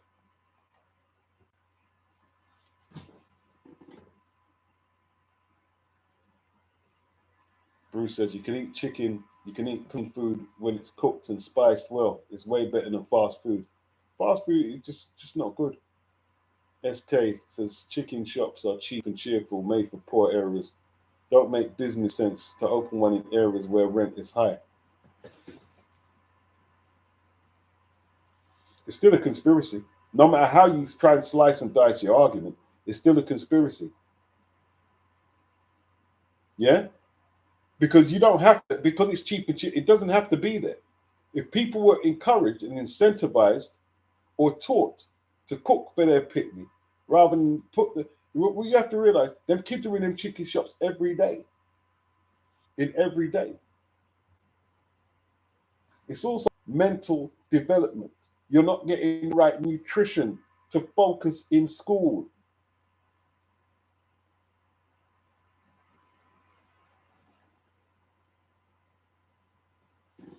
The kids frequent outside McDonald's in certain areas. It's their meeting space.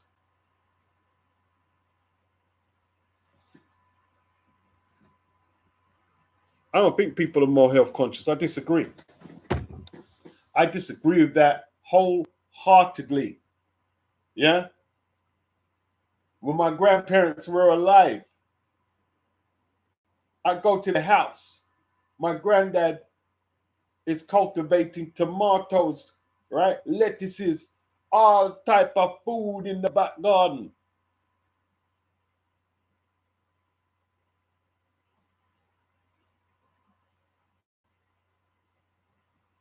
All types of food in the back garden.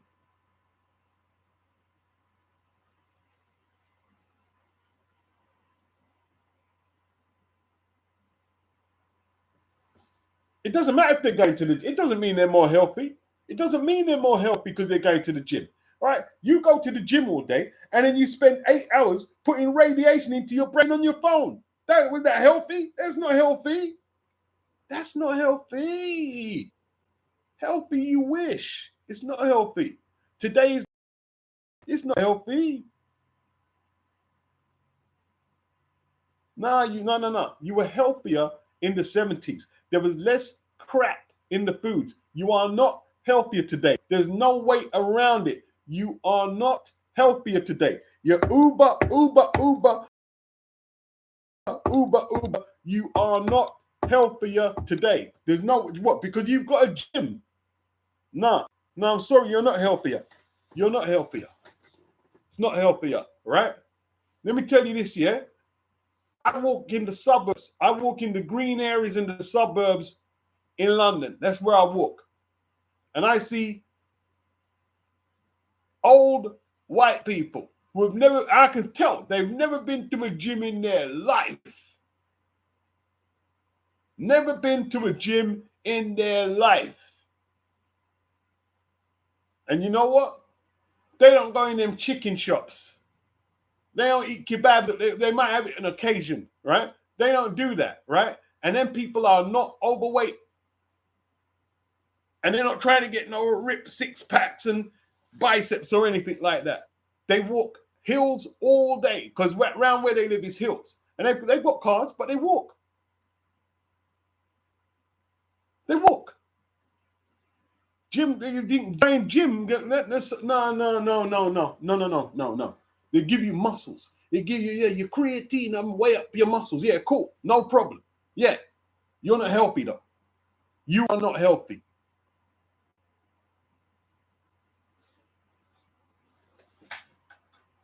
Health is more than just gym and muscles, bro.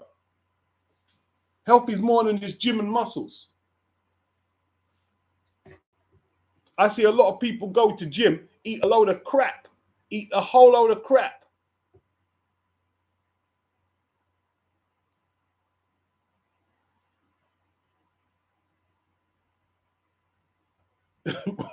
Bruce said he hasn't had fast food since one day in 1922 when I was on the road and had no choice.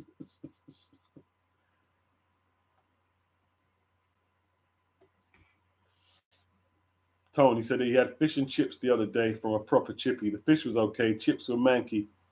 Some were green, some worse than green. How do you muck up chips? Yeah. You know, it's too expensive chips, man.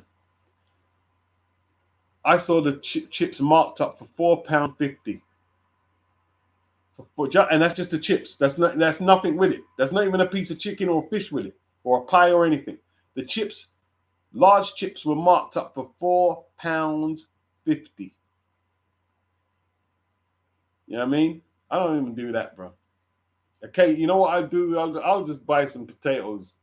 Just buy some potatoes, cut them up, put a bit of oil in them, and put them in the air fryer and just eat them. I don't buy none of it. And see the technology, like the air fryer, it just makes food. Cooking is quick. People think like cooking to me is a quick thing. I was like, I can just do cooking while I'm sitting down doing other things and just turn it up. Man, I don't like fried chicken anyway. I don't like it. I prefer to get the wings myself, bro. Just buy the wings and just cook them myself. Anthony says, no wonder so many youth gangs meet at chicken shops and stabbings happen outside those places. Exactly. Exactly.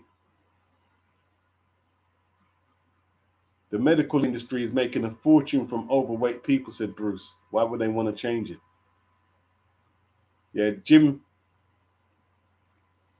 is good. It's good to go gym, no doubt. But them people ain't healthy, bro.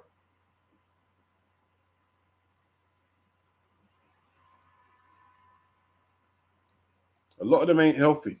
They just bulked. A lot of them taking roids as well. Anthony says he likes his fish and chips on a Friday, but 15. Yeah, it's 15 quid. Yeah, 15 quid, bro. Mm-mm. Sylvester said he needs an air fryer and a juicer. Yeah, you gotta learn how to cook, bro. Learn how to cook.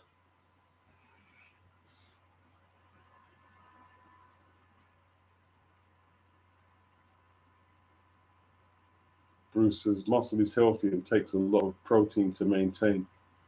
Some overdo, but lean muscle is better than soft fat. At Tone, if you're a kid whose mum goes to Iceland, then you might not know any better. Most schools educate children on healthy eating, but kids like fast food and sweets. Yeah. Bruce says air fry, but juicer gets you too much sugar. They say that, but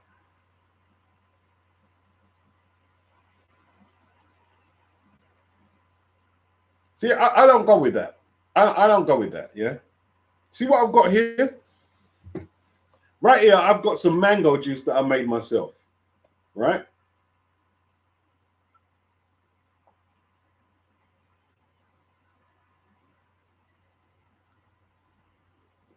Oh, that's delicious. That's absolutely delicious. Mango juice, yeah. I got the 2 mangoes for, let's say, £1.40 maybe, or whatever it was, yeah. So you can say too much sugar, but I added some ginger and some lemon, some whole root ginger and lemon, right? But here's the way you're saying that right, Bruce, right? I drink water for most of the day anyway. I drink water for most of the day. And the only time I have this is weekends, right? I have this kind of a drink like this on weekends. Yeah. There's no added ingredients. There's no chemicals. There's no preservatives to make it last longer. There's nothing in it. All I know, everything what's in there, right? It's just mango, lemon, and root ginger. That's what's in it, right? I drink it, my stomach ain't burning or anything like that.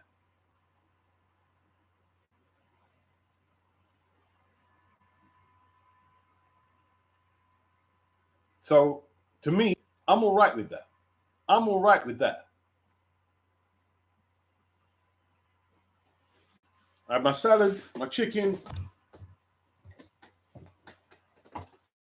I'm good. Sylvester says beets on a healthy thing. Big up beets. I try and eat healthy, man. I try and eat healthy.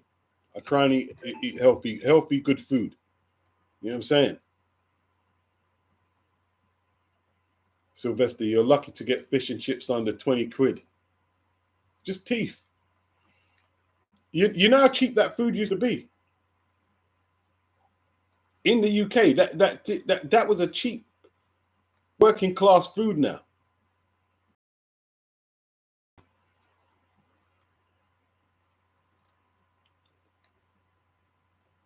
Tom says better to eat fruit than juice it, but if you struggle with eating enough fruit, then it makes perfect sense. I ain't getting diabetes, bro. I ain't getting no diabetes. I ain't getting no diabetes. I know I ain't getting diabetes. I ain't getting diabetes. Because in a week, you know what I have? You know what I use my juicer for? Let me tell you what I use my juice. Let me tell you what I put in my juicer. Right? I have celery, cucumber, mineral water, and lemon. There's no sugar in that at all. That's just electrolytes. That's electric. That's what I drink. I ain't getting no diabetes. And sometimes I have ginger, lemon. I don't use honey no more like that. I'll have a few bowls of porridge in the week. Sometimes with a banana, but not too much. I control how much sugar I put in my body. I don't put too much sugar in my body, bro. I don't put too much sugar. There's no need to put a whole liter of sugar in my body.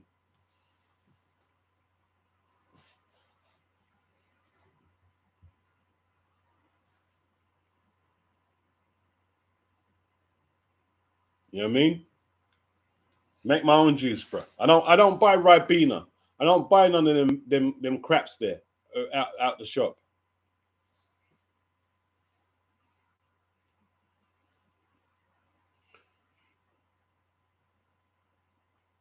I tell you what, Tom, my dad and the Irishman upstairs used to make Irish moss, but they make it the old school way, like with Nestle's milk and that. It was nice, but it's just nah. Dr. Woodok, intermittent fasting is the one for over 40s. I hear people talking about that. I can't get my head around. I'm just probably too greedy to do that. I'm probably a bit too greedy to intermittent fast. End up eating something. What I try and do, not on weekends. On weekends, I think I've fasted a couple of days in my life. I've probably done 2 days. I've probably done two. I think I've only fasted maybe 2 days in my life. Went 2 days without eating. I think. Can't remember doing it too many times. I probably need to do. It'd probably be a good idea for me. It probably would be because you do need to give your body a break.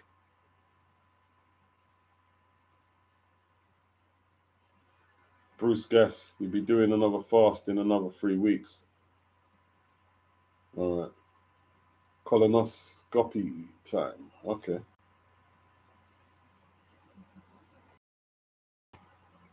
Mr. Udop, you exercise while fasting. Absolutely brilliant. Yeah.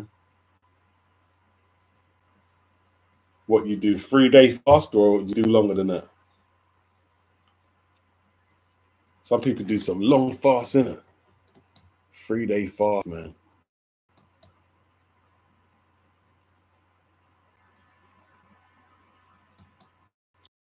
The government promote fasting because I believe it's probably got good qualities to it.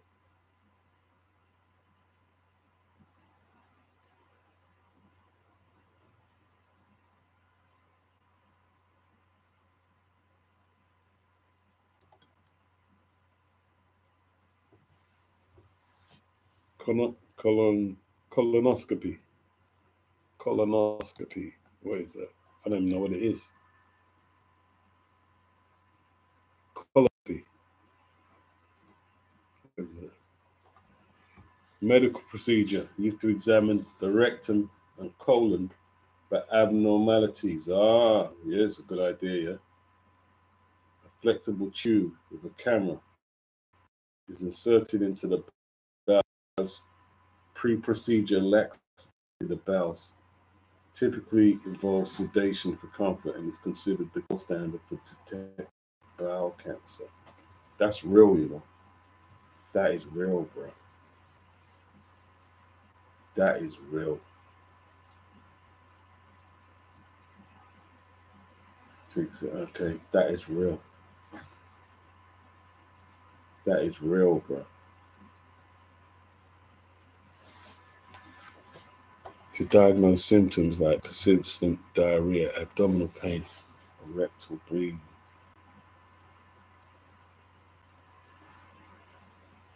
You must consume a special laxative solution. See, this is what I'm saying, bro. You see, the Caribbean community, like, we've totally lost our way in life, man. You know what I mean? We've totally lost our way. Like, the Caribbean community, sorrel, drink a whole load of sorrel, and liquid of life. Like, I was asking my mum, why don't we do liquid of before she passed? We used to have liquid of life in the house all the time. But we did, it was once like every few months. Yeah, all the children, everybody have to drink liquid of life and call it a washout. That's what we call it, the washout. Right? Liquid of life. People that's what I'm saying, man. We were healthier then. It was healthier back then. They weren't putting so much chemicals in the food, and it was healthier. It was way healthier.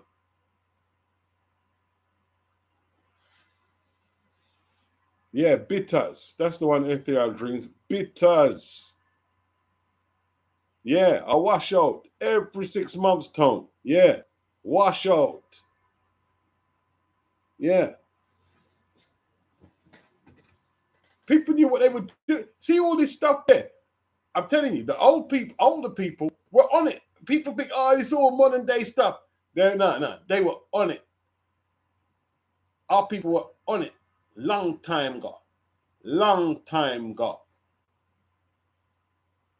They were on it.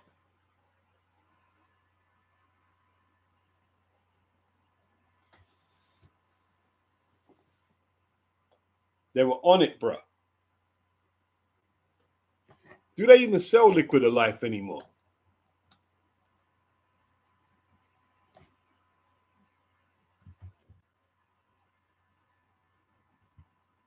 They knew. They knew if you're eating all like the Caribbean diet and stuff or whatever, anybody's diet, if you're eating that, you need to wash out. You need to wash it out and clean it out.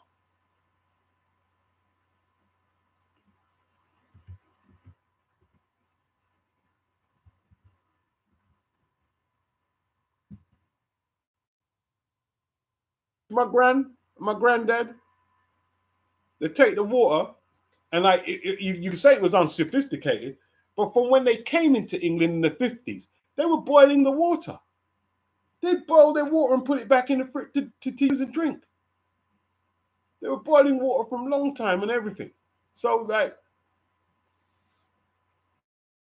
I know people got filters and all this stuff now, but you know what I mean? It's more advanced, obviously. But people were always looking out for their health.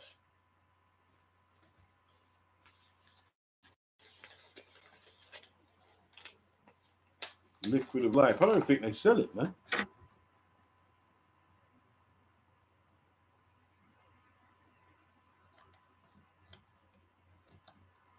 It used to taste horrible. Didn't taste good. Especially when you're a kid.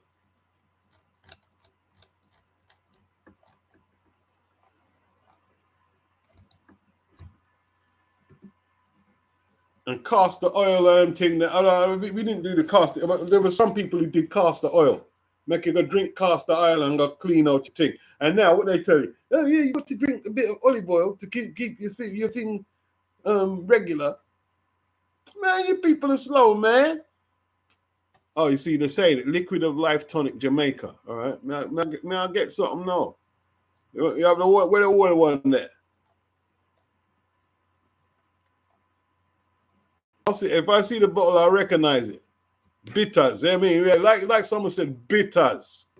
Wash out with the bitters. Yeah.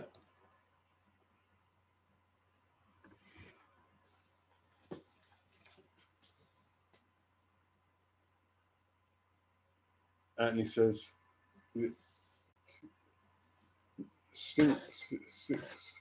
smoke Bible? Aloe vera cleans your colon. Yeah, the colon. Yeah. And is it the what's the tract gland? What's it called again?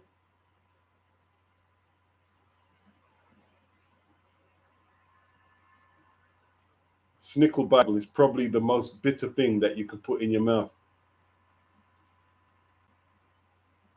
My mom used to make me eat a whole piece whole, yeah, during the school summer holidays. Yeah. Dr.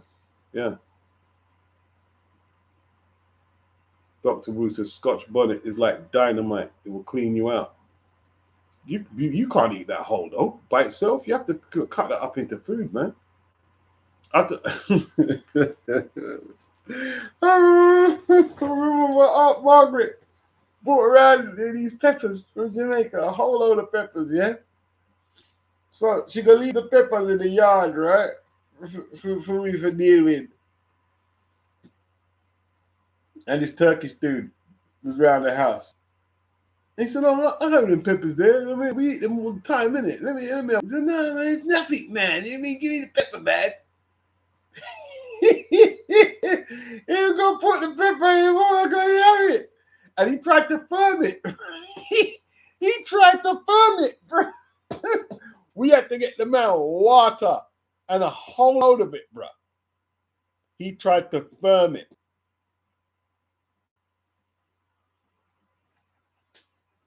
Bay rum, yeah. Tone, I ain't seen them things for a long time, man. You know what I mean?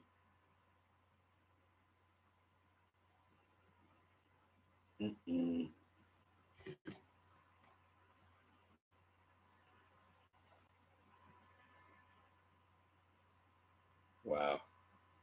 Milk of magnesia, yeah. You're going back some with that one there. Yeah. See, them things used to be staples in our homes, didn't it? Milk and magnesia.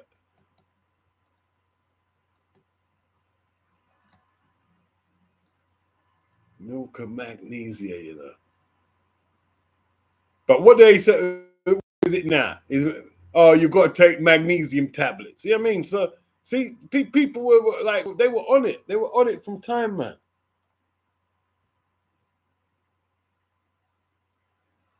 Constitution bitters by Fieldsway, says Ethuri. Coffee the morning after. And you better be nearing a toilet. Mm-hmm.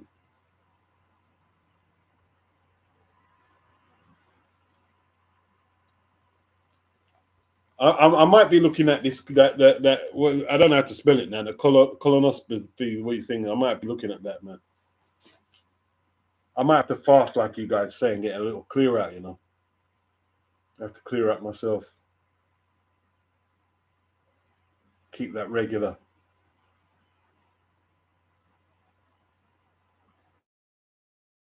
At least do it. Would a 2-day fast be effective for me?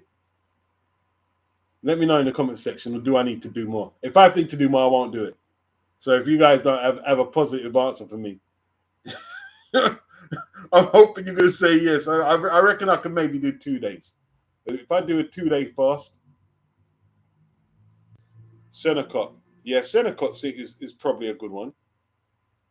Ethereal, he still uses bay rum. Bloody hell. Sylvester, no, I'm not starting with no 3. Sylvester, I'm not doing 3. Sylvester, I'm not doing 3. I'm not doing 3. I'm too old to do 3. I'm not doing 3. I'm not going 3 days without eating. No, I'm not doing 3. And he said, start with 3. No, I'm not doing 3. I'm doing 2. I'll do 2 days. I'm doing 2. Most I'm doing is 2. Where did that come from? The zone is a sham. What the old mongoose? Where did that come from?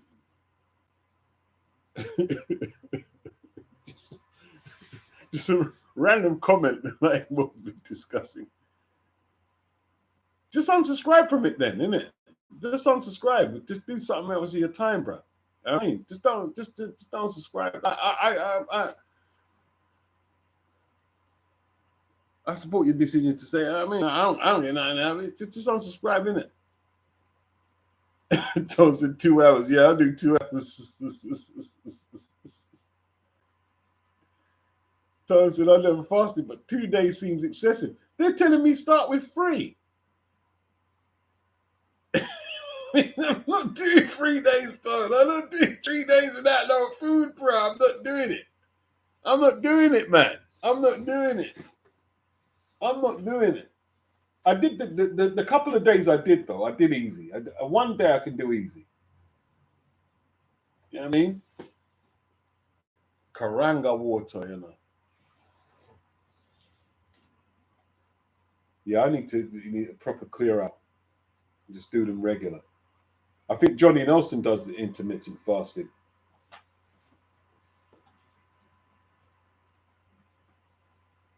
Robbie says, sorry, man, I just went into the stream and ranted. A lot of people are unsubscribing from DAZN. A lot of people.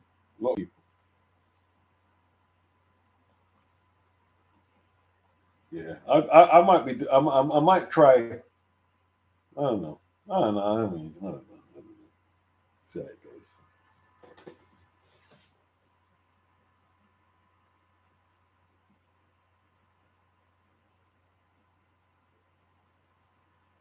I'll see how it goes, innit?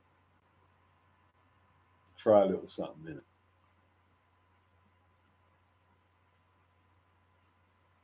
Yeah. It's all the new age shit now, Tony. You know what I mean? My fast and all this thing there. I mean, new age business. New age business.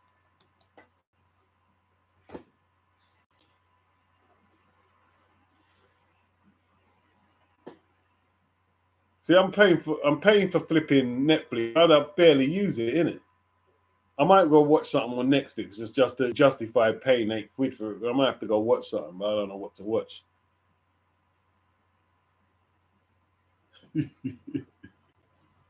They've got a lot of stuff on there, though. They've got a lot of stuff.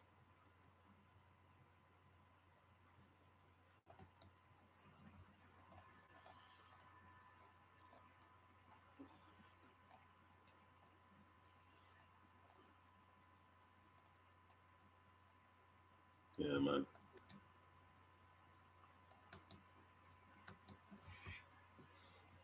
Is what it is, man. Hey, listen, good health to everybody anyway. Paying for the zone is like colonoscopy. Try to spell it bloody thing. Colonoscopy.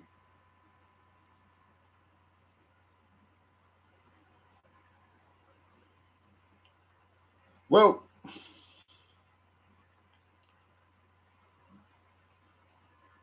there's pros and cons, yeah, with the DAZN thing. There's pros and there's cons, yeah. Like for a start, you're not going to get, although maybe a lot of people don't want to see Conor anyway, but you're not going to see Conor on DAZN against Ryan, which is, say it's a big fight, but I mean,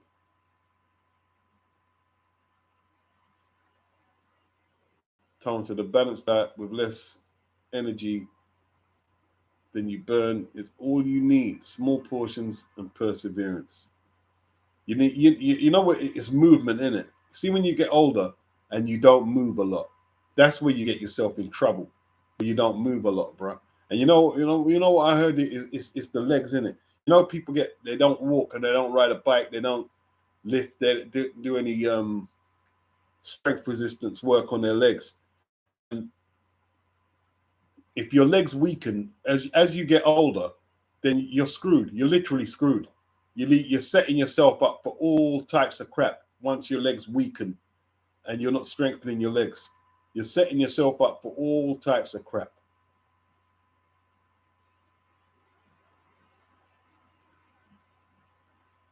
My Eubank versus Ben 1 pay-per-view money is still in the ether. They made a bag and never refunded. They never refunded your money when the fight was cancelled. Is that so? You could have got. How could they not refund you? Okay. All right. But you surely got a receipt from that where you paid for it.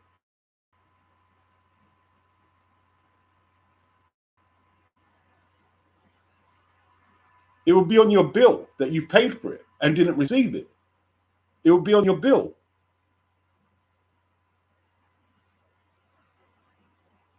You can actually trace that bill back and ask, yo, I haven't been refunded. They have to give you the money. You take them to court.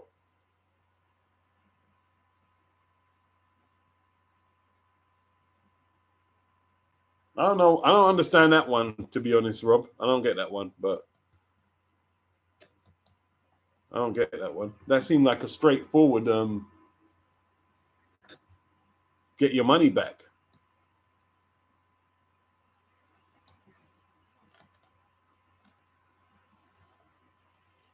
Hey, listen, people, I'm out of here, man. Been on here a long time.